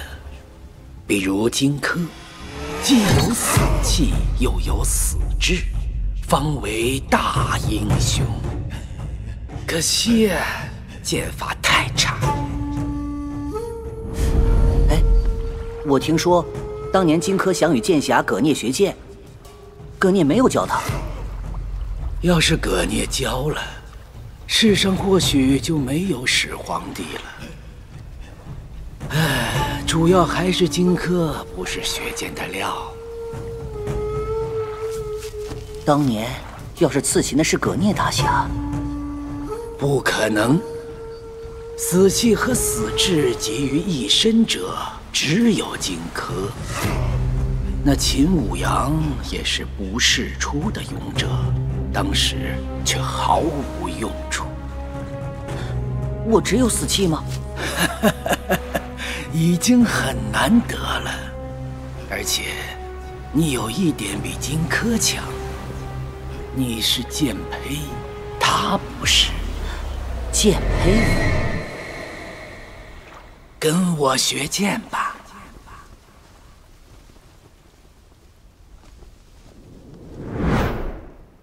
真是把好剑。我师父说，我虽是天生的剑胚，却心思太杂，以至于迟迟无法觉醒。没想到今日被这把剑所击，竟是就这么醒了。不知公公给我这把剑是？信物。你此番西去，终不能只靠这军中的人才。你拿着这把剑，去京市铁流坊，找一个叫齐欢的铁匠吧，他会陪你西行。敢问公公姓名？蔡伦。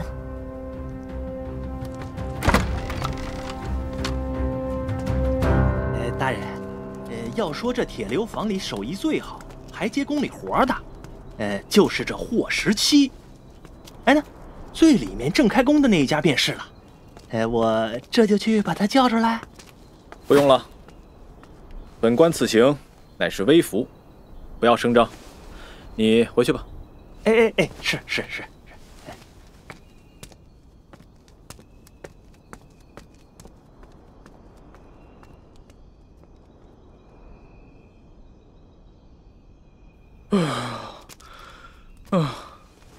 哥，你也真是的，都辞官了，还拿着上朝的簪笔吓唬人。好使就行。不然怎么能这么快就找到这个地方？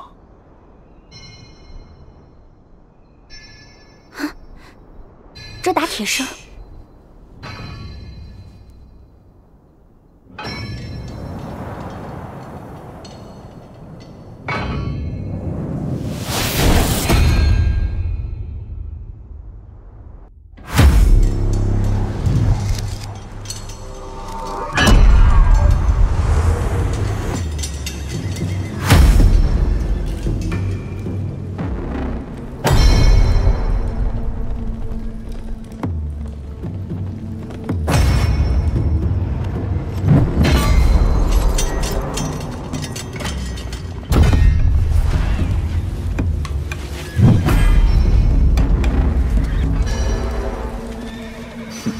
怪不得要在金市还未开的时候开工，看来他就是我们要找的人了。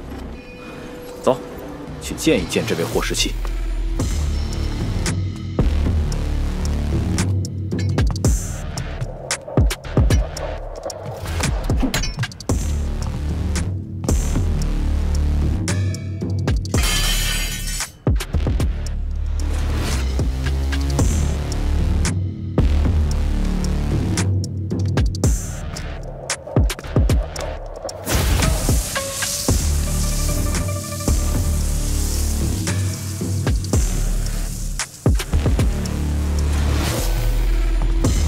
是齐先生吗？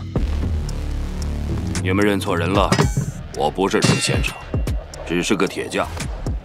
这里的人都知道我是谁。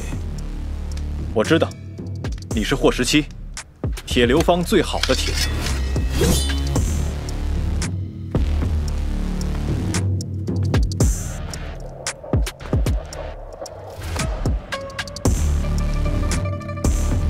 先生，帮我修一修这把剑吧。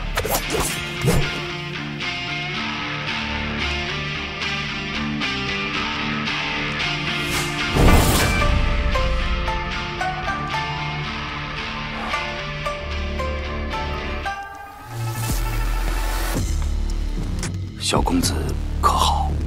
小公子？哪位小公子？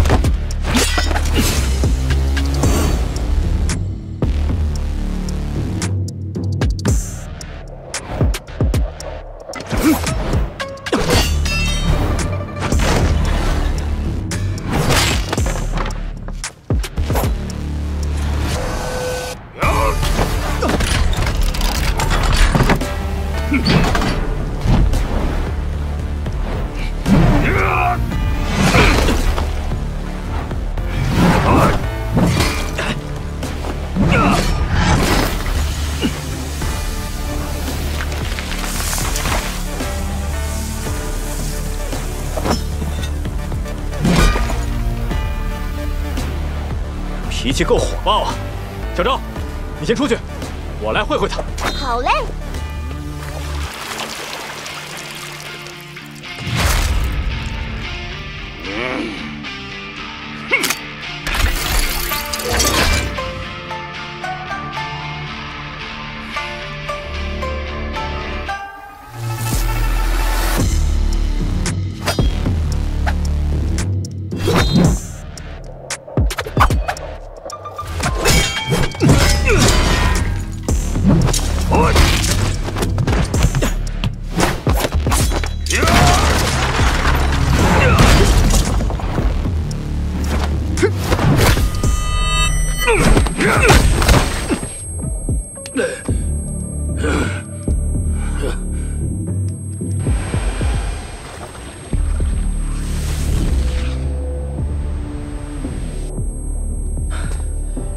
齐先生，我们不是来抓你的，你冷静一下。哼，受死吧！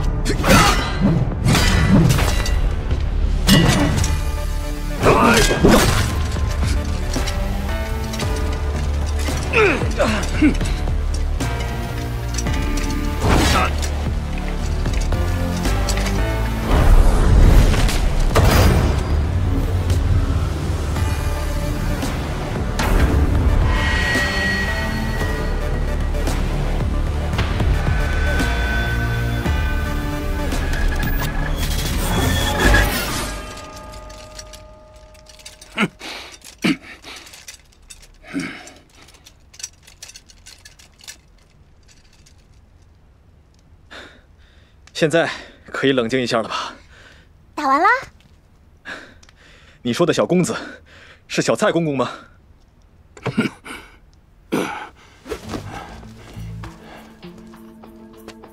你这是什么剑法？我自创的剑法，还没有名字。谁说他没有名字啊？我叫他枉然11。枉然11？因为现在我哥只创了11剑。以后还会有枉然12、枉然13。先生，是墨家的人吧？哼。秦火一炬，诸子飘零；武帝尊儒，百家消散。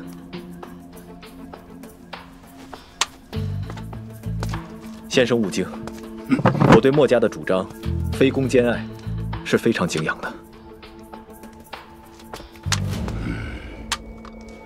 在下班超，这是舍妹小昭。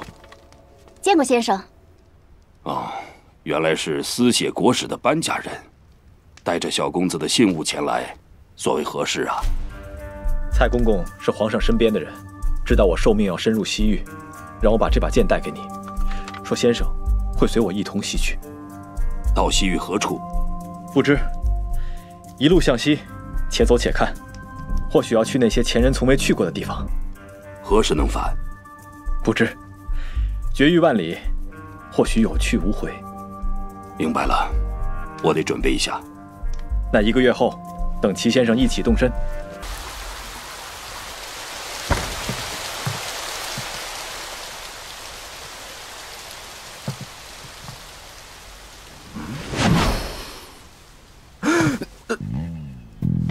小子，不错呀，剑胚醒了。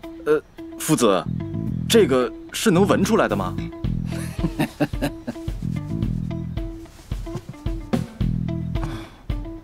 师傅，别叫我师傅了，咱们以后再无关系。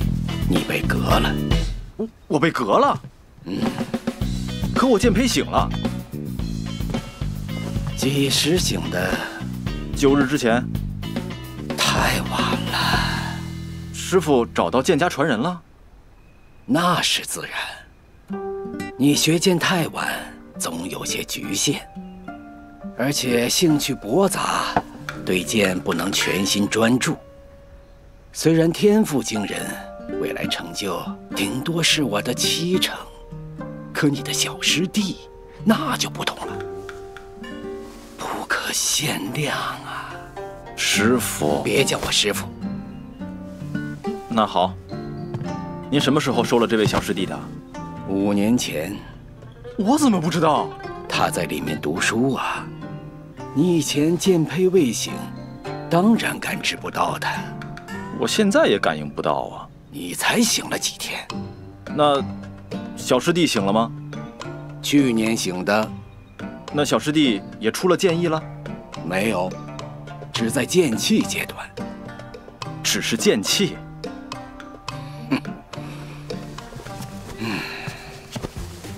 他才多大？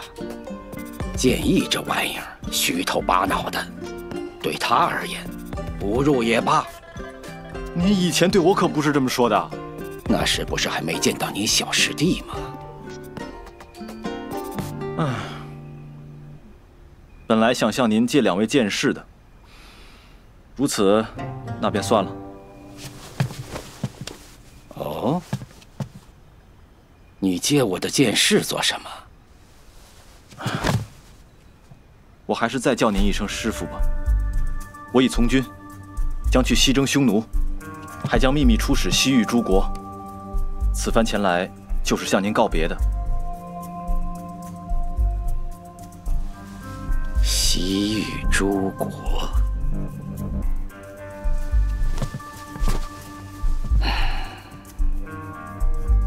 阿大留下陪我，其余9个你都带走吧。这还有，你那小师弟风莲也会随你去。知道这道场为什么叫绿水晶炉吗？古歌云：“翠绿水，见红云；五彩焰起见纷纭。”这绿水当指翠剑。再好的剑也需要淬炼和开刃。弟子明白了，谢师父。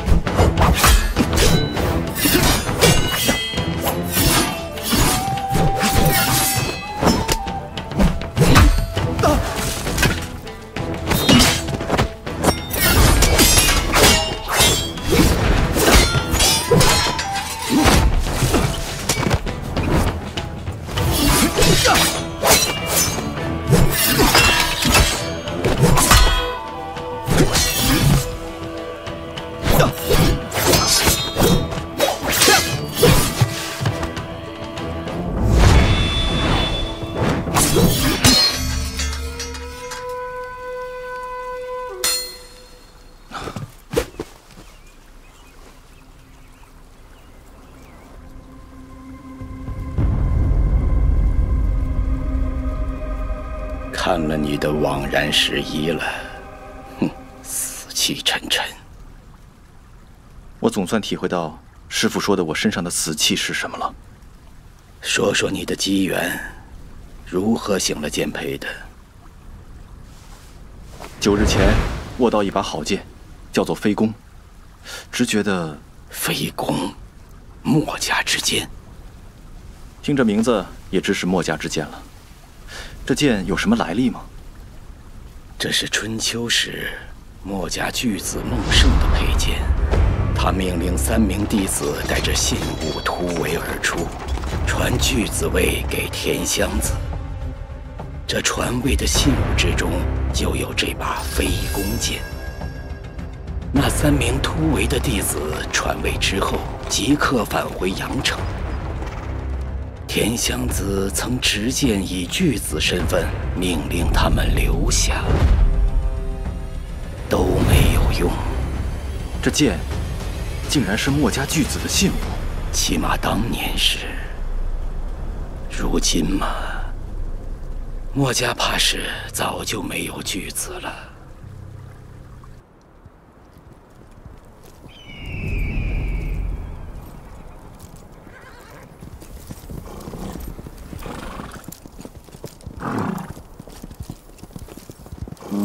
你那些破虫子没在身上吧？啊！哎呀，他们很听话的，不咬人的嘞。什么？那你下去，别伤我的马。哎呀，别，骗你的啦，都放在军营里啦。哎呀，这么大的人了，还怕这种小虫子，丢死人了。想我从4岁那年开始，就跟他们一起吃饭，一起睡觉，都是一起长大的嘞。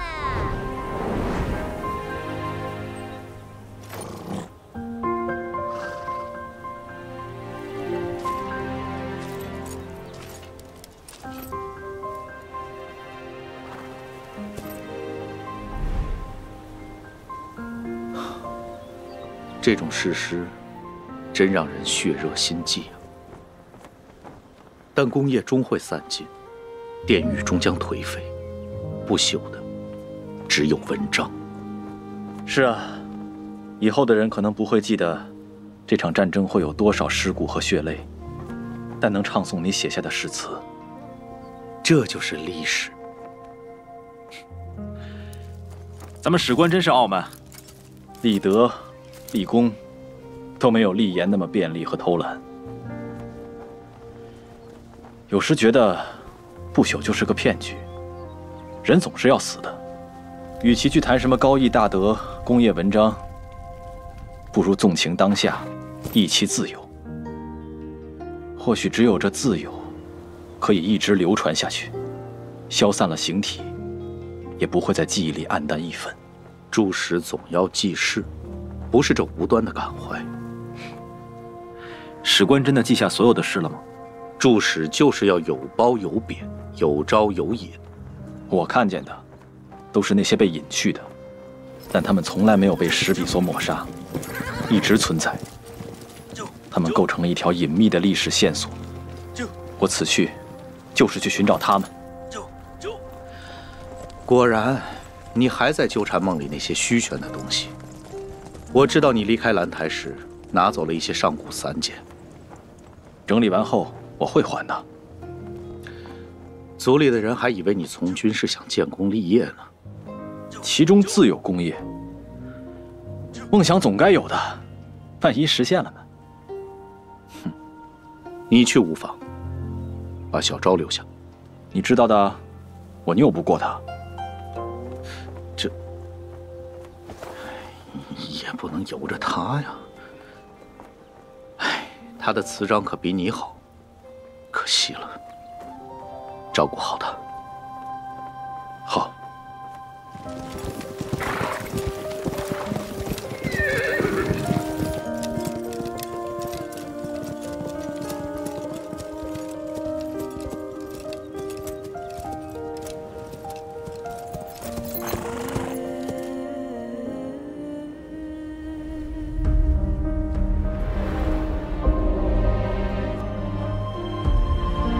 父亲，你们没有做到的事情，由我来做吧。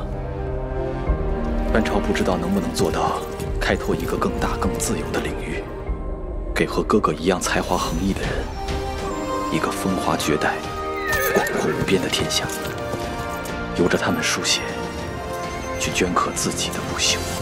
切！哼！闭嘴！去镌刻自己的不朽。哎，咱们在九泉赛已经驻扎10日了，在等什么呀？等卤水羌胡人的部队前来会合。哦，哎，昨日进城的那支是？那是南单于的人。此次征讨匈奴，他们也会出兵。南单于，他们不也是匈奴人吗？会帮我们打自己？征讨北匈奴，他们可是急迫得很啊！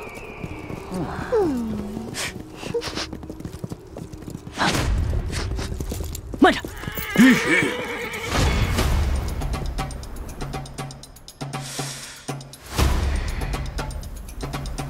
有血腥味儿。撤！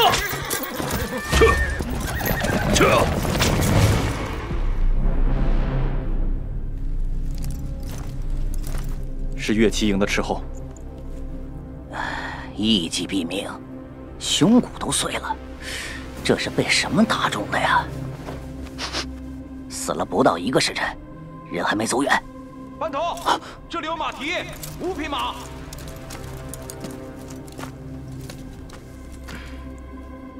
你去报告，我们先追。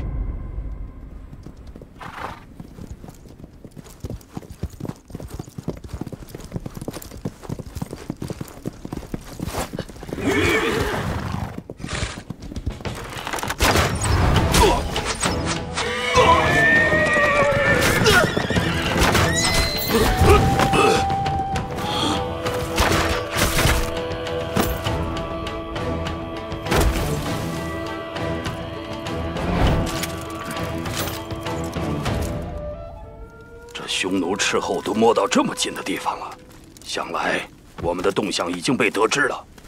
数万人的军队调动，瞒是瞒不住的，就看匈奴那边打算怎么应对了。嚯，这家伙吃什么长大的？这么……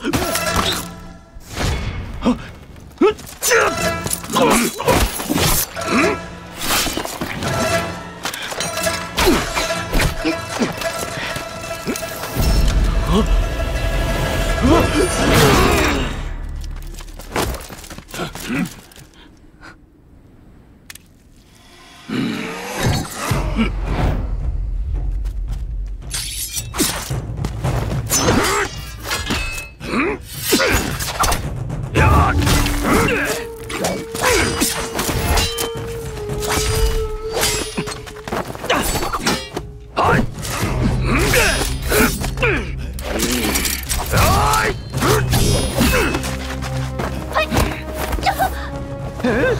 样，我刚刚是踢到了一堵墙。不行，你上什么？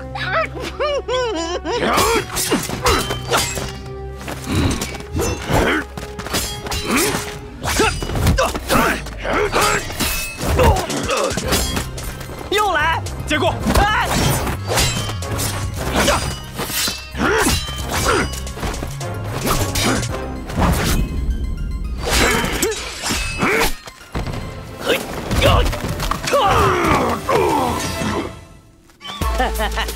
看见小爷我的厉害了吧？啊！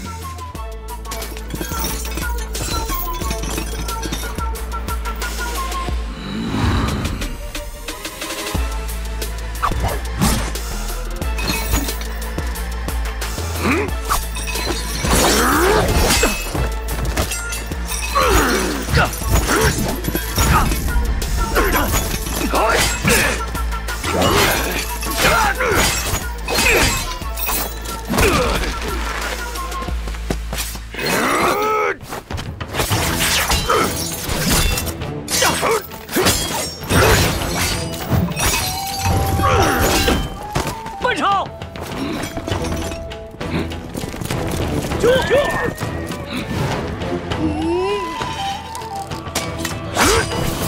小心！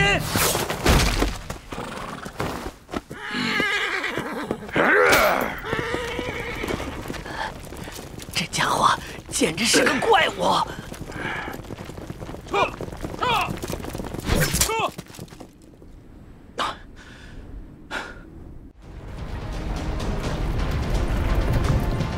正主来了。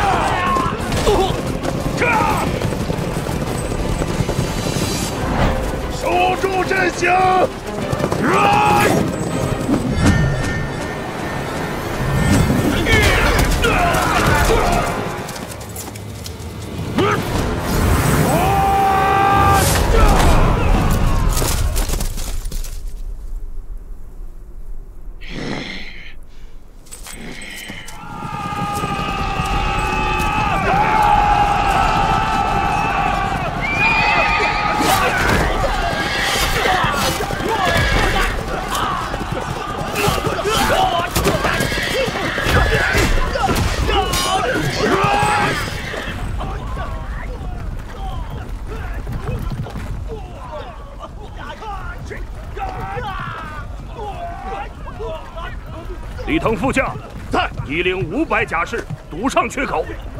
范司马，范司马，你率本部士兵协助李腾副将吃掉这一支骑兵。末将领命。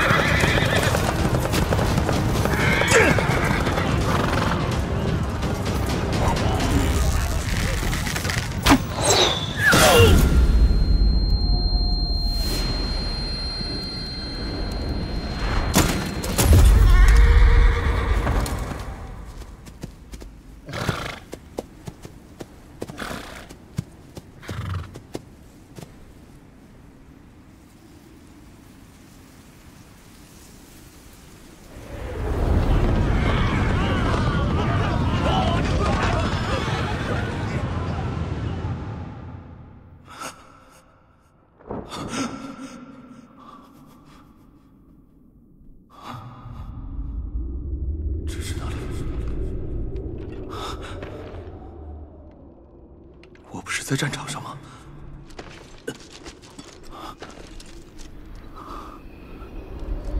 我记得我被冷箭射中落马了，难道？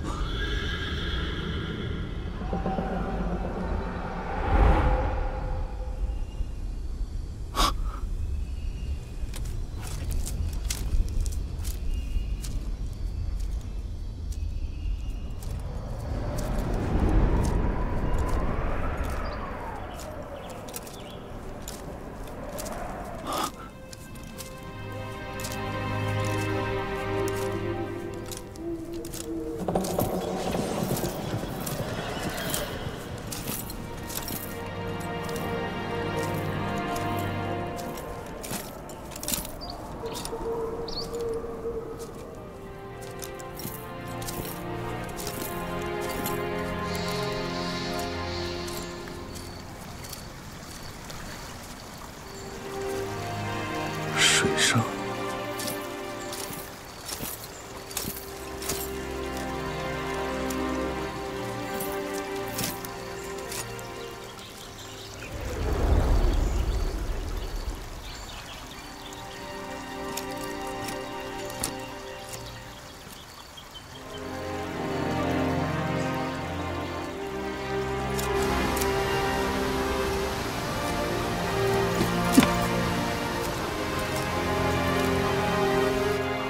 老人家，请问这里是哪里？你知道这是什么吗？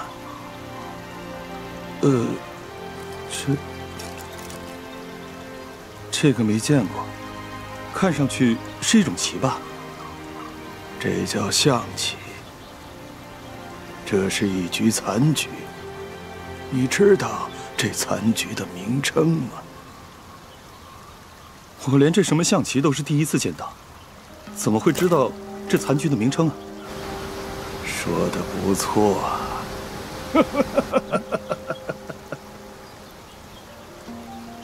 老人家，我是不是死了？怎么会呢？你的故事才刚要开始呢。我的故事，你该回去了。啊！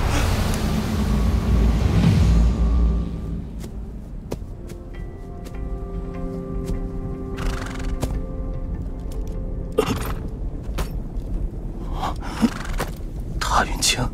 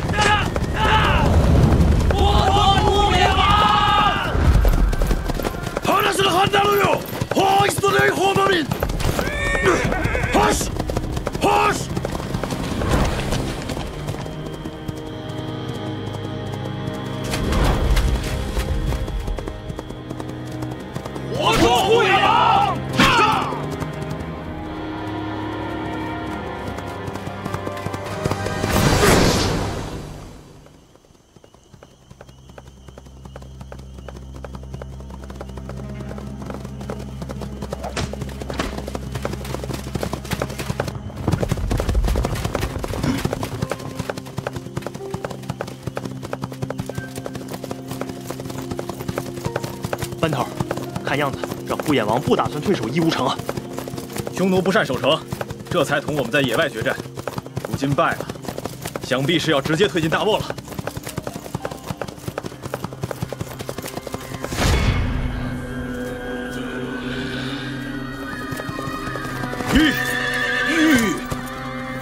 是你。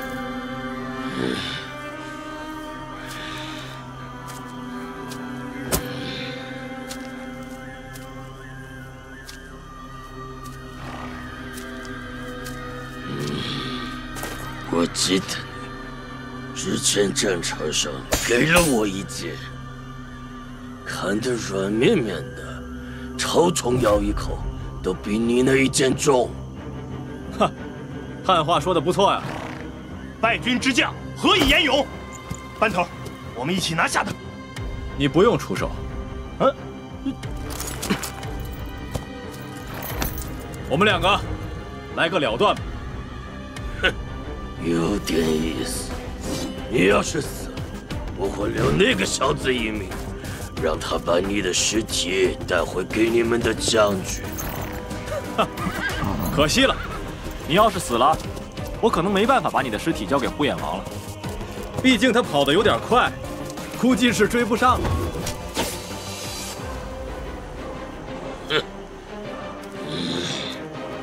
小土猫啊，呼延王帐下。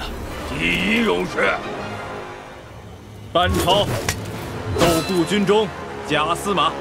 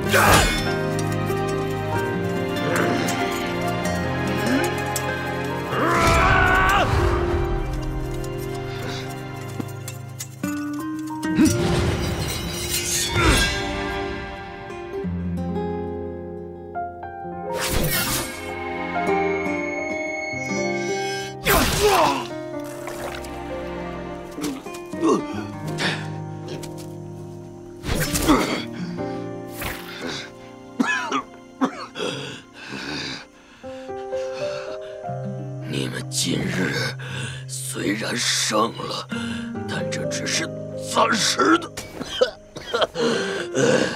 珊珊、朱熹、Houston 这些国家都受我们的驱使。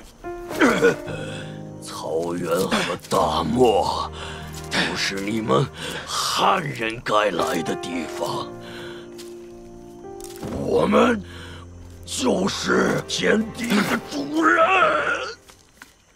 忘了告诉你，除了斗谷军中假司马之外，我还有另外一个身份。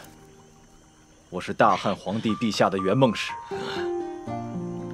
你说的那些国家，我会一一拜访，让他们归附我大汉，共抗匈奴。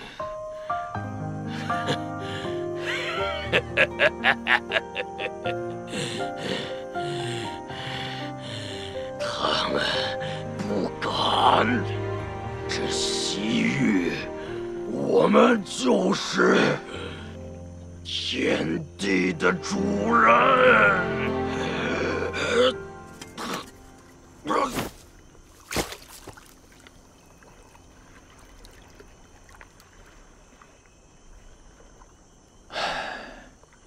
你们太自大了。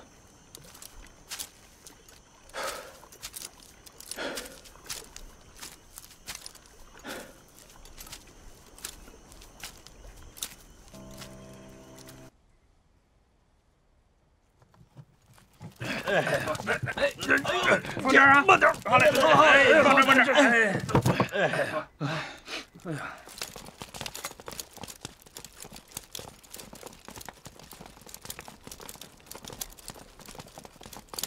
参见窦帅。你就是那个神箭手？不敢。你真是堪比前朝的李广。当年的匈奴对飞将军闻风丧胆，就是他的箭能射虎穿石，镇上专射贼首。匈奴人一遇上李将军就会溃败。耿炳有你这样的弟弟，真是幸运呐！我比不上我三哥。窦帅，鄙人觉得李广只有阵前的本事，像卫青、霍去病这样布局10万的将帅，才是千古名将。哦，你是在拍我的马屁吗？我真正佩服的却是李广，甚至李陵。他们爱惜自己将士的性命，与他们一起吃喝吟唱，一起拍马杀敌，是真正的将种。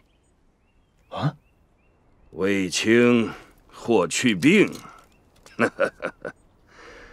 一将功成万骨枯，征战总是残酷的，不过是得其势，据其位而已。耿副使小的时候就被称作小李广的。副使？要你做我的副使。哦，班先生是在跟我抢人呢。我12年前还是你们羽林卫的中郎将呢，后来出任射生校尉，射生军500人，都是从全国各军选拔上来的神箭手。我都没见过剑法像你这样惊人的。当今的射生校尉孟将军倒是来调过我。哦，老孟倒是有些眼力。今日一战，你堪称首功。一个神箭手在关键处可改变战局，你就不想随我多打几仗，直接把那呼延王射下来？啊，这咱们什么时候出使？明天就动身，出使西域各国，命他们放弃匈奴，归顺大汉。这不能打完仗再去吗？匈奴已退，打谁去？哎，那直接干这些西域人啊！你也知道，待到4路大军重新聚集，且有些时日呢。这期间正是出使分离他们的好时机啊！哦，话说，这出使不比打仗。西域50多国，各怀鬼胎，习性难测。想当年，博望侯张骞出使西域，9死1生。等他回来，都是13年后了。所以我才招了一些着意之士。虎贲卫秦立求见窦帅。啊，虎贲卫的人，进来。啊，对了，此番军功最卓著者，除了耿副使，就是这秦立带领的虎贲8郡了。他们8个也是来攒军功的，的确批下了最多的匈奴首级。啊，班先生，我把他们也拨给你。虎贲军秦立见过班司马。多谢窦帅。啊，如此一来，出使的人就定下了。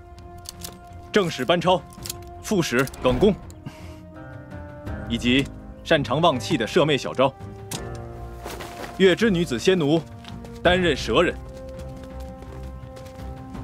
卧者后人齐欢，携弟子共5人。飞道柳盆子携家眷花寡妇。剑家传人风莲携剑士共10人。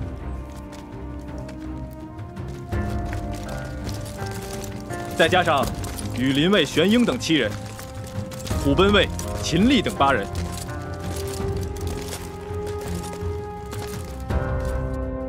使节团全员共计36骑。糟糕，真正糟糕！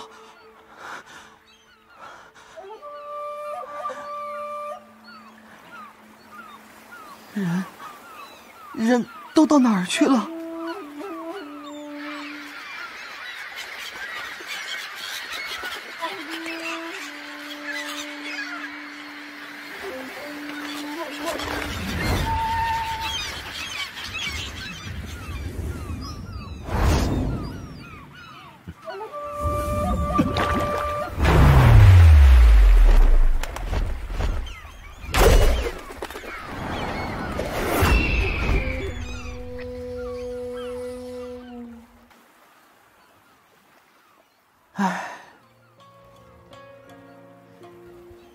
方才醒来不见你们，我还以为……对了，怎么只有你一个？蔡鼎忠呢？前天就死了，现在这船上能喘气的，除了我就是你。是吗？我怕是连日来饥渴交加，连脑子也开始糊涂了。2天没吃没喝，今天要是抓不来这只鸟，你也会死。无吹无噪，这等荤腥之物，要如何下咽？啊！你竟茹毛饮血！陆长风啊，陆长风，你身上哪里还有一星半点我天朝上国的儒雅之风？水师的面子，皇上的面子，都让你丢尽了！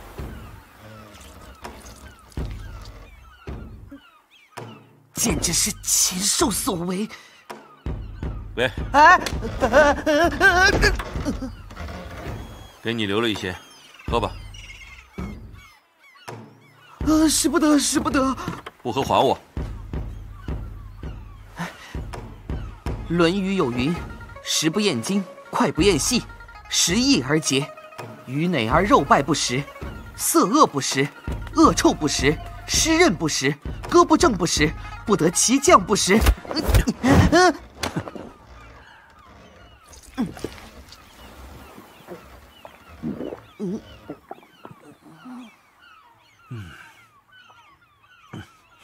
要是有酒就更好了。对不住了，我可是苏州府冯家的人，所以在我这里只有故事，没有酒。那就接着说，昨天晚上那个故事你还没说完就撑不住晕过去了。讲到哪儿了？我的脑子大概是已经饿死了。昨晚上的事，能记得的只有满天星星多得像芝麻上的烧饼。是烧饼上的芝麻。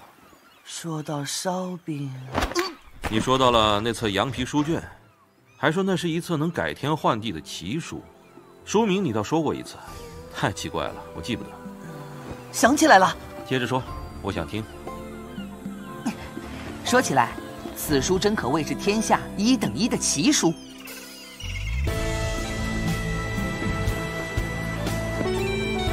书中所载无不光怪陆离，令人匪夷所思。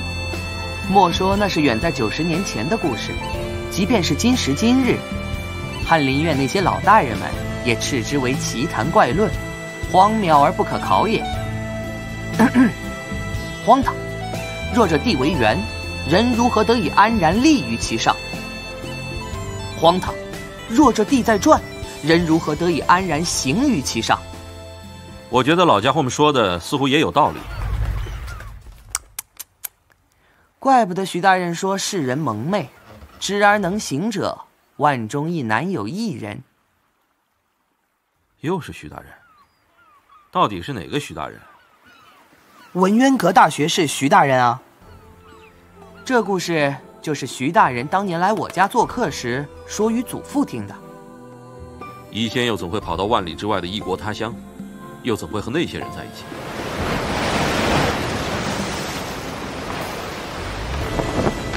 你只需明白，在这个世上，天才之间总是相互吸引，他们的相遇会改变一切。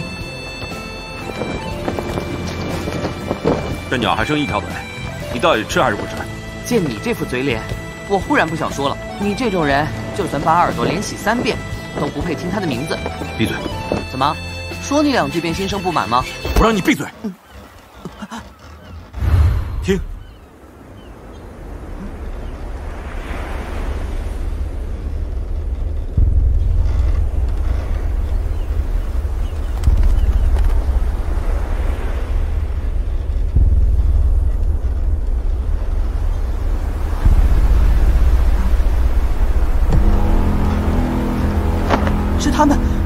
他们又来了！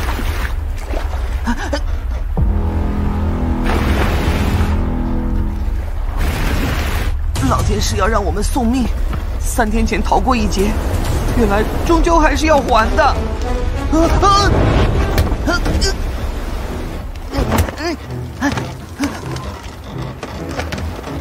哎呀！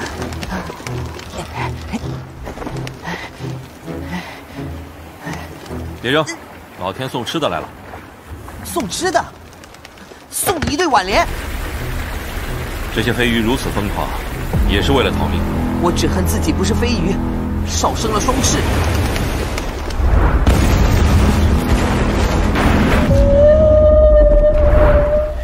书名乃是《论天体的运行》，故事中的人名叫李药师。此时此刻，你说这些做什么？冯梦农立志追随家祖，做天下第一的书家，即便是此刻死了，也要把故事说完。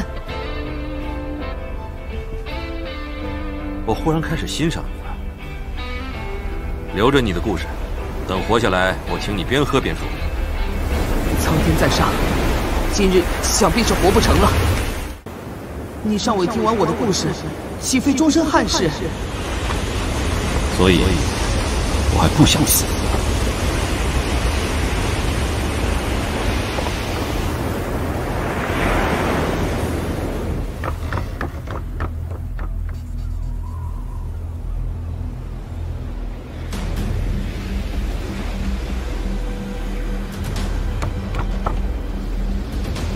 那是什么？来时听闻南洋海中多怪，此言看来不虚。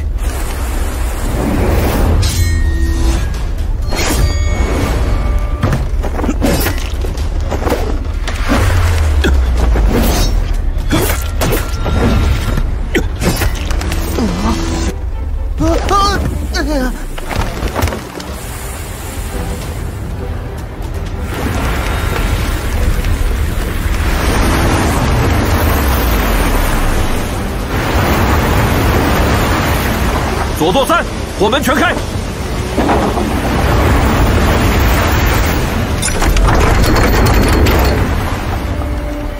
开火！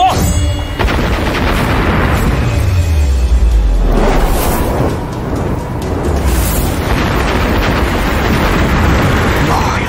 老子在海上一辈子，从没见过还能这样的。怕不就是海螺吗？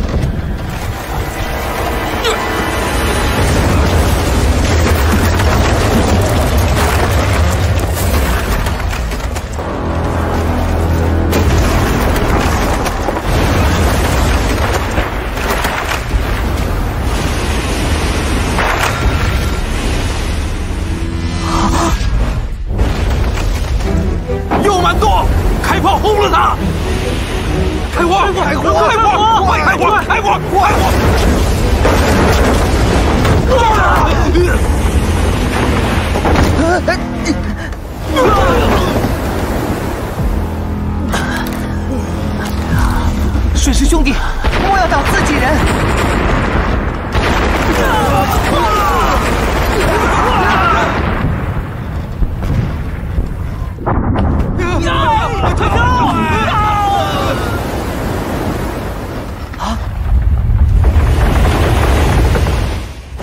快点！且慢，我忘了自己并不会游水。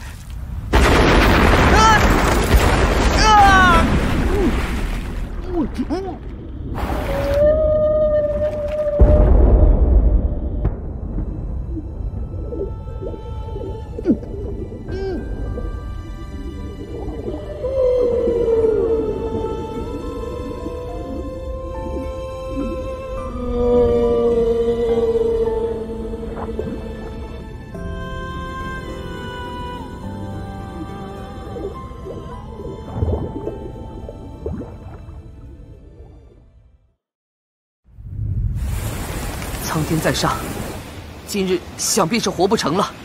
你尚未听完我的故事，岂非终身憾事？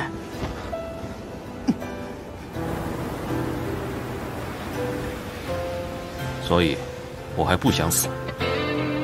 我也不想。阁下不妨教我，此情此景要如何才能做到不死？请赐教。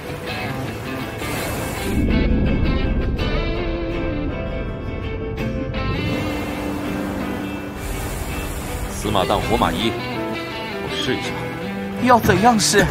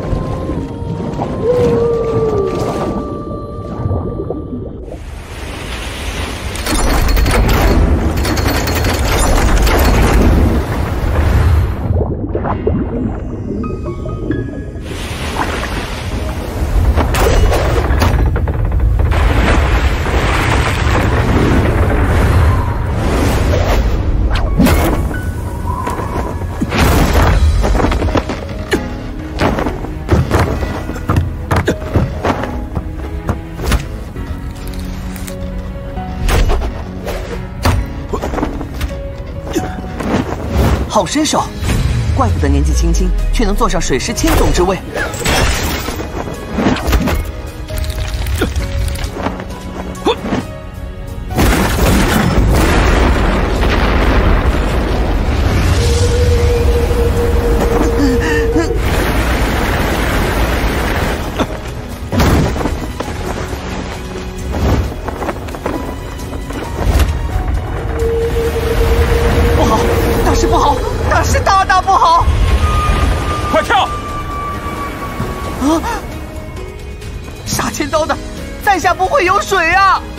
杀千刀的，百无一用是书生。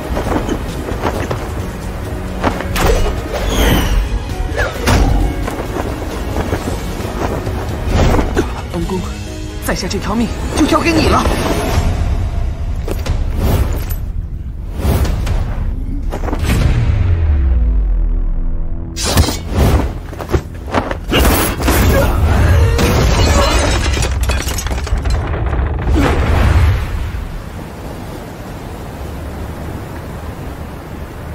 好恩公，好生了得，受我一拜。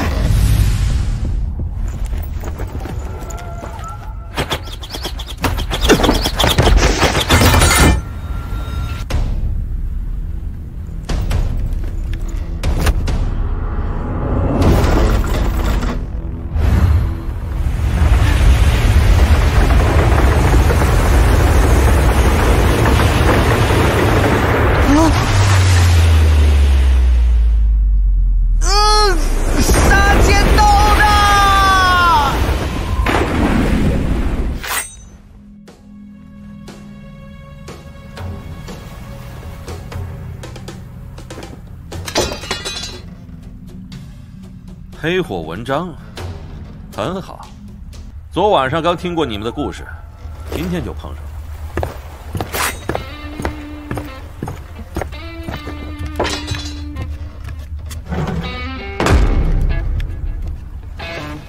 请。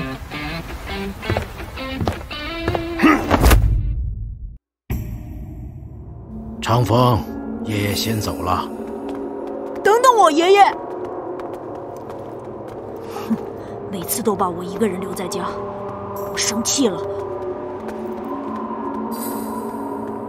我讨厌爷爷。爷爷，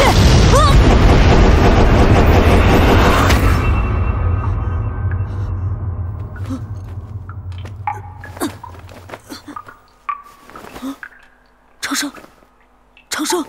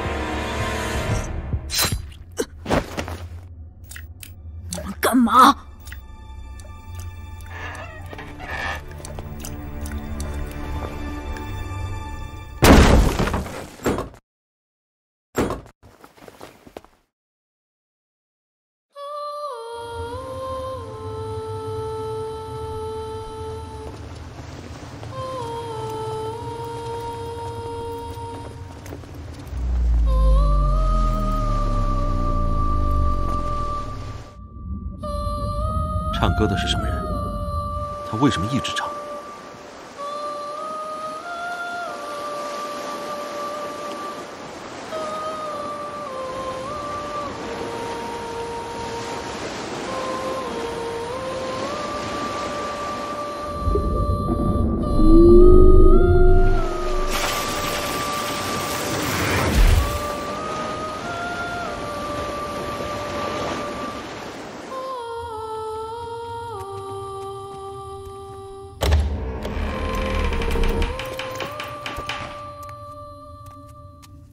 这房子盖得不错，就是湿气略重。陆千总，别来无恙。我很好，看起来公公的气色也不错。人交了新朋友，气色自然会好起来。那我现在的样子一定很难看，毕竟死了那么多旧兄弟。陆千总是在怨我与敌为友吗？素闻公公深明大义，耿直不屈，想必是有不得已的苦衷。当日交代千总的事，可还记得？重复一遍书的名字。论天体的运行。公公，你只需把书册交给我，其他的不需要知道。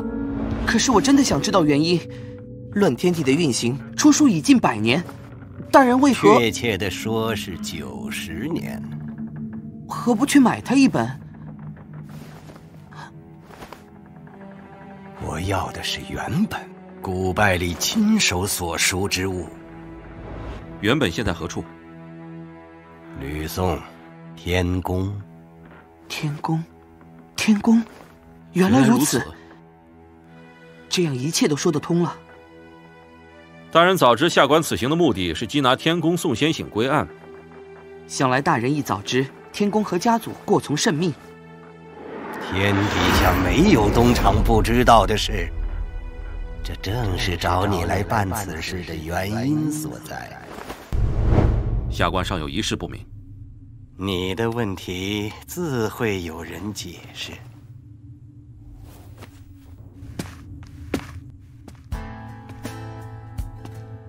攻击你们的船队原因很简单，我们不需要无能的伙伴，而你已经很好的证明了自己。这年头，连西洋人的中土官话都说得如此之好。这么说，我们现在是伙伴了？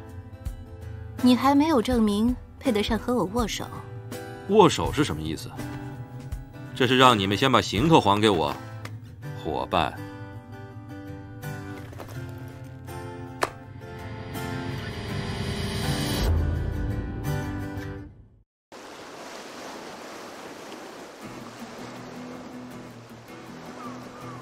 所以，我应该想办法接近天宫。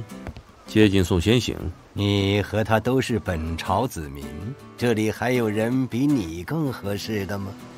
公公不也是？哦，抱歉，我忘了公公的身份。本朝子民可没几个喜欢和东厂打交道的。我等一心为圣上办事，对上不对下。贱民们喜欢与否，很重要吗？不愧是东厂掌刑千户曹公公，下官佩服。闲话少说，你只需记得自己该做什么便是。这个人看起来不怎么聪明，他真的可以吗？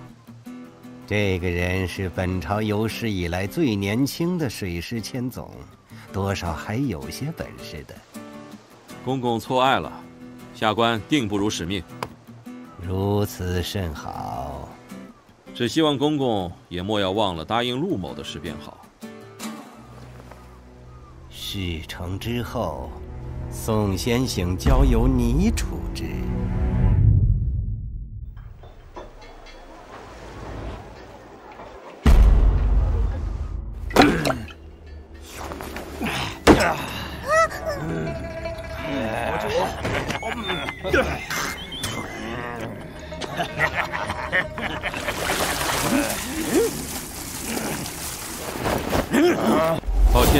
我觉得诸位太吵了，所以想请你冷静一下。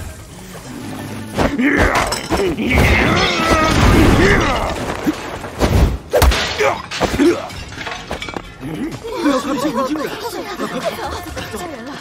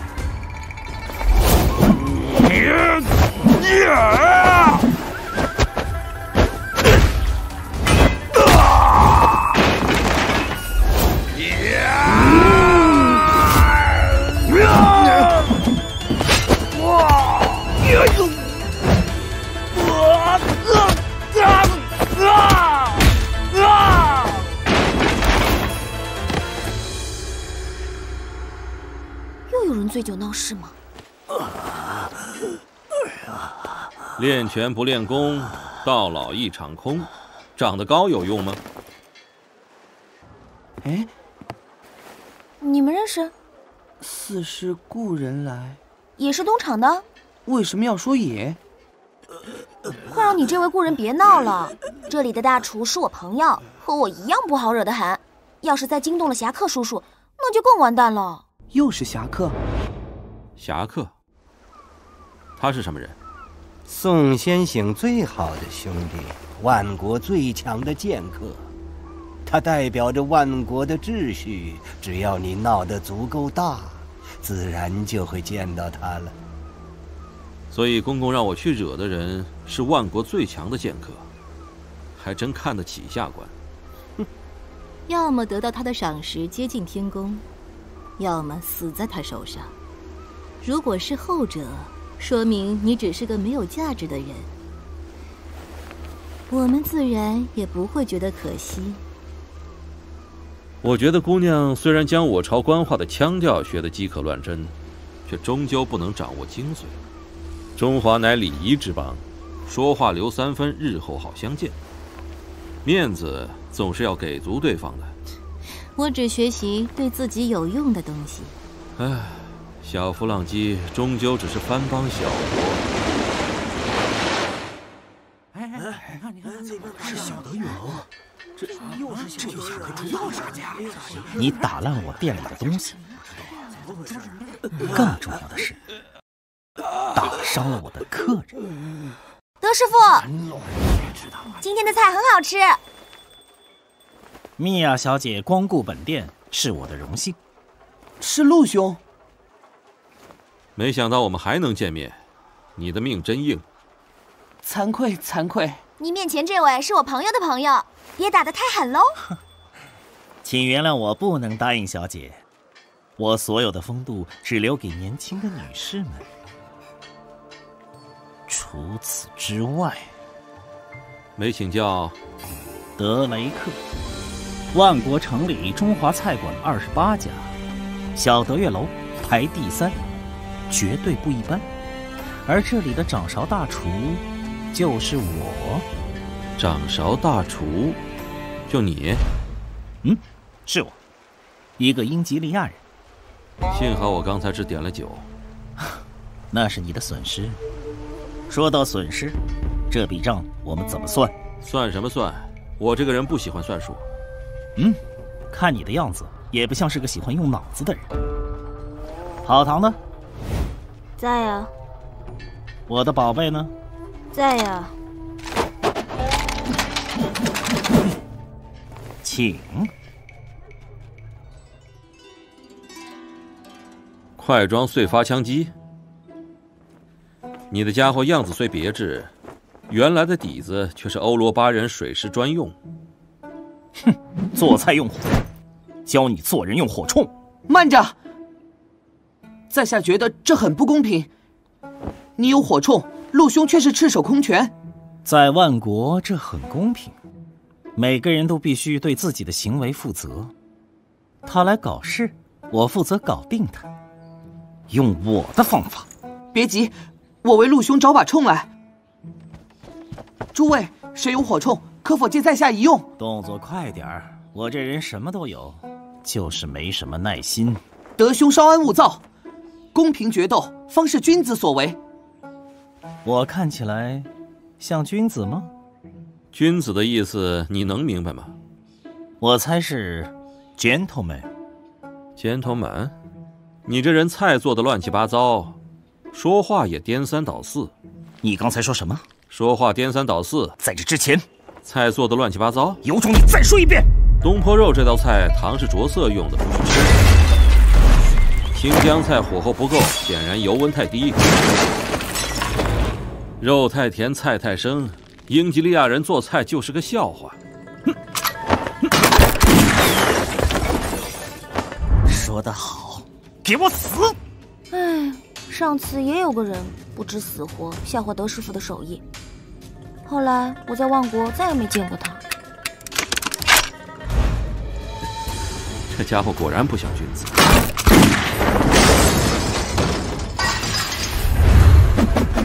老唐呢？在呀。该我了。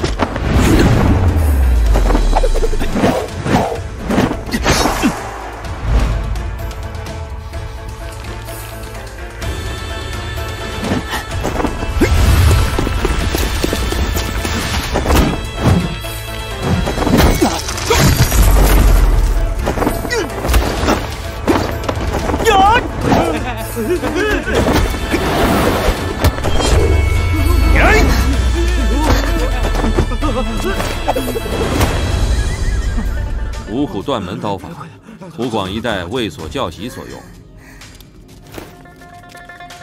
传授你刀法的是我朝将官吗？在万国，我有很多师傅，可以说全世界都是我师傅。我不关心这是什么刀法，能砍瓜切菜，顺便砍翻你就行。邯郸学步，东施效颦。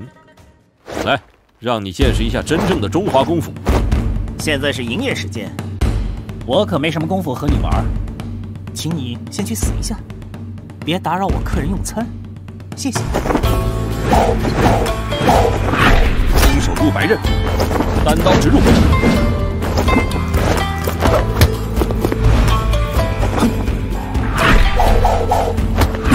拖刀式。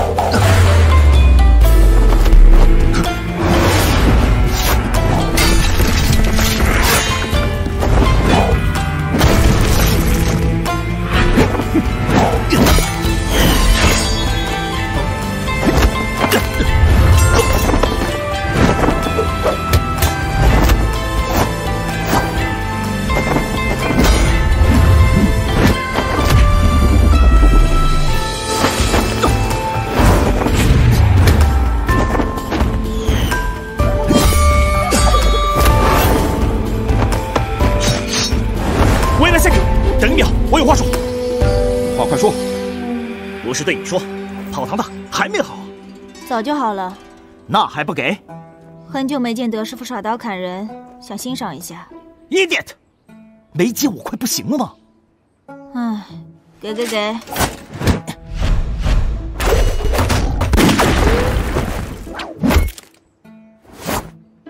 再来啊！我觉得这样似乎不是最公平。哼，你到我店里捣乱，还想要公平？说的也是。陆兄，接着。谢了，书生。不谢，二位点到即止啊！点到即止。点到即止什么意思？我听不懂。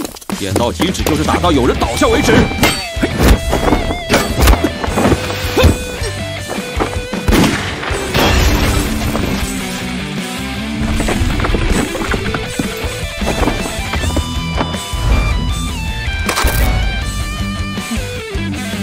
我也不知这冲里没装弹啊！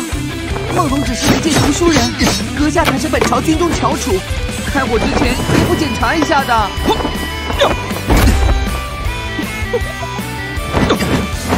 打得不错，给我死！百无一用是书生，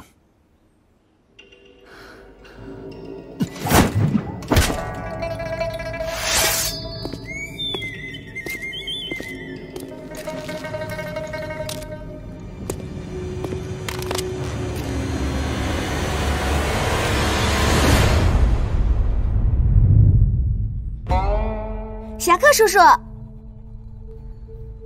这位就是侠客。嗯。侠客，这是我的地盘，你别管。他是我的客人，我要让他吃不了兜着走。你的客人我本不管，现在的问题是，你们两个快把这条街都打烂了。我先把他的事办了，回头再来找你算算这笔账。没问题，先解决这家伙。这里邻居们的损失我负责。今天这里的一切损失因你而起，你怎么说？有人说你是万国第一剑客。我是。为什么是你？像你这样装腔作势的家伙，等回到京城要多少有多少。这很容易，你去找把剑，我亲手告诉你为什么。我等的就是你和你这句话。喂，把你的家伙给我使一下。什么？这是我的。你这人看起来挺气派，原来这么小气。这又不是剑。只要是带刃的东西，对我来说都一样。舞刀弄剑这种事，我比吃饭还拿手。我好像还在生你的气哦。所以你更要支持我。万一我被打死了，你就永远没机会亲自来教我做人了。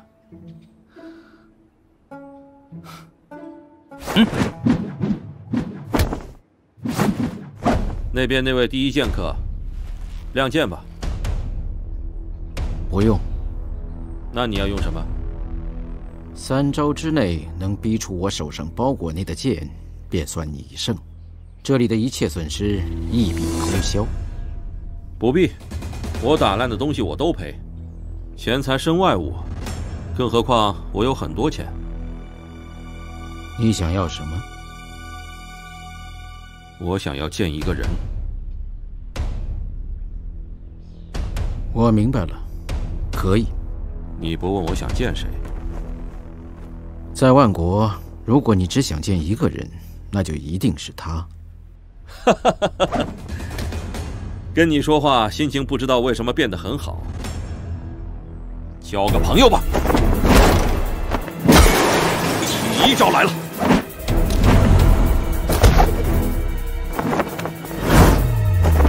第二招。成功了！太天真。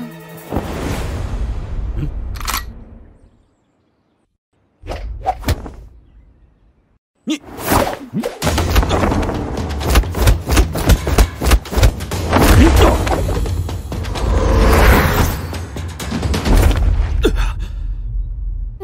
还是侠客叔叔厉害。何为万国第一剑客，竟然出火铳？是我大意了。谁说剑客就不能使铳呢？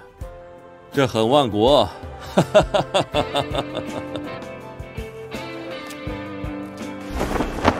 刚才过了2招，还剩1招，先存着改天再用。只要打不死，我就还没有输。你想要什么？我想要见一个人。起来，带你去见他。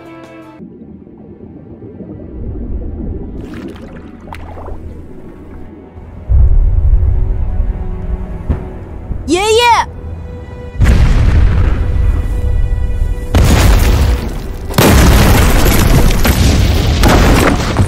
爷爷，听说你是来拿我的，奉命行事。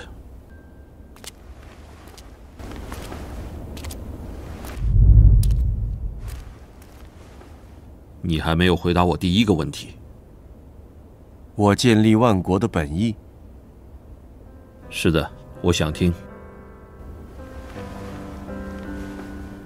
在这里，每个人凭本事吃饭、赚钱享乐，或者像我一样做点学问。没有人可以凭借武力强大或人多势众，就享有超越别人的权利，甚至是对别人生杀予夺的权利。我们建了这座城，万国。诚如其名。无论你来自世界的哪个角落，无论你代表的是一个人，还是10万人、100万人、1000万人，万国都一视同仁。以人之名，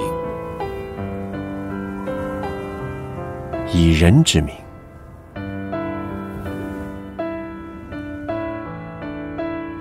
最后一个问题，请说。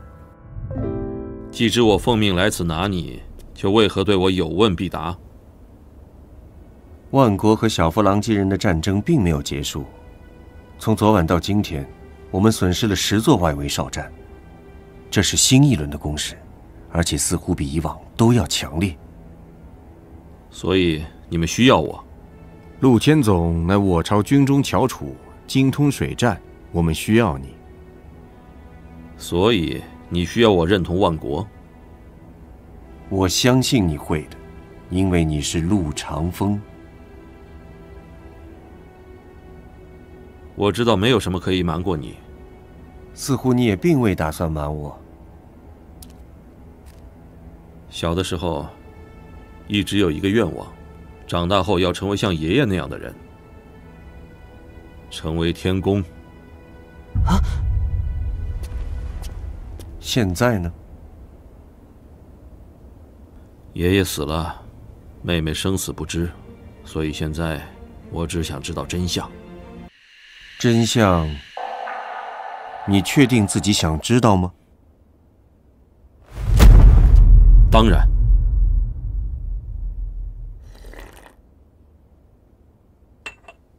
的确是我杀了陆向天。我希望你能有一个足够合理的解释。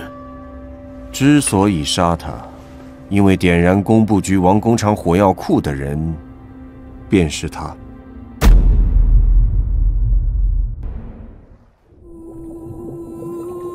你的祖父陆向天，父亲陆东壁父子2代皆为神机营将官，亦是天公。陆向天当年曾追随辽东铁骑李总兵远征朝鲜，平定倭乱，立下战功，亦在战场上对我有救命之恩。你父陆东壁资质过人，是天宫最为器重的火器大师。可惜东壁兄父妇2人在试验雷药时发生了意外，此后向天秦辈独自抚育你兄妹2人，只是他渐渐像是换了我，不但迁怒于天宫，更视我为敌，仿佛是我和天宫害死了他的儿子。7年前的那个早晨，身为神机营坚强武臣的他，利用职务之便进入工部局王工厂火药库，点燃雷药，酿成惨剧。现在想来，他是被米迦勒利用丧子之痛控住了心智。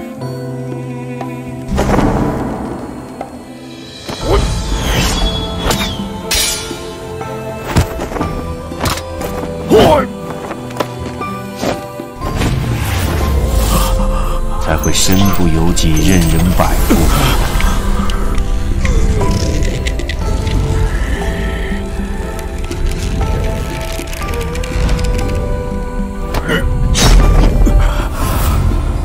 只有足可致命的伤痛，方能冲破米迦勒的精神控制。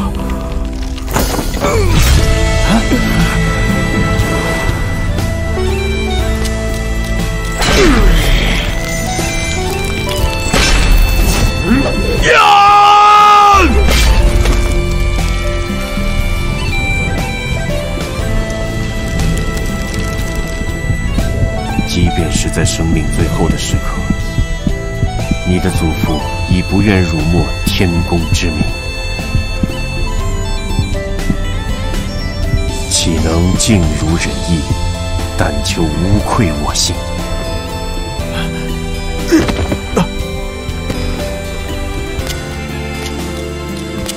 米迦勒最后只得到了9章中的最后一章《逍遥游》，并据此造出了连天宫都无法完成的海中神器。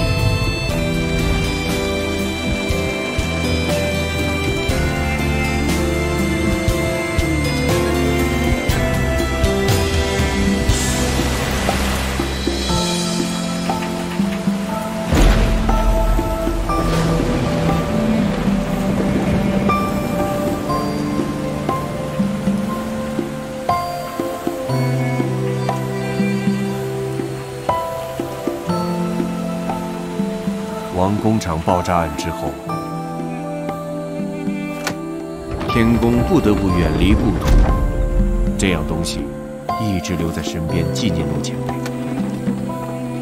现在是时候交给你了。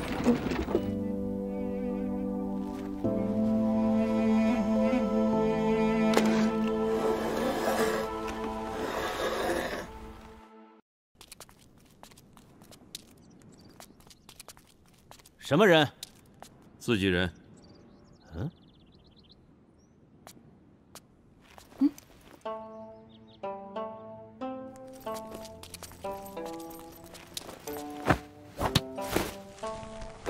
陆长风，万国商会联合佣兵团第13队代理队长。从今天起，由我对诸位的性命负责。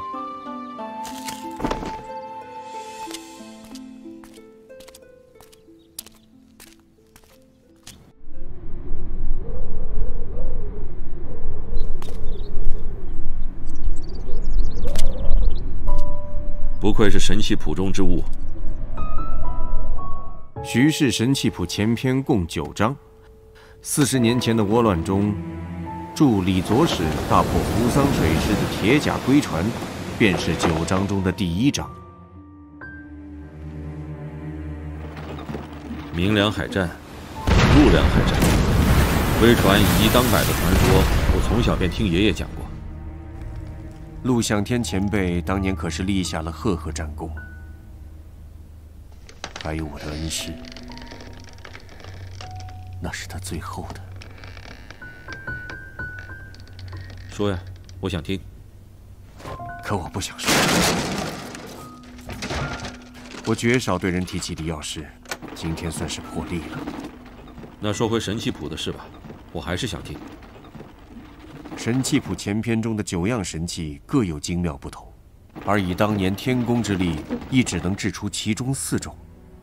只可惜，7年前王工厂这一炸，不但损失了神器谱，还有我们最顶尖的火器与铸造大师。所幸来到吕宋之后，天宫的匠人们凭技艺与悟性，将这4件神器复原得有模有样，虽比不过原书所载之精妙，倒也可堪一用。且让学生来猜上一猜，这4件神器，莫非是铁甲龟船、风流马、火烧鱼和红莲将军？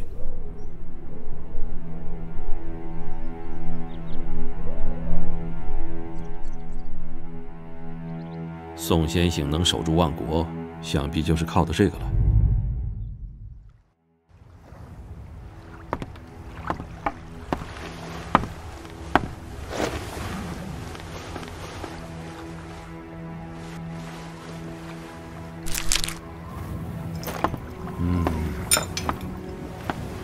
等吕宋的事了结，本官倒也想去小浮浪矶游历一番。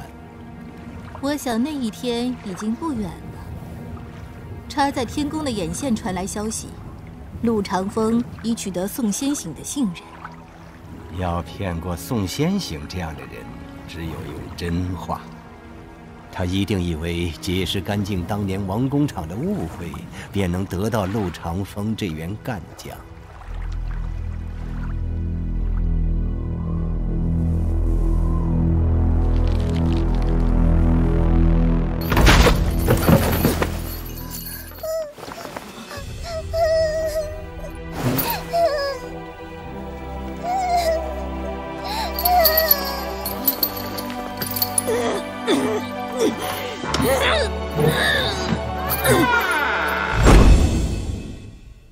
是你？究竟是不是我？当你见到陆长生时，不妨亲自问他。他在哪里？我会告诉你他在哪儿的。作为交换条件，你需要把论天体的运行原本交到我手上。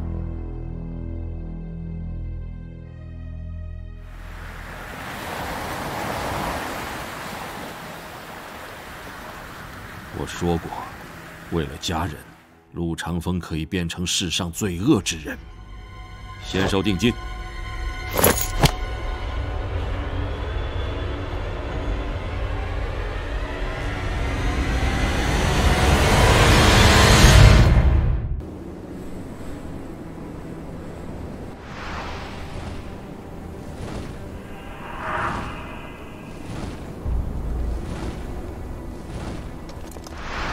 不能再靠近了。我们的空船不是小弗朗基人的对手。飞高点，带我去山顶瞧瞧。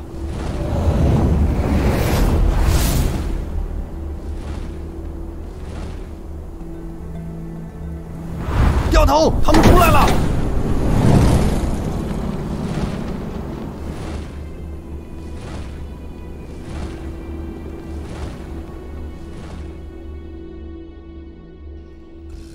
你率佣兵团主力去夺外围哨站，却只让我的13队策应监视。你理解的没错。这样会不会有点大材小用呢？不会。若非缺人手，你这个人我宁可不用。瞧不起我，还是信不过我？和你爷爷相熟的是宋先行，推荐你加入佣兵团的也是宋先行，不是我。显然，他比你更适合执掌万国。万国本就因他而生，而我要做的就是保护他。即便你当真是有所图而来，只要万国有我在，凭你又能怎么样呢？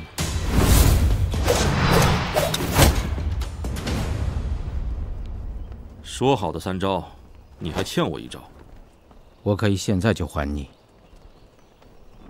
不急，我还没准备好。说到准备，就不能再多给我几艘空船吗？就这1艘能干什么？铺高峰哨站，没个5、6、7、8艘空船可攻不下来。佣兵团的空船火力本就不及小弗朗基人，所以派给你的任务仅仅只是监视与牵制。听不懂吗？我很怀疑你是怎么当上千总的。莫非水师总兵也和你爷爷很熟吗？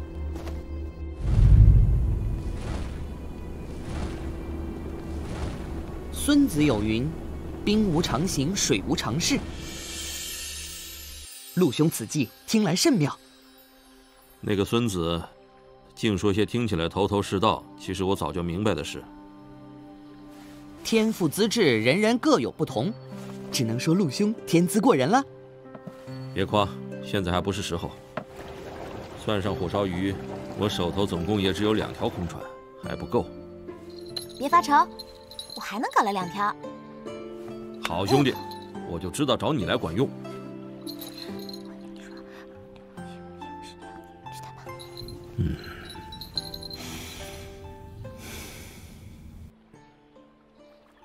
只要能胜，命都可以不要，面子又算什么？拼了！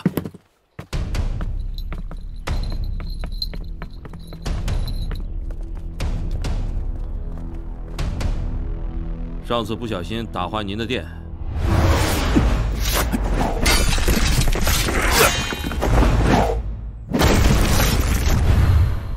对不住了。这点万国银票拿去喝茶。没事儿，没事儿，没什么事儿就别再来这条街了。我做人这么善良，是不是会被人瞧不起啊？答应了，我们有空船了。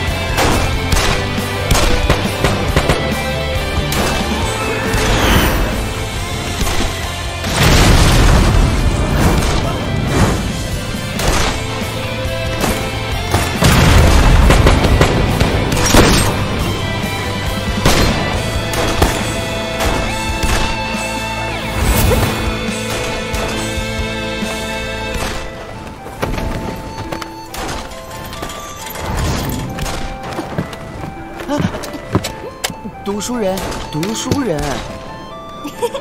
陆长风总说“百无一用是书生”，我开始明白什么意思了。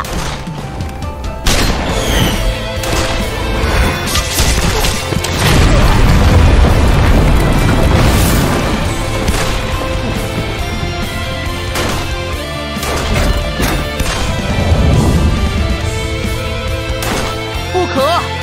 兵书有云：“围城必却。”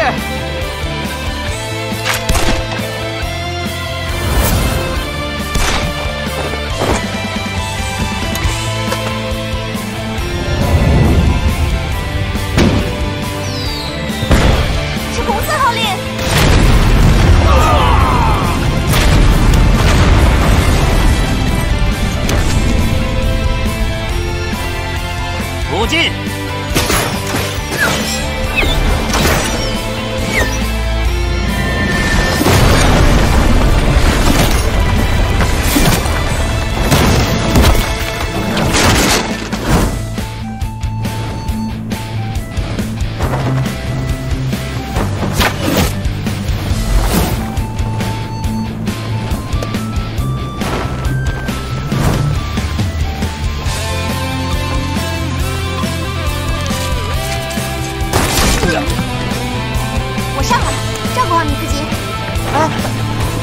小心呐！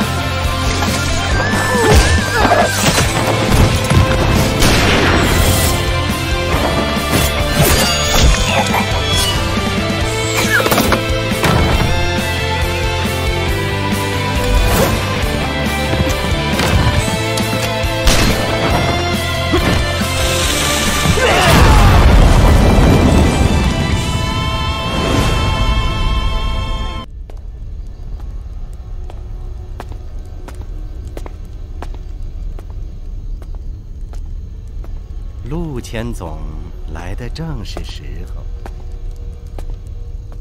你拿下蒲高峰的时间比我预想的要慢。我本不该去，那显然是你的激将法，也不该来。我答应了这些人要做一些事。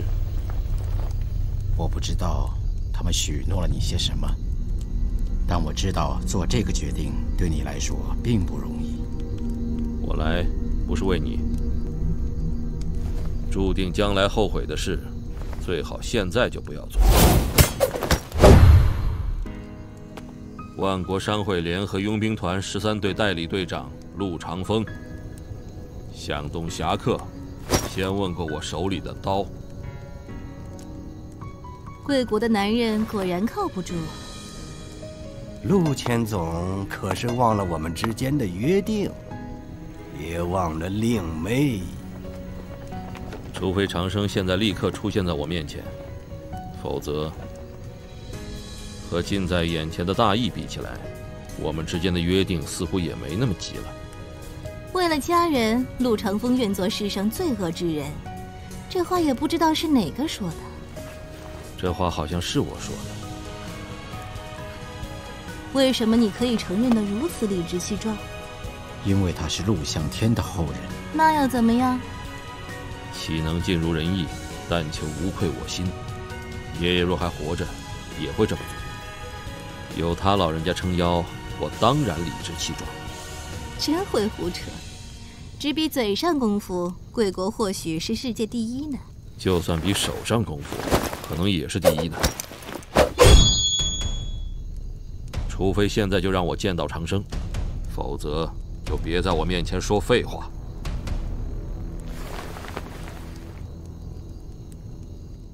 行，你不用兵器，我也不用。要赢就赢得你心服口服。这才像男人，够绅士。绅什么？别总说我听不懂的话，行不行？他就交给你了，那个更危险的留给我。更危险？你是指？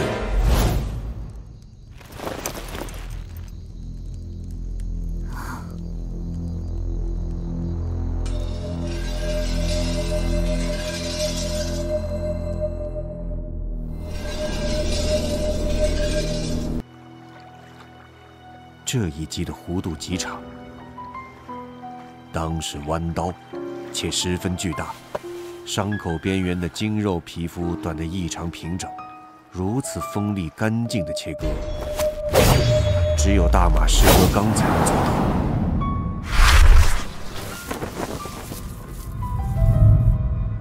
你竟未能见到对方的样子吗？我到的时候，一切都结束了，能找到侠客带回已是万幸。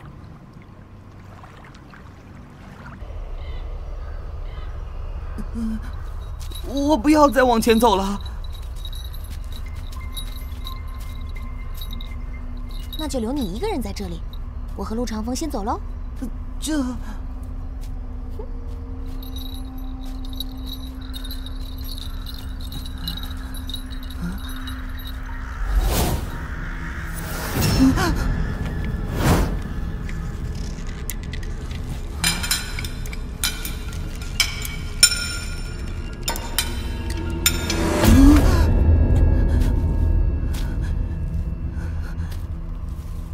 这个院子看着倒也幽静，不如就在此。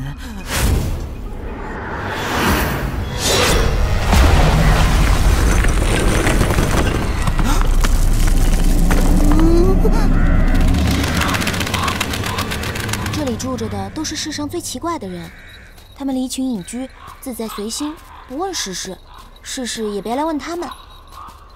天地玄黄，宇宙洪荒。没想到万国的荒字区竟是这样一个地方。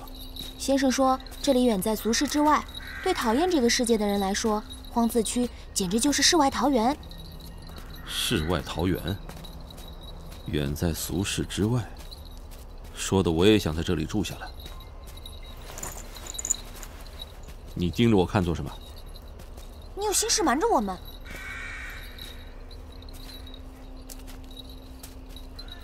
好了，我错了，我不该问的。反正我只要相信你绝对不会害我们的，就足够了。谁让我们是好兄弟呢？两位，我们又见面了。放心不下你们，在下决定还是大家一起同行，相互之间也好有个照应。哎呦，还真是体贴周到啊，谢啦。应该的，应该的。我想就是这里了。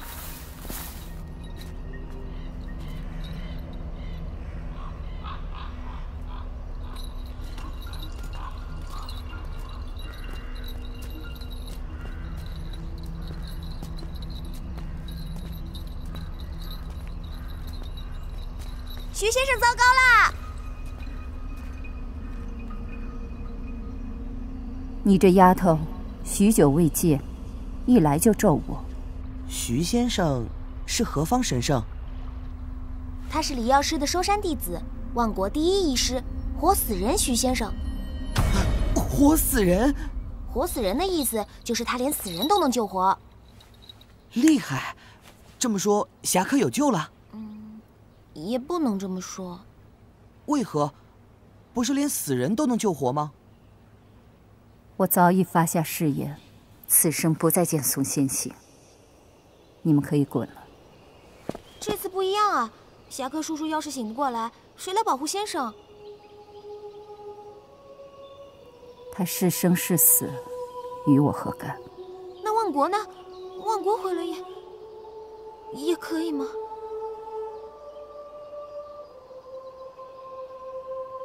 每个入了荒字区的人，都已将红尘俗世抛于九霄云外。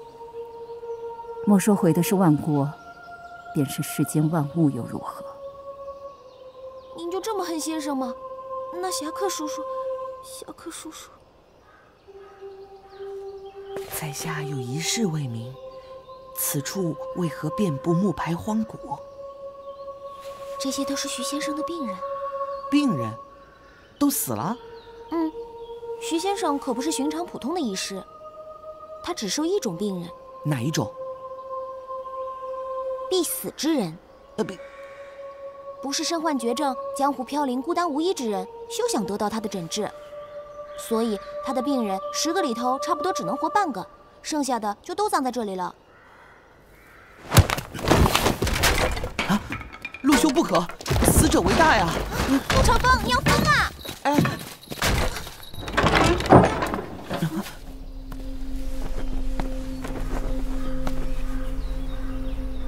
是什么人在我这里放肆？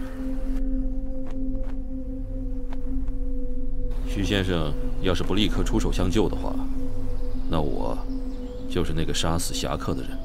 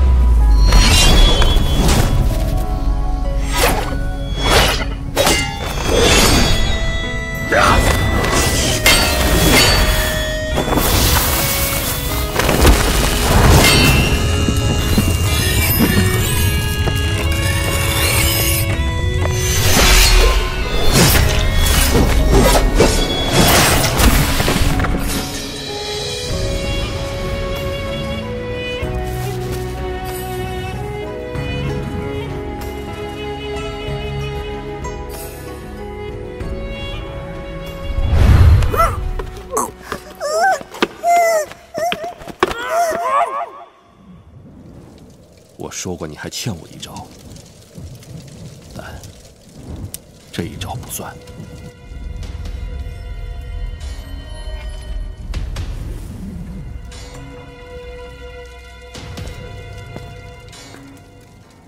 我说过会帮你找到长生的，你看我没有骗你。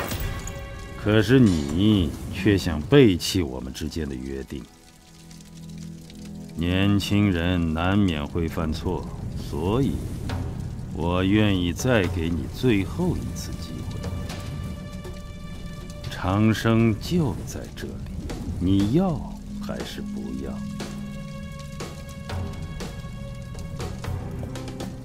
侠客这一剑很重，月姑娘的样子似乎很辛苦。侠客的第二剑本可切断身体，就算是他也会死。老师，我有一个问题。为何月天使身怀自愈之力，却仍会在身上留下陆长风的齿痕？这正是我不杀陆长风的原因。他是我一直在寻找的答案。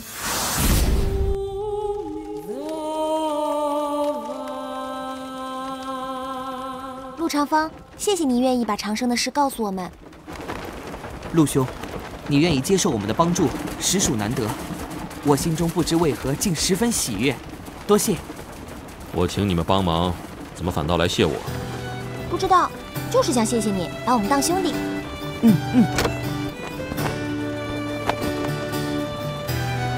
两个傻子。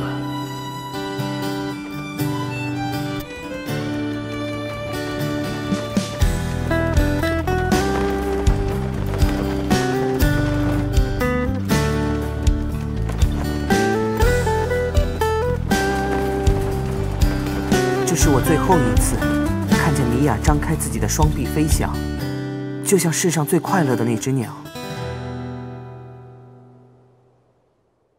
我没有一日不曾后悔那天之后发生的事。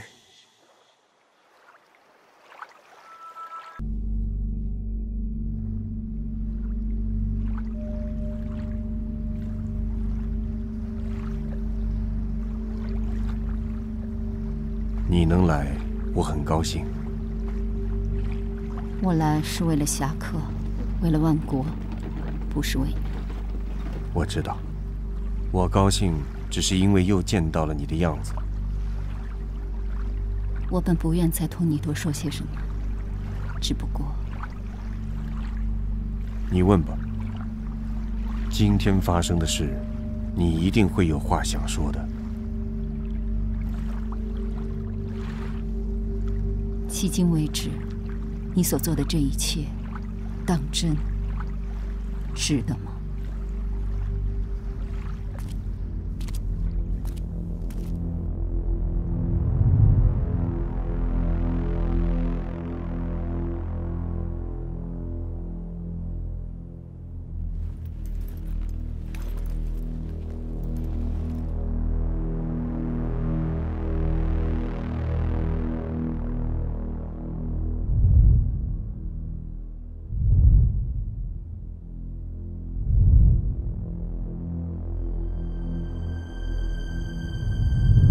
幸好还有你们几个。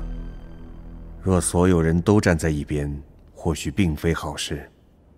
哼，比如他们都站在船的一边。说的好有道理啊，德师傅，真难得。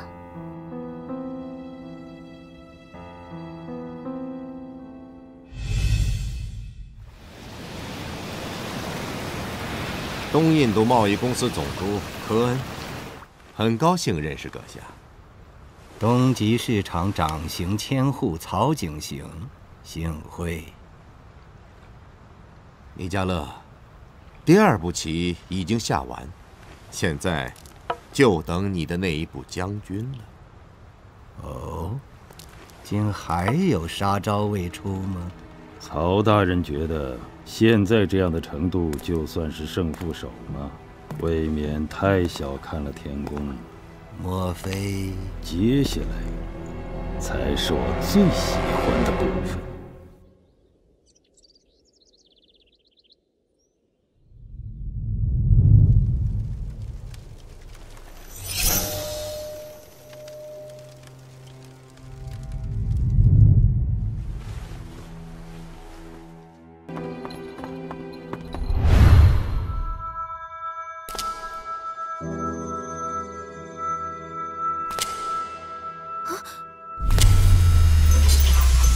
先生小心！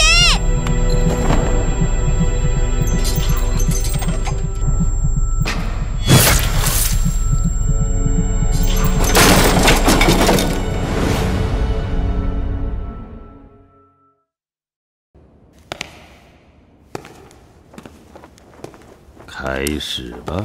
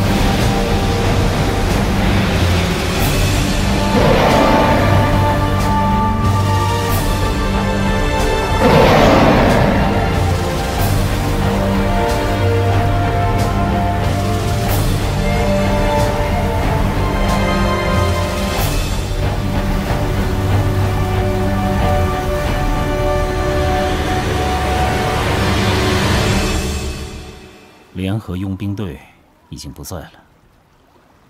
人心趋利避害，我对这个结果并不意外。别害怕，有我在。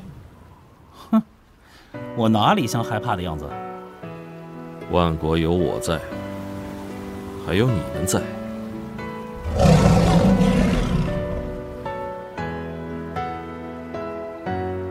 该害怕的人在对面。陆兄，还有我。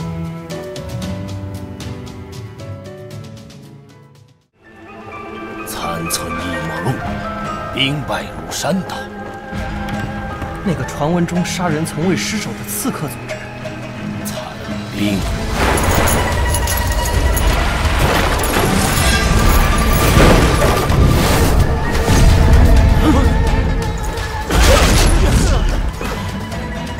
不要慌，速速列阵，拦住他！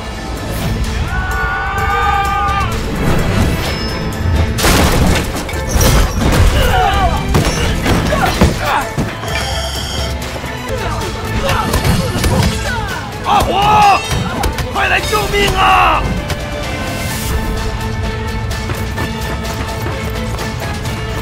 少公子，少公子，少公子，少公子，少公子，少公子，赵大人传令，让您速去主船护卫。知道了，不用那么大声，我的耳朵一向很灵光。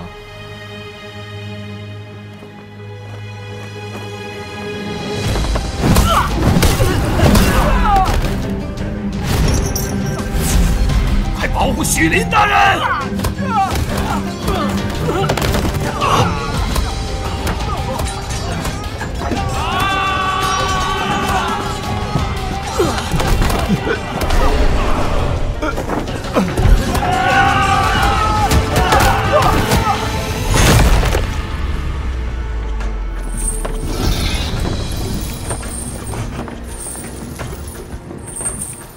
来人，救我呀！闪开！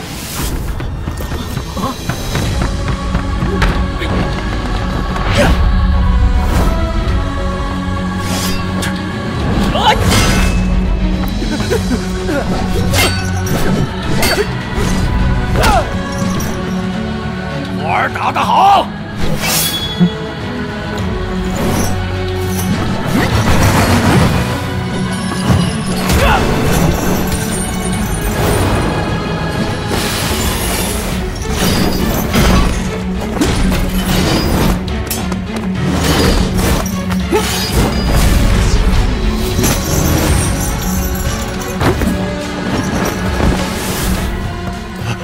那只救火来迟，大人受惊了，有我父子在，定保大人无恙。火儿小心，给我杀了他！没问题，不出2招，取你狗命。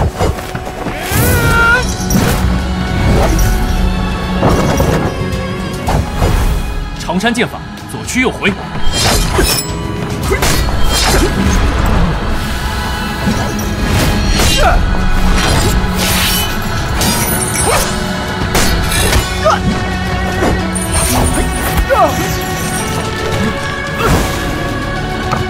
给我死！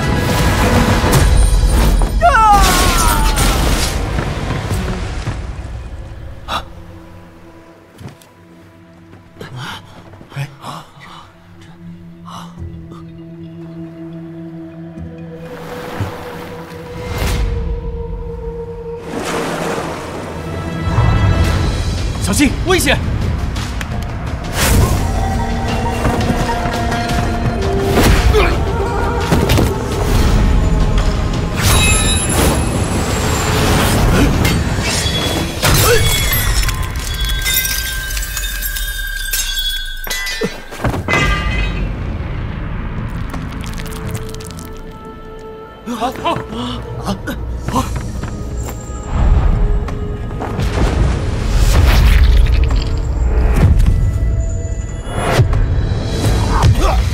父亲，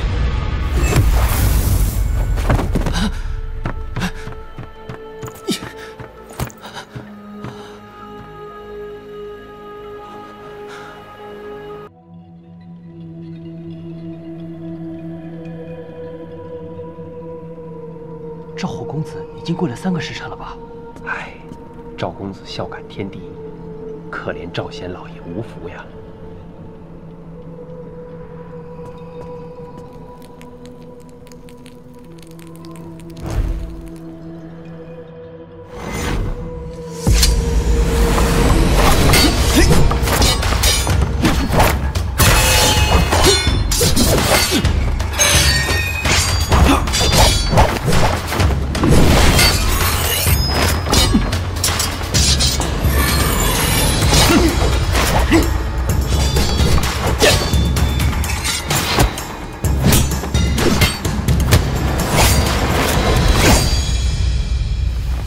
你们是什么人？有位大人要见你，请赵公子跟我们走一趟。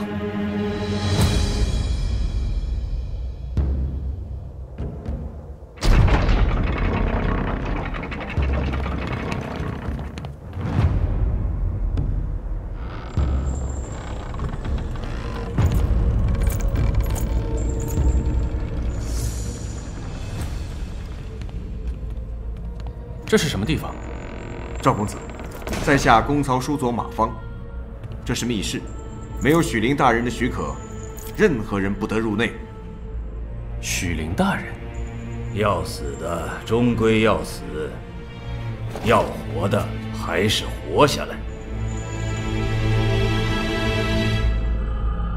死的难道是军师大人的替身？董相国忧国事，清君侧，抚汉地，反而成了众矢之的。我身为董相国的军师，也被乱臣贼子视为眼中钉、肉中刺。有心害我之人比比皆是，自该谨慎小心。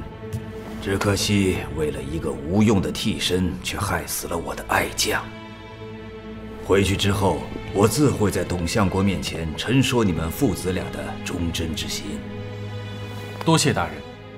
这就是战场，逝者已矣，但活着的需成其一致。我们没有时间伤心。是，大人放心，我不伤心。哦，怎么讲？若是大人真的死在我父亲的船上，失职者死，我们赵家必被满门抄斩。如今父亲战死殉职，反倒救回赵家81条人命。说得好，你和我的知交吕布一样，什么事情都衡量得很准。只不过吕布手段太狠，连自己的父亲都不放过。赵火，你武艺超群，悟性也很好，我很喜欢。今日我许灵收你为义子，你可愿意？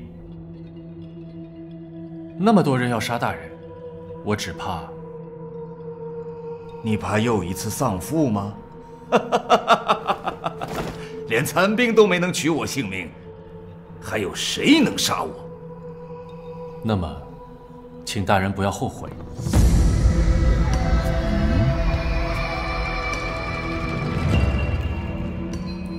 你的回答很有趣。大人，残兵中是不是有一个独眼的首领还没有出现？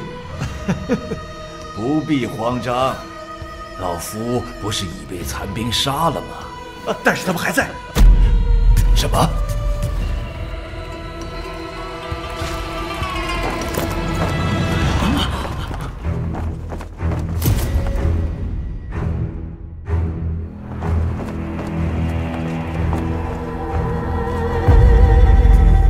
所有护卫把守入口，传令甲板士卒也注意警戒。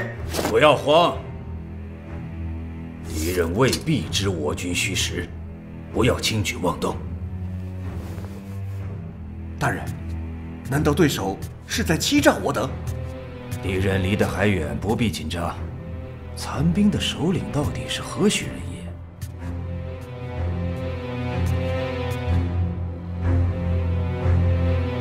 我认识他。1年前，他曾经来过我家。什么？难道你父亲与残兵结交？他为什么来你家？想利用你父亲接近我？是啊。这贼子果然阴险，知道大人身边闲杂人等难以接近。你父亲不会答应他。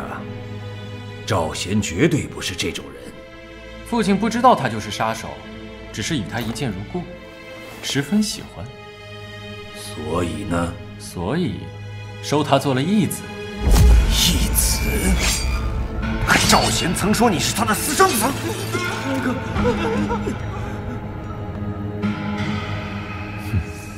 赵贤一直生女儿，生不出儿子，他怕你们取笑，所以没有说实话。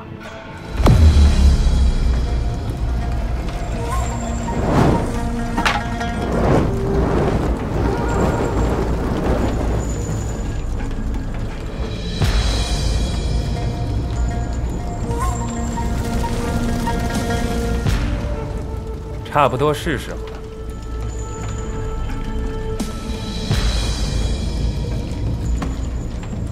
是残兵，残兵又杀回来了！不得了，那家伙烧起来了！到底是怎么回事？看，这是他们来接我的信号。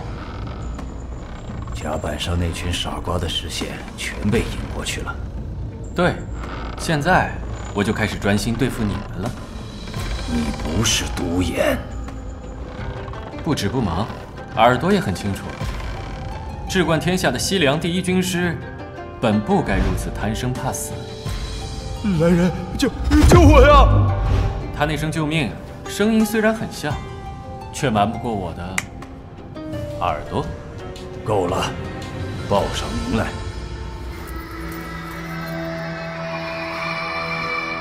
残兵之首，燎原火，你想到了吗？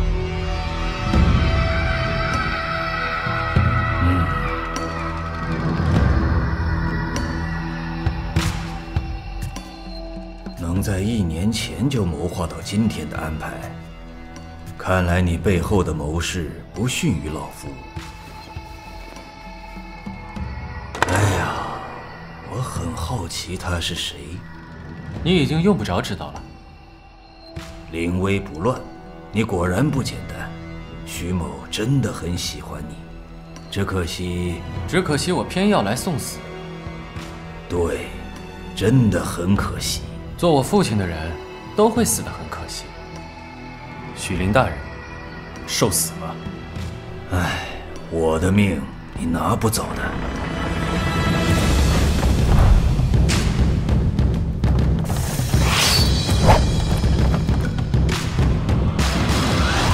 哼，没有后手，岂敢称西凉第一军师？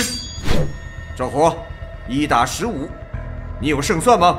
小子，就算是吕布，也未必能从我们剑下逃生。你现在连可惜也来不及了。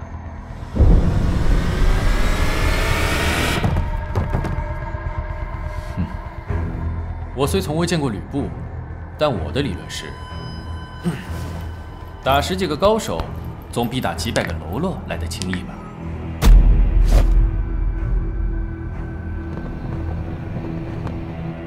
世人皆知我许林麾下猛将高手如云，如果没有万人敌的实力，杀我谈何容易。一成功，我就拉他上来。梦姐，你准备好了吗？可以。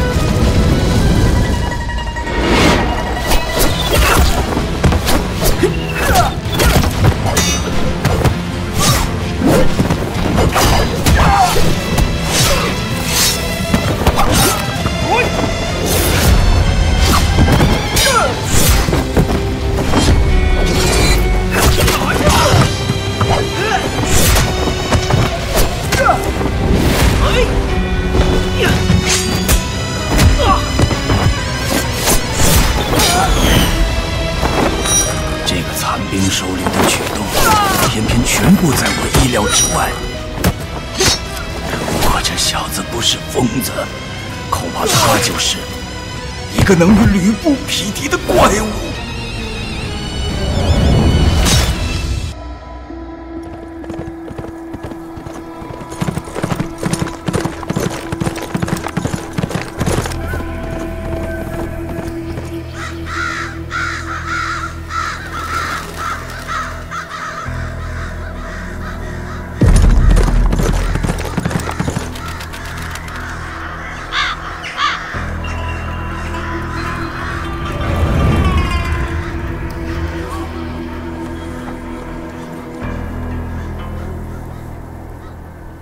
天下第一智囊，你猜一猜，我燎原火今天来这里做什么？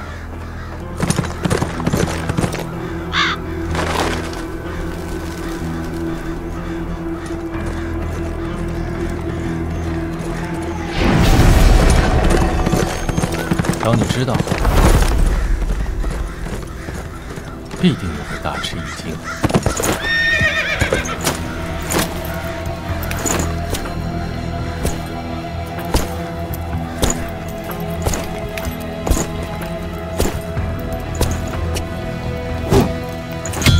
陆大人，终于等到您了。家父因护卫许灵大人而死，请大人为我报杀父之仇。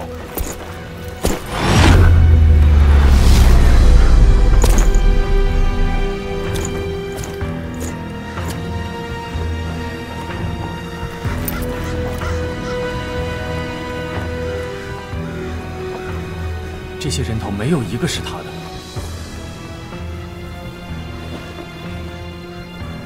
在许大人的船上，我见过他。他身长8尺，声如洪钟，满面刀疤，年约40。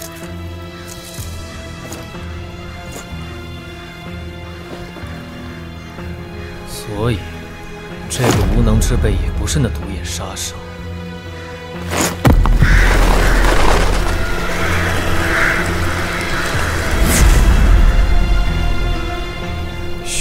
兄啊，请指点吕布该如何为你报仇。第7天了，今天是你的回魂之日，就请兄台的在天之灵为我找出真凶。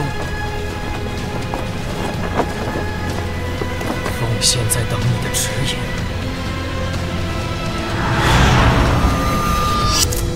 你来了吗？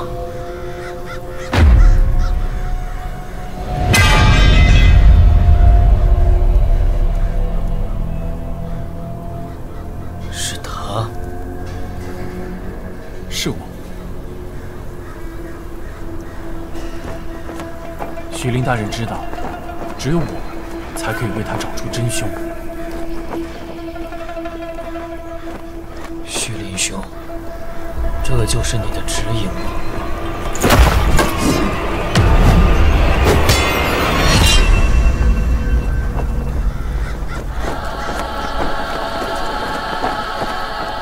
请将军为小人报杀父之仇。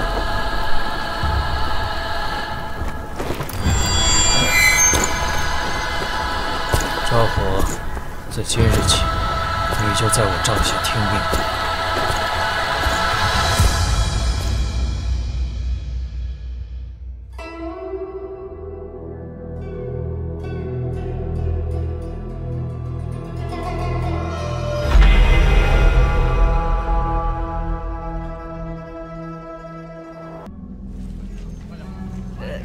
一早便收到赵大人的任命文书，小的们都翘首以盼。可是赵大人怎么是从城外进来的？我进出哪里，也要先问过你吗？怎么敢？怎么敢？小的不是这个意思。大人不计小人过，算了，你继续吧。好。下一批。洪伯伯，这小子看来很有用啊。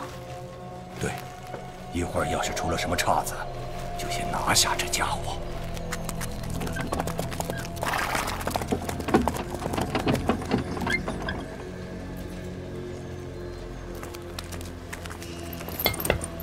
军爷，都是些祭祖用的东西，叫什么名字啊？来洛阳做什么？皇座在各地行商，今年特地回乡祭祖。回乡祭祖？家住洛阳哪里？家住石阶5巷营号。蠢材，洛阳人怎会有这么重的南方口音？老伯，你这样可过不了关呐。一行15人，前7后8，应该是江东孙坚会稽军的编制。你叫黄座？是的。住在石阶5巷营号？是的。哼，被人看出破绽了。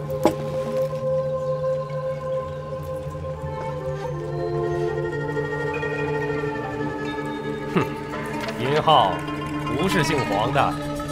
西凉兵都如此机智吗？有好戏看。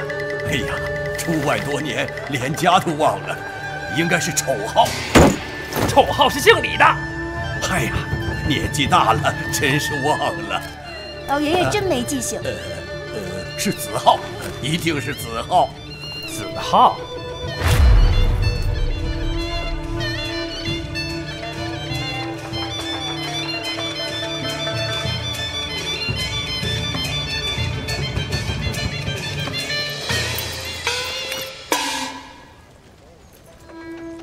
说。骗你的。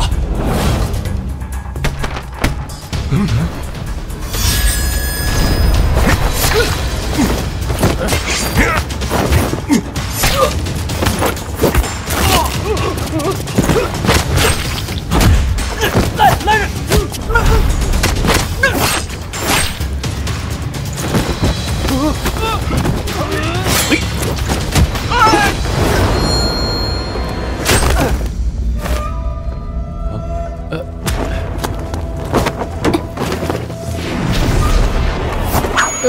要命的就别动。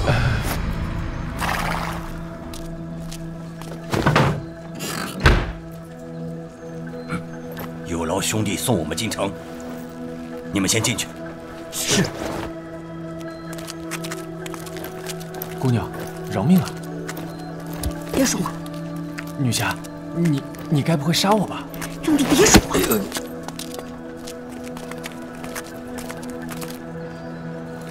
下面在干什么？一下子放这么多人进城？不要乱说话。没问题，是同乡的兄弟。赵大人，小的已替你向兵部报到了。啊，有了。赵大人，这位是？啊，他是我刚在西凉纳的第18个妾室，漂亮吧？大人年少有为，得享其人之福，下官好生羡慕。是啊，又漂亮又温柔。你走。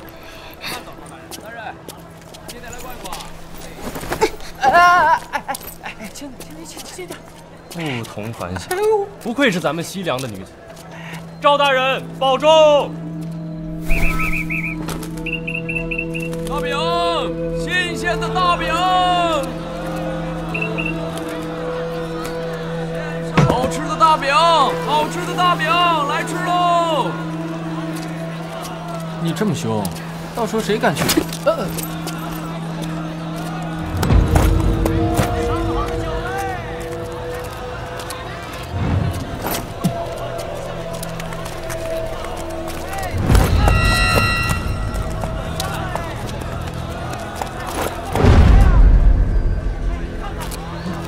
将军，早安。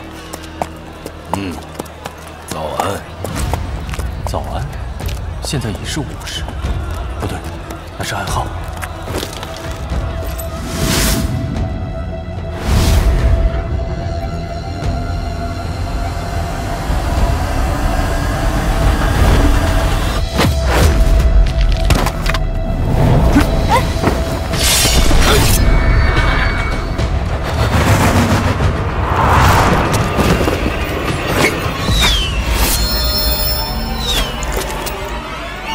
来人，有刺客！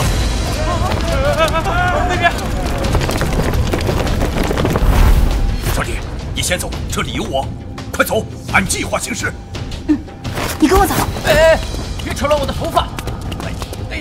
哎呀，疼疼疼！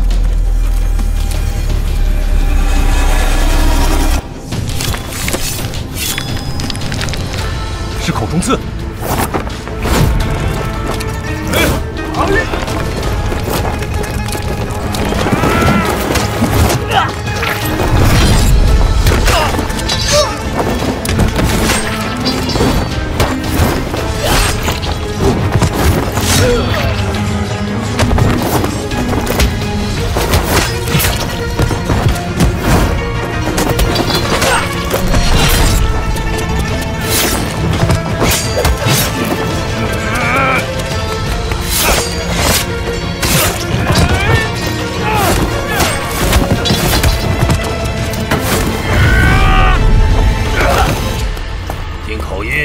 会稽人，王朗君还是孙坚军？孙坚军，黄盖。好，华兄早就下领教了。黄盖正有此意。站住！别跑！给我站住！站住！疼！站住！站住！哎！再过来，别杀了你们大人！停！大人为重。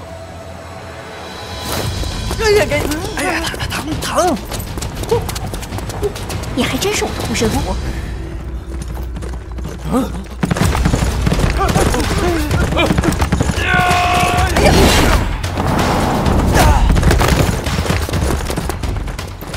有两下子，这丫头跟小梦不相上下。护身符，跟我走！我不是吧？原来除了武功外，论狠毒，你也跟小梦不相上下。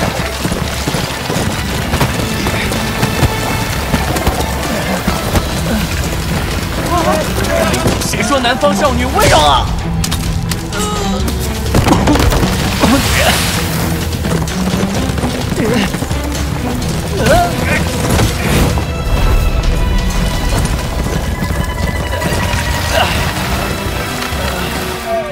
喂，不要瞎跑啊！前面是。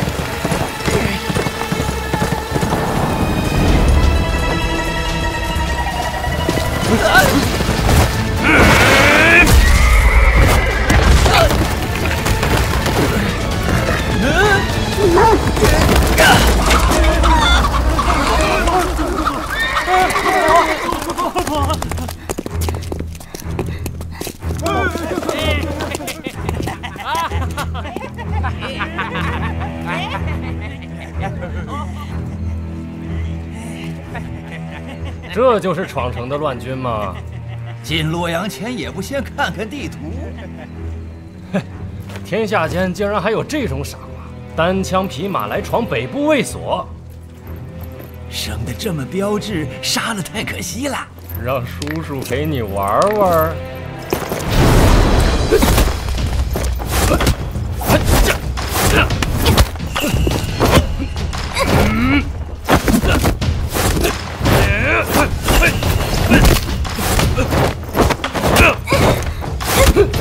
这就是你们五院高手们的本事。小郭，快点吧，人家笑你了。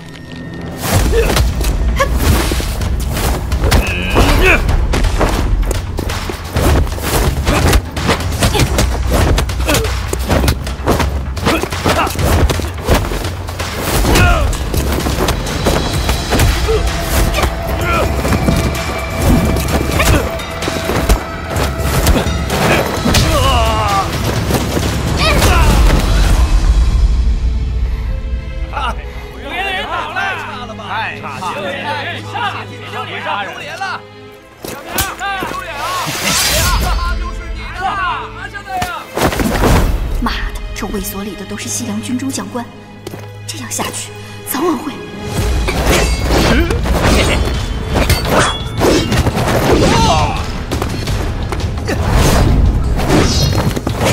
活该，托付与上色鬼。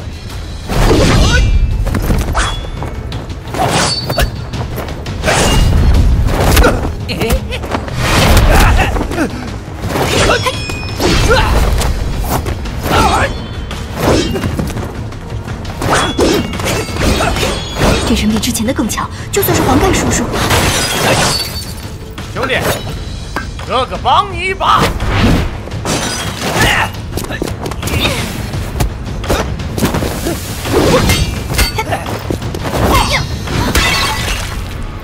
我也来，我也来，我也来，我也来。不要啊，军爷！哎呀，这才值几个钱，小气啊，真是小气。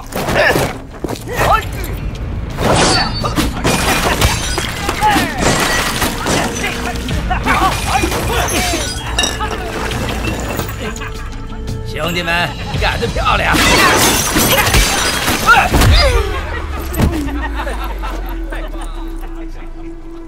还不是栽在咱们六院手上。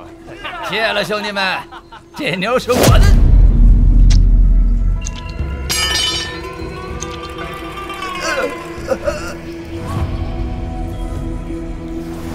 你中计了。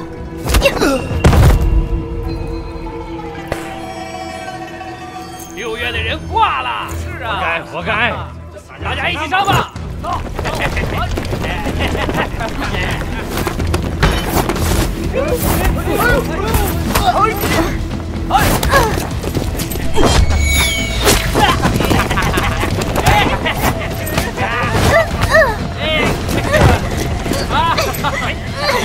3月的人抢先夺先登，我们也上了，上！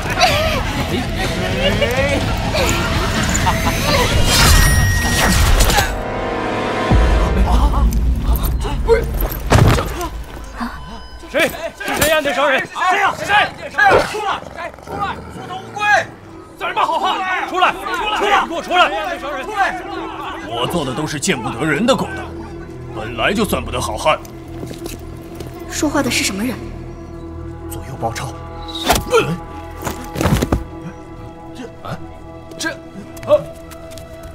不用这么麻烦。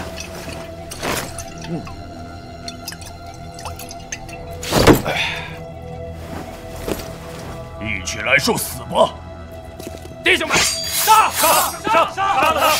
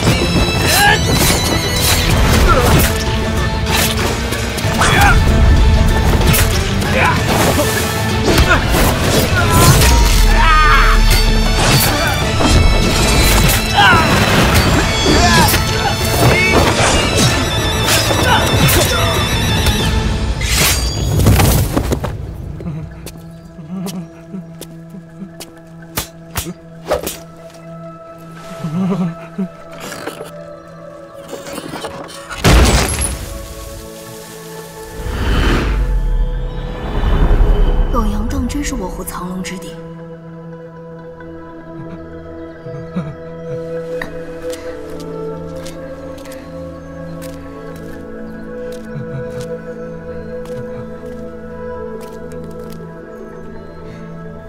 多谢壮士出手搭救。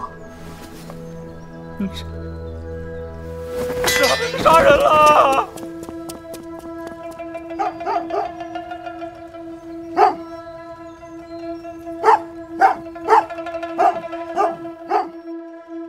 做内奸，只有死路一条。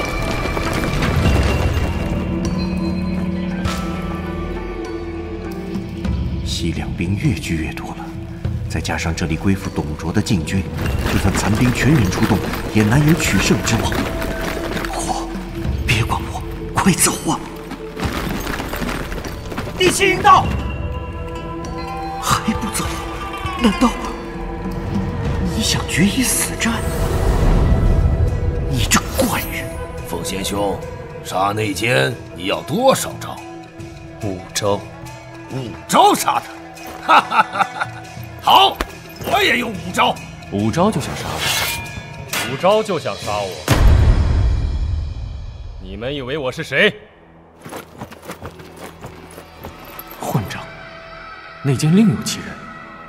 俺乃大汉10万禁军教头，调教出名将无数，就凭你也想杀我？元泰，你私通关东叛军，密谋劫天牢，叛国者只有死路一条。叛国者，哈哈哈哈哈！董卓挟持天子，若非顾及圣上安危，袁某世代忠良，又怎会屈身于董贼之下？若当真放手一搏，我不信此间有人可以胜我。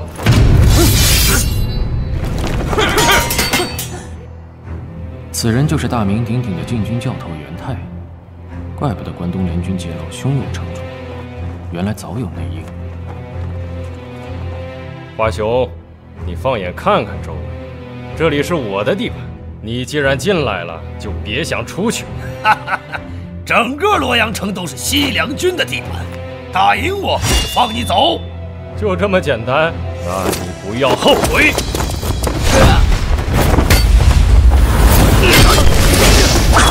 头两下子。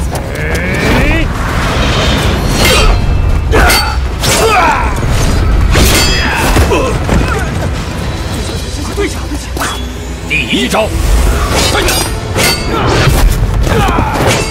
两人出招既快且狠，时而不华，各有千秋。别说5招，就算50招，也未必能分出胜负。不愧是禁军教头，吕布竟说能5招之内解决他，连我都做不到。第二招。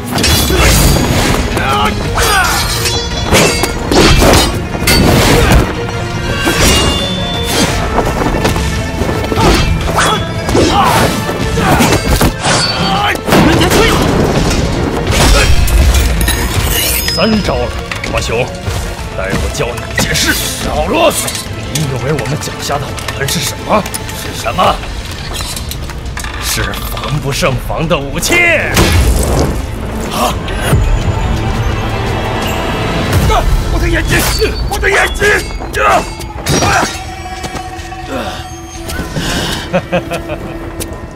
战场上什么都是武器。哎，你应该一早来跟我学习的。只可惜，混蛋！可惜你下辈子才可以拜我为师。第4招。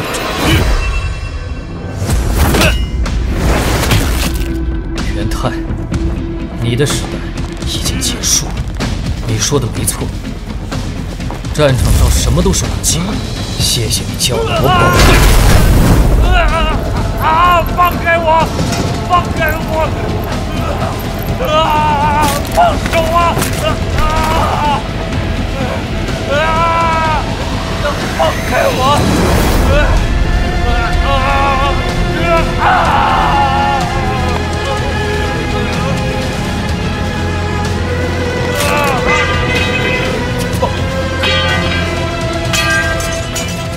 元泰死了，他的部下没有一人敢逃，因为他们知道吕布用不上5招，只用1招就杀了元泰，剩下的4招足够将他们杀光。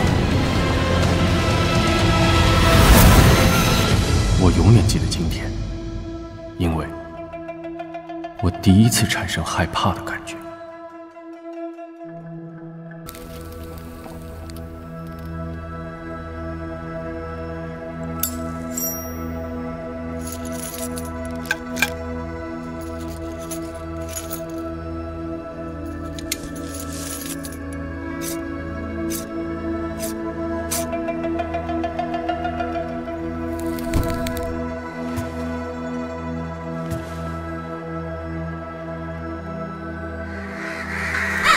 元泰被杀，计划有变。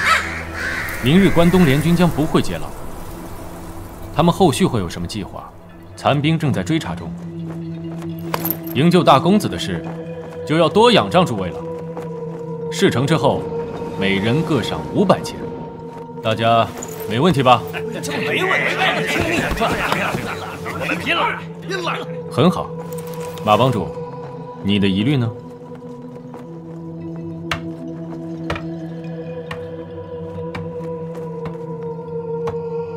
吕布为报杀许林之仇，必将调遣重兵而来。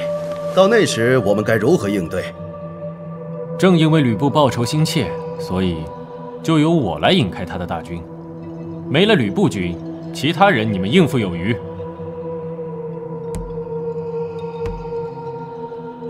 利用吕布的仇恨引开大军，好，我没有疑虑了。王副帮主，你的疑虑呢？想不到这一代的残兵首领如此年轻。哦，王刚，休得无礼！哼，我不知道你武功如何，但这次的对手是被称为战神的吕布。虽然你戴着残兵首领的眼罩，但并不代表你有上任首领的本事。哼，你对我没信心？哎，变了，残兵变了。以前只是保护司马家的安危，现在却变本加厉，胆敢挑战官军，还偏偏惹上了董卓。以往的残兵首领可不会如此狂妄，就凭你这个黄毛小子，叫我们如何信你？王刚，住口！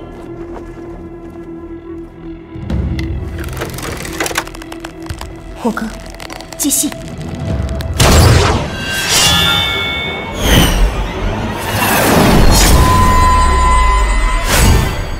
想看我的实力？哼，我看你不过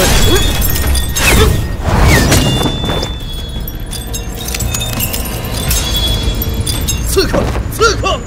姚元雄中箭了！这方向是从相国府那边射来的，谁人能有如此剑法？快保护帮主离开！安静！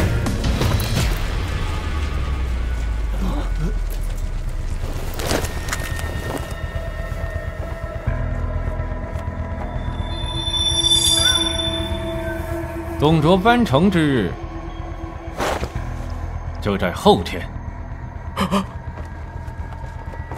王副帮主，刚才说到哪儿了？刚才我正在称赞英雄出少年。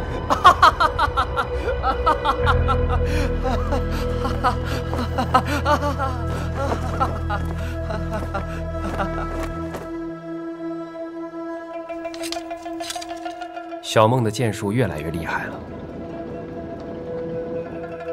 不过小梦的处境也越来越危险了。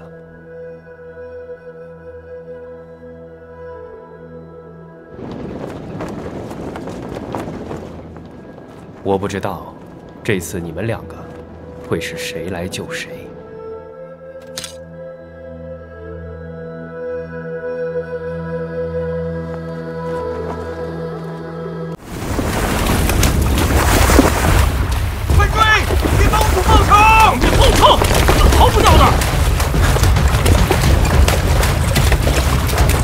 火哥，这样逃不掉的，快放下我，你自己逃吧。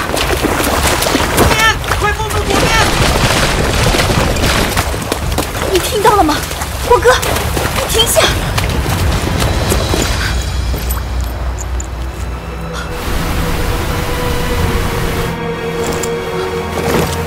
火哥，你干什么？放开我！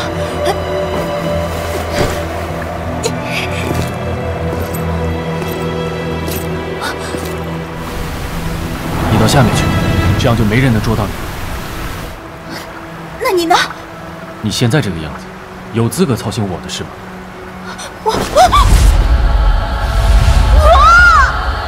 有我在，你不会有事的。你不能！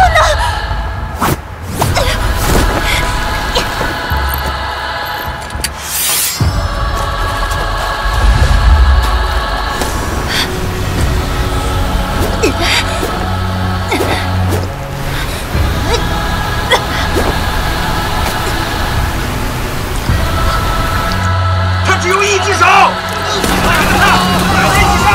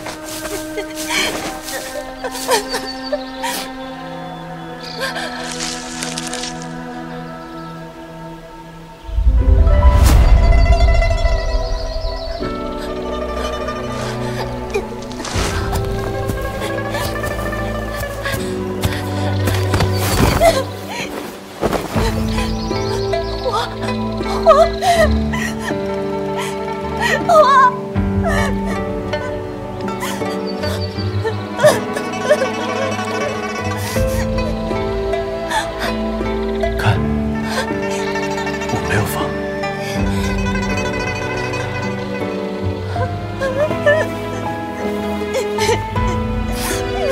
放手，傻瓜！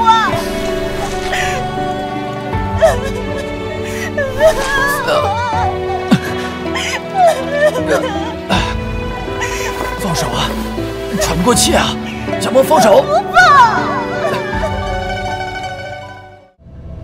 我将计划再说一遍。班城之日，人质将会从西门出洛阳城，然后去往长安。我们就在西门前较窄的7巷落手。获救后的大公子，就由你们带往东门，趁乱出城。残兵已经探得，届时东门守将是杨琴。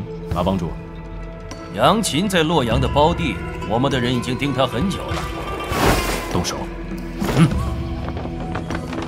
押送人质的队伍分成2波，大部队从洛阳大牢出发，大公子作为吕布钦点的特别人质，直接从禁军府出发。差不多也该点卯了，事不宜迟，我现在就回大牢兵营去。马帮主，明日我们里应外合，带大公子回家。兄弟，西凉军凶狠狡诈，你身处险地，千万多加小心。告辞。你不是应该在南城盯着李傕吗？怎么回来了？南城出了点计划外的状况。哦。让开！军旗紧击，别挡路！诸位先行一步，在下去就会。那边，快点！你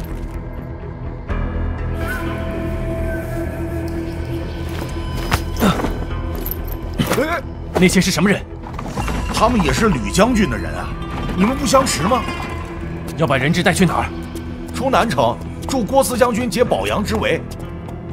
南城？怎么回来了？南城出了点计划外的状况。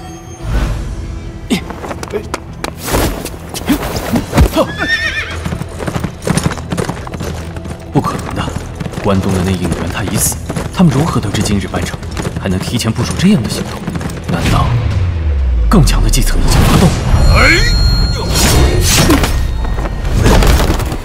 好身手，小子，我们又见面了。黄盖，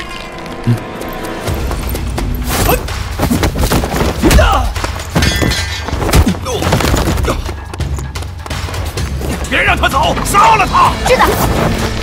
小子，还认得这绳子吗？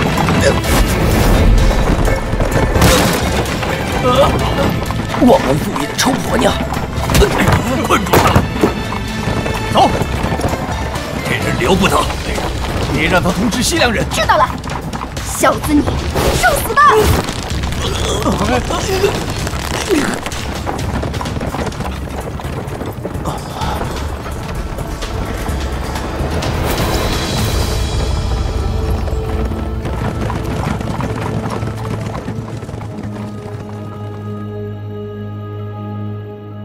二弟，现在情况如何？我们只有数十士兵，加上这群民众，要是杀上去，必死伤惨重。别做无谓的牺牲，我可以帮你们上去。你是董卓军，我们为什么要信你？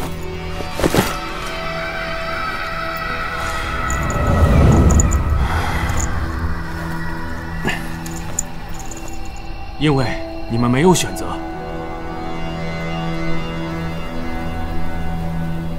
再加上这些人救过我。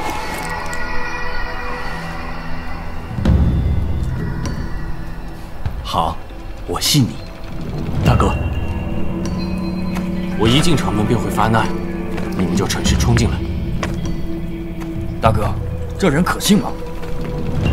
你大哥我从没看错过人呐。小兄弟，小心乱箭，别过去啊！大人，这人很面熟啊。是赵小伟，他还活着，快让他进来！这人是西凉军，王我们刚才救过他。西凉狗，不能好死！我走鬼也不放过你！不重颜面，是非分明，有趣的小子。大哥，你不怕被骗吗？忘了敌人给3弟的评语吗？100万军中取上将首级如探囊取物。你看，他准备发出警告了。姓赵的，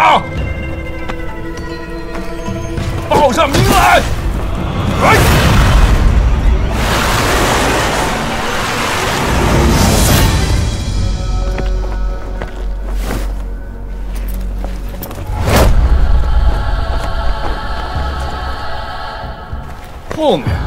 后面是焚成大火呀，所以他是叫赵火吗？我看他是在指上面的天吧？那么是赵天，还是叫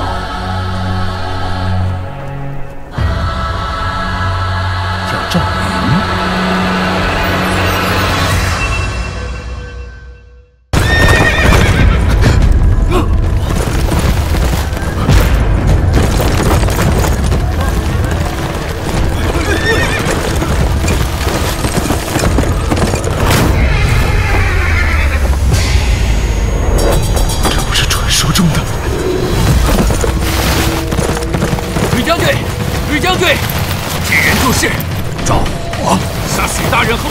凶手啊！这么说，此人就是残兵之首。这小子不是死了吗？一切真的是莫名其妙。更奇妙的是，我看见一个愤怒的表情，这个表情告诉我，吕布已失去魏将这应有的冷静。世上并不存在完美的计谋。任谁也无法做到算无一策。以前那个总说自己管仲在世、子房复生的司马家二公子哪儿去了？哎，童言无忌。不过，即便一切都失算，我也替你留了最后的杀招。那怪物终于来了！火哥，来的正是时候。什么正是时候？这家伙就不能早点来？别乱，守住阵型，别乱！你终于来了，竟然连吕布也乱了。仲达，你说的机会来了。用兵之道，虚则实之，实则虚之，用虚效制造真效。阿火，最后的杀招就是赵火。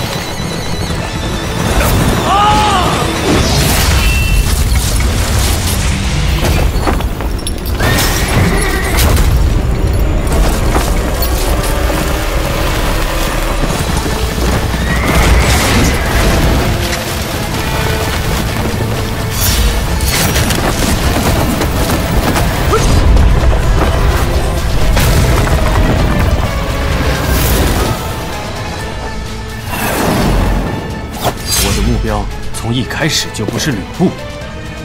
董卓，初次见面。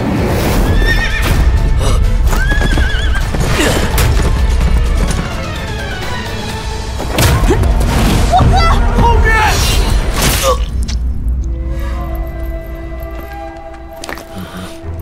许灵死后，我们一直在找那独眼杀手，想不到这只是一个幌子。更没想到，残兵的首领就是你。有件事令我很好奇，为什么你和他们不一样？相传残兵皆为身有残缺之人，可我实在看不出你哪里。怎会如此？他结结实实吃了吕布一击。那小子竟然没事？难道你天生就没有？对，孺子可教啊。他是人吗？人们都说吕布不是人，要我说，咱们这个疯子老大比吕布更不像人呢。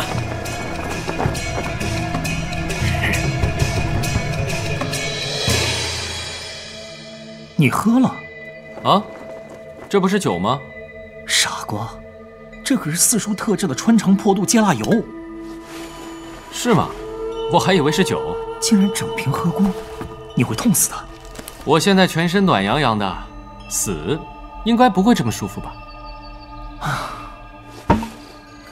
你这副鬼身体，与行尸走肉何异？仲达，痛到底是什么感觉？我真的很想知道。想知道什么？想知道一个像你这样的人也会怕死吗？哼，当然。那事情就简单多了。用你这条命换这里所有人的命，怎样？这买卖很划算吧？的确很划算，只是董某也很想知道。想知道什么？有你在这里制住我，其他人方可脱身。那么你自己又要如何脱身呢？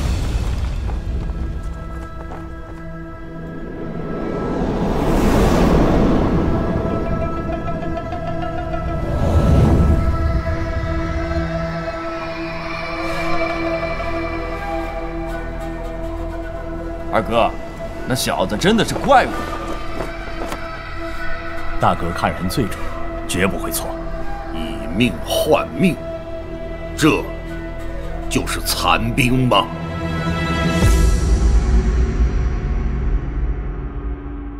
黄盖，这小子杀不得。元朝大人，这小子是西凉军校尉。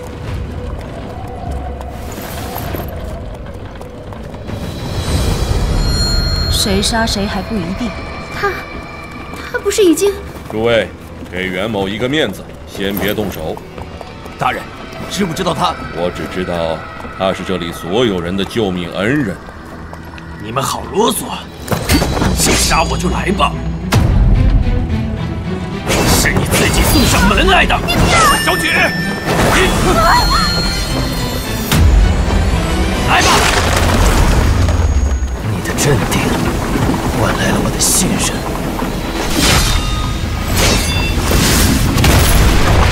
和我的不智！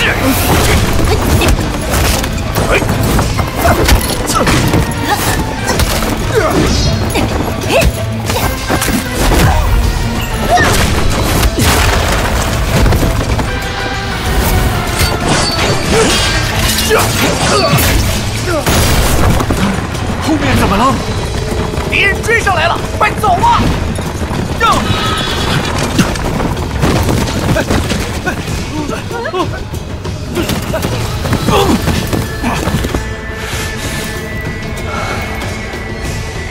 杀害许林的真凶就是你！要怪就怪你自己太蠢了。没错，真是太蠢了。丧友之痛，令我失去了为将者最重要的冷静，才会三番两次为你愚弄。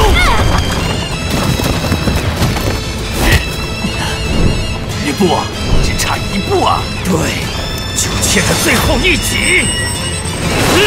别忘了，还有我，快动手！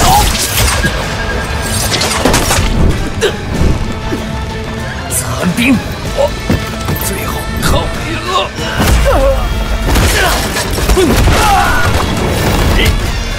你们护送大公子先走，像以前一样，没有我的命令不准回头，有请小梦。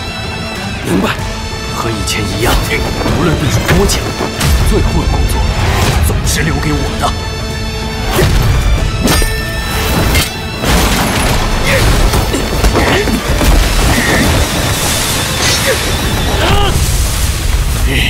我又见到了这个眼神。那天，那个令我今生第一次感到恐惧的眼神。又出现了。不过，现在已经没什么好怕的了。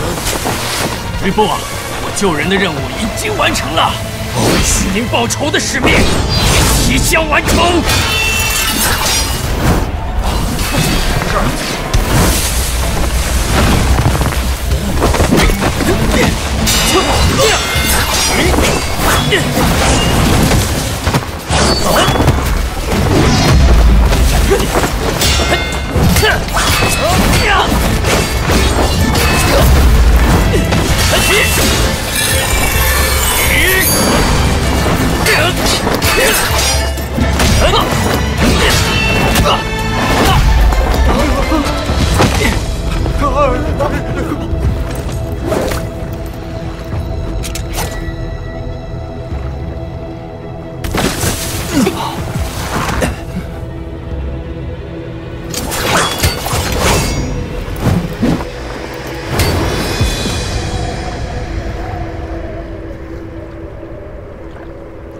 要死的终归要死，要活的还是活下来。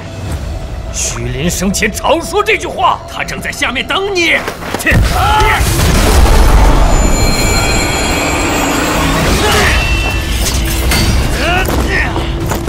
别这样！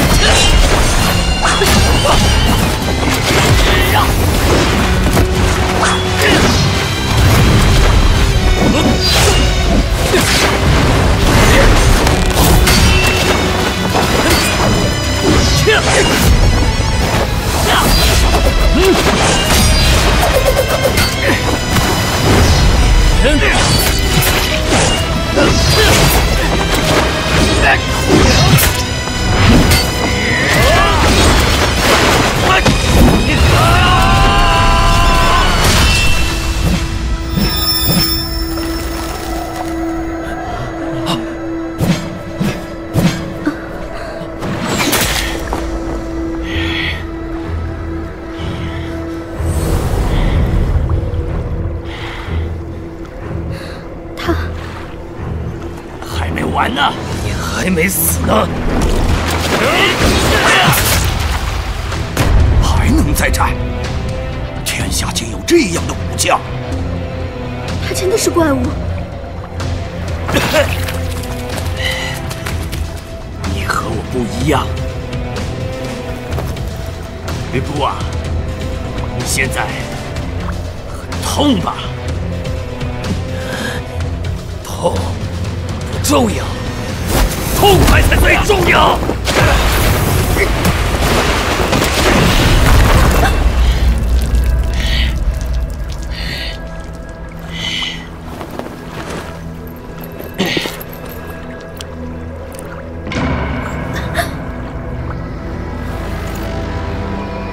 现在还想杀我吗？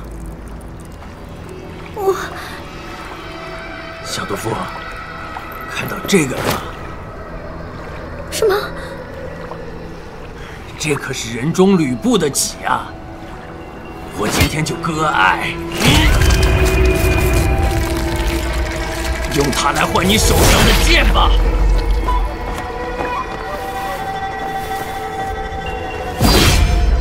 你们这些人，全不是吕布的对手，想活命就跟我换一把兵器。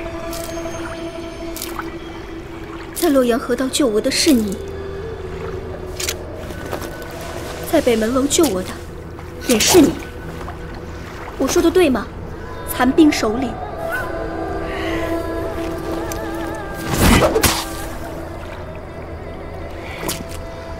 你这婆娘，打从见面起，不是抓我就是杀我，我怎么可能救你？难道我贪图你孙家的权势，想借此亲近你，图谋不轨？你们这些当大小姐的，怎么总爱胡思乱想？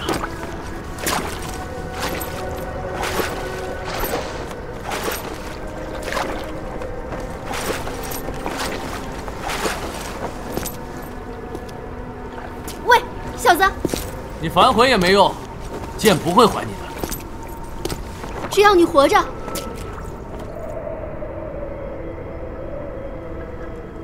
我就答应你。小姐，你答应他什么？真啰嗦。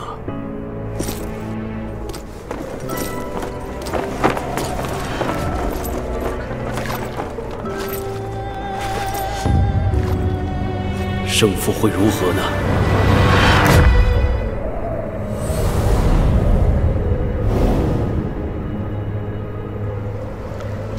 他说的对，在北门楼杀我15员将官的人，一定是你。整个洛阳城除了我，只有你才有这个本事。整个洛阳城，也只有你这个傻子，才会3番4次被我愚弄。可惜，愚弄我的人只有死路一条。知道吗？这不会是我最后一次愚弄你。啊！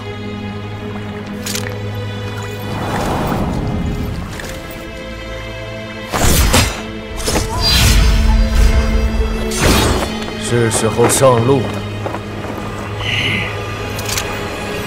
虚名在下，等你很久了。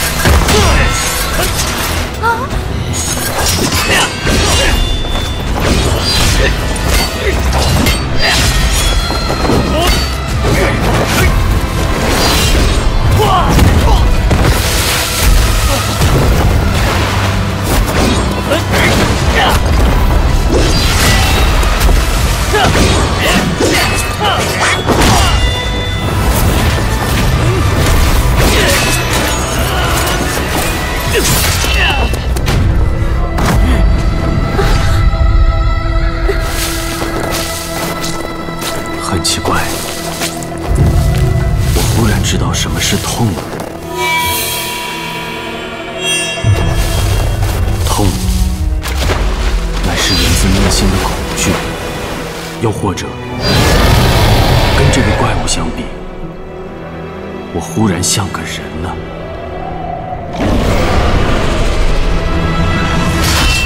我杀人无数，在我的画戟之下，那些自称是强者的人，没有一个能活。而今天，我用上了2只戟。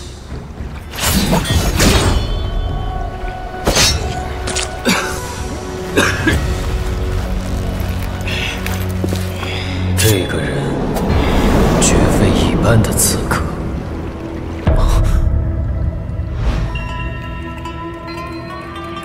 毒药竟藏在口中，真的被愚弄了。吕布，你现在相信了吗？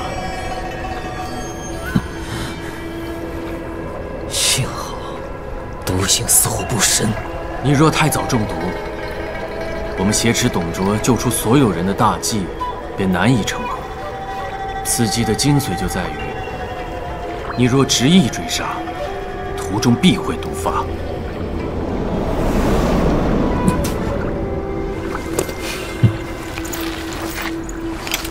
惜你低估了我的体力，在赶回去解毒之前，我仍有余力杀你。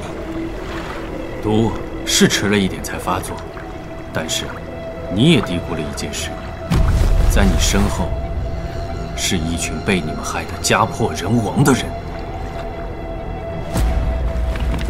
当你是狼时，他们是羊；当你变成羊时，只要杀了吕布，关东联军必有重赏。有了赏金，他们就可以重建家园。这一切都在你的预料之中。残兵从未失手，这次也将全身而退。如此周密的计算，这小子到底是人是鬼啊？小姐，别过去！绝对不是鬼，他只不过是个怪物。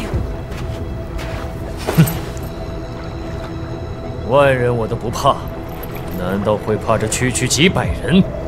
那么，在这群满腔怒气的人之外，再加上一个挡你几百招也不会倒下的臭小子吧？打不死，他果真是打不死的。我是刺客，早已将生死置之度外，所以无论到什么时候，我都会一直纠缠下去，直到你毒发倒下，直到我们之中有一人彻底死去。你的话太多了，无非是想我知难而退，因为你已经怕了。怕？我怎会怕你这卖富求荣的人渣？这小子疯了吗？为何要如此不留余地的激怒吕布？他真的是要拼命了呀！你再说一次，吕布，你这弑父求荣、见利忘义的三姓家奴！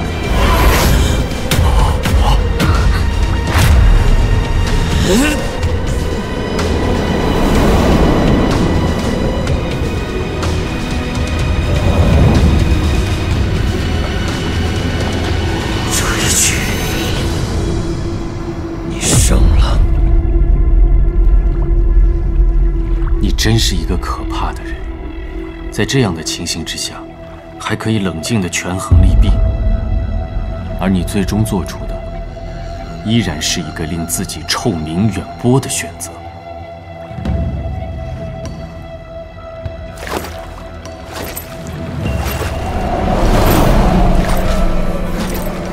我要杀你，只为报许林的知遇之恩。若当真与你同归于尽，未免太过愚蠢。吕布，你给我站住！我们可没说要放你走。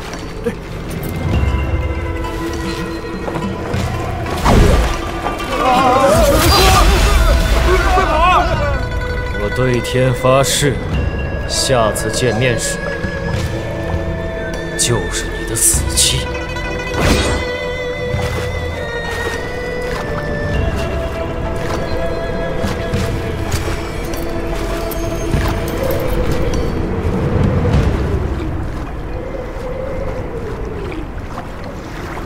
继续走，别回头。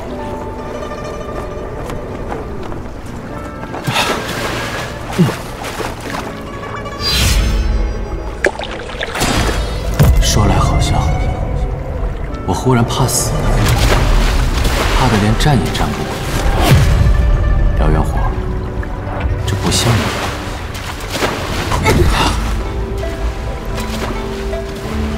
错。我就是我。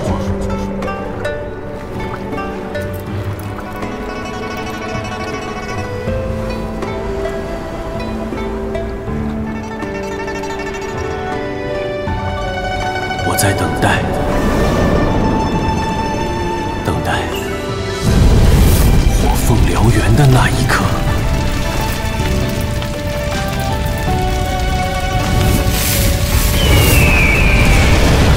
是我活在梦中，还是梦活在我的人生中？刚才的是幻觉，还是这场洛阳大火给我的启示。二公子，他们来了，马车里还有其他人。老元虎，你这个爱多管闲事的家伙，我已被你推上历史的舞台。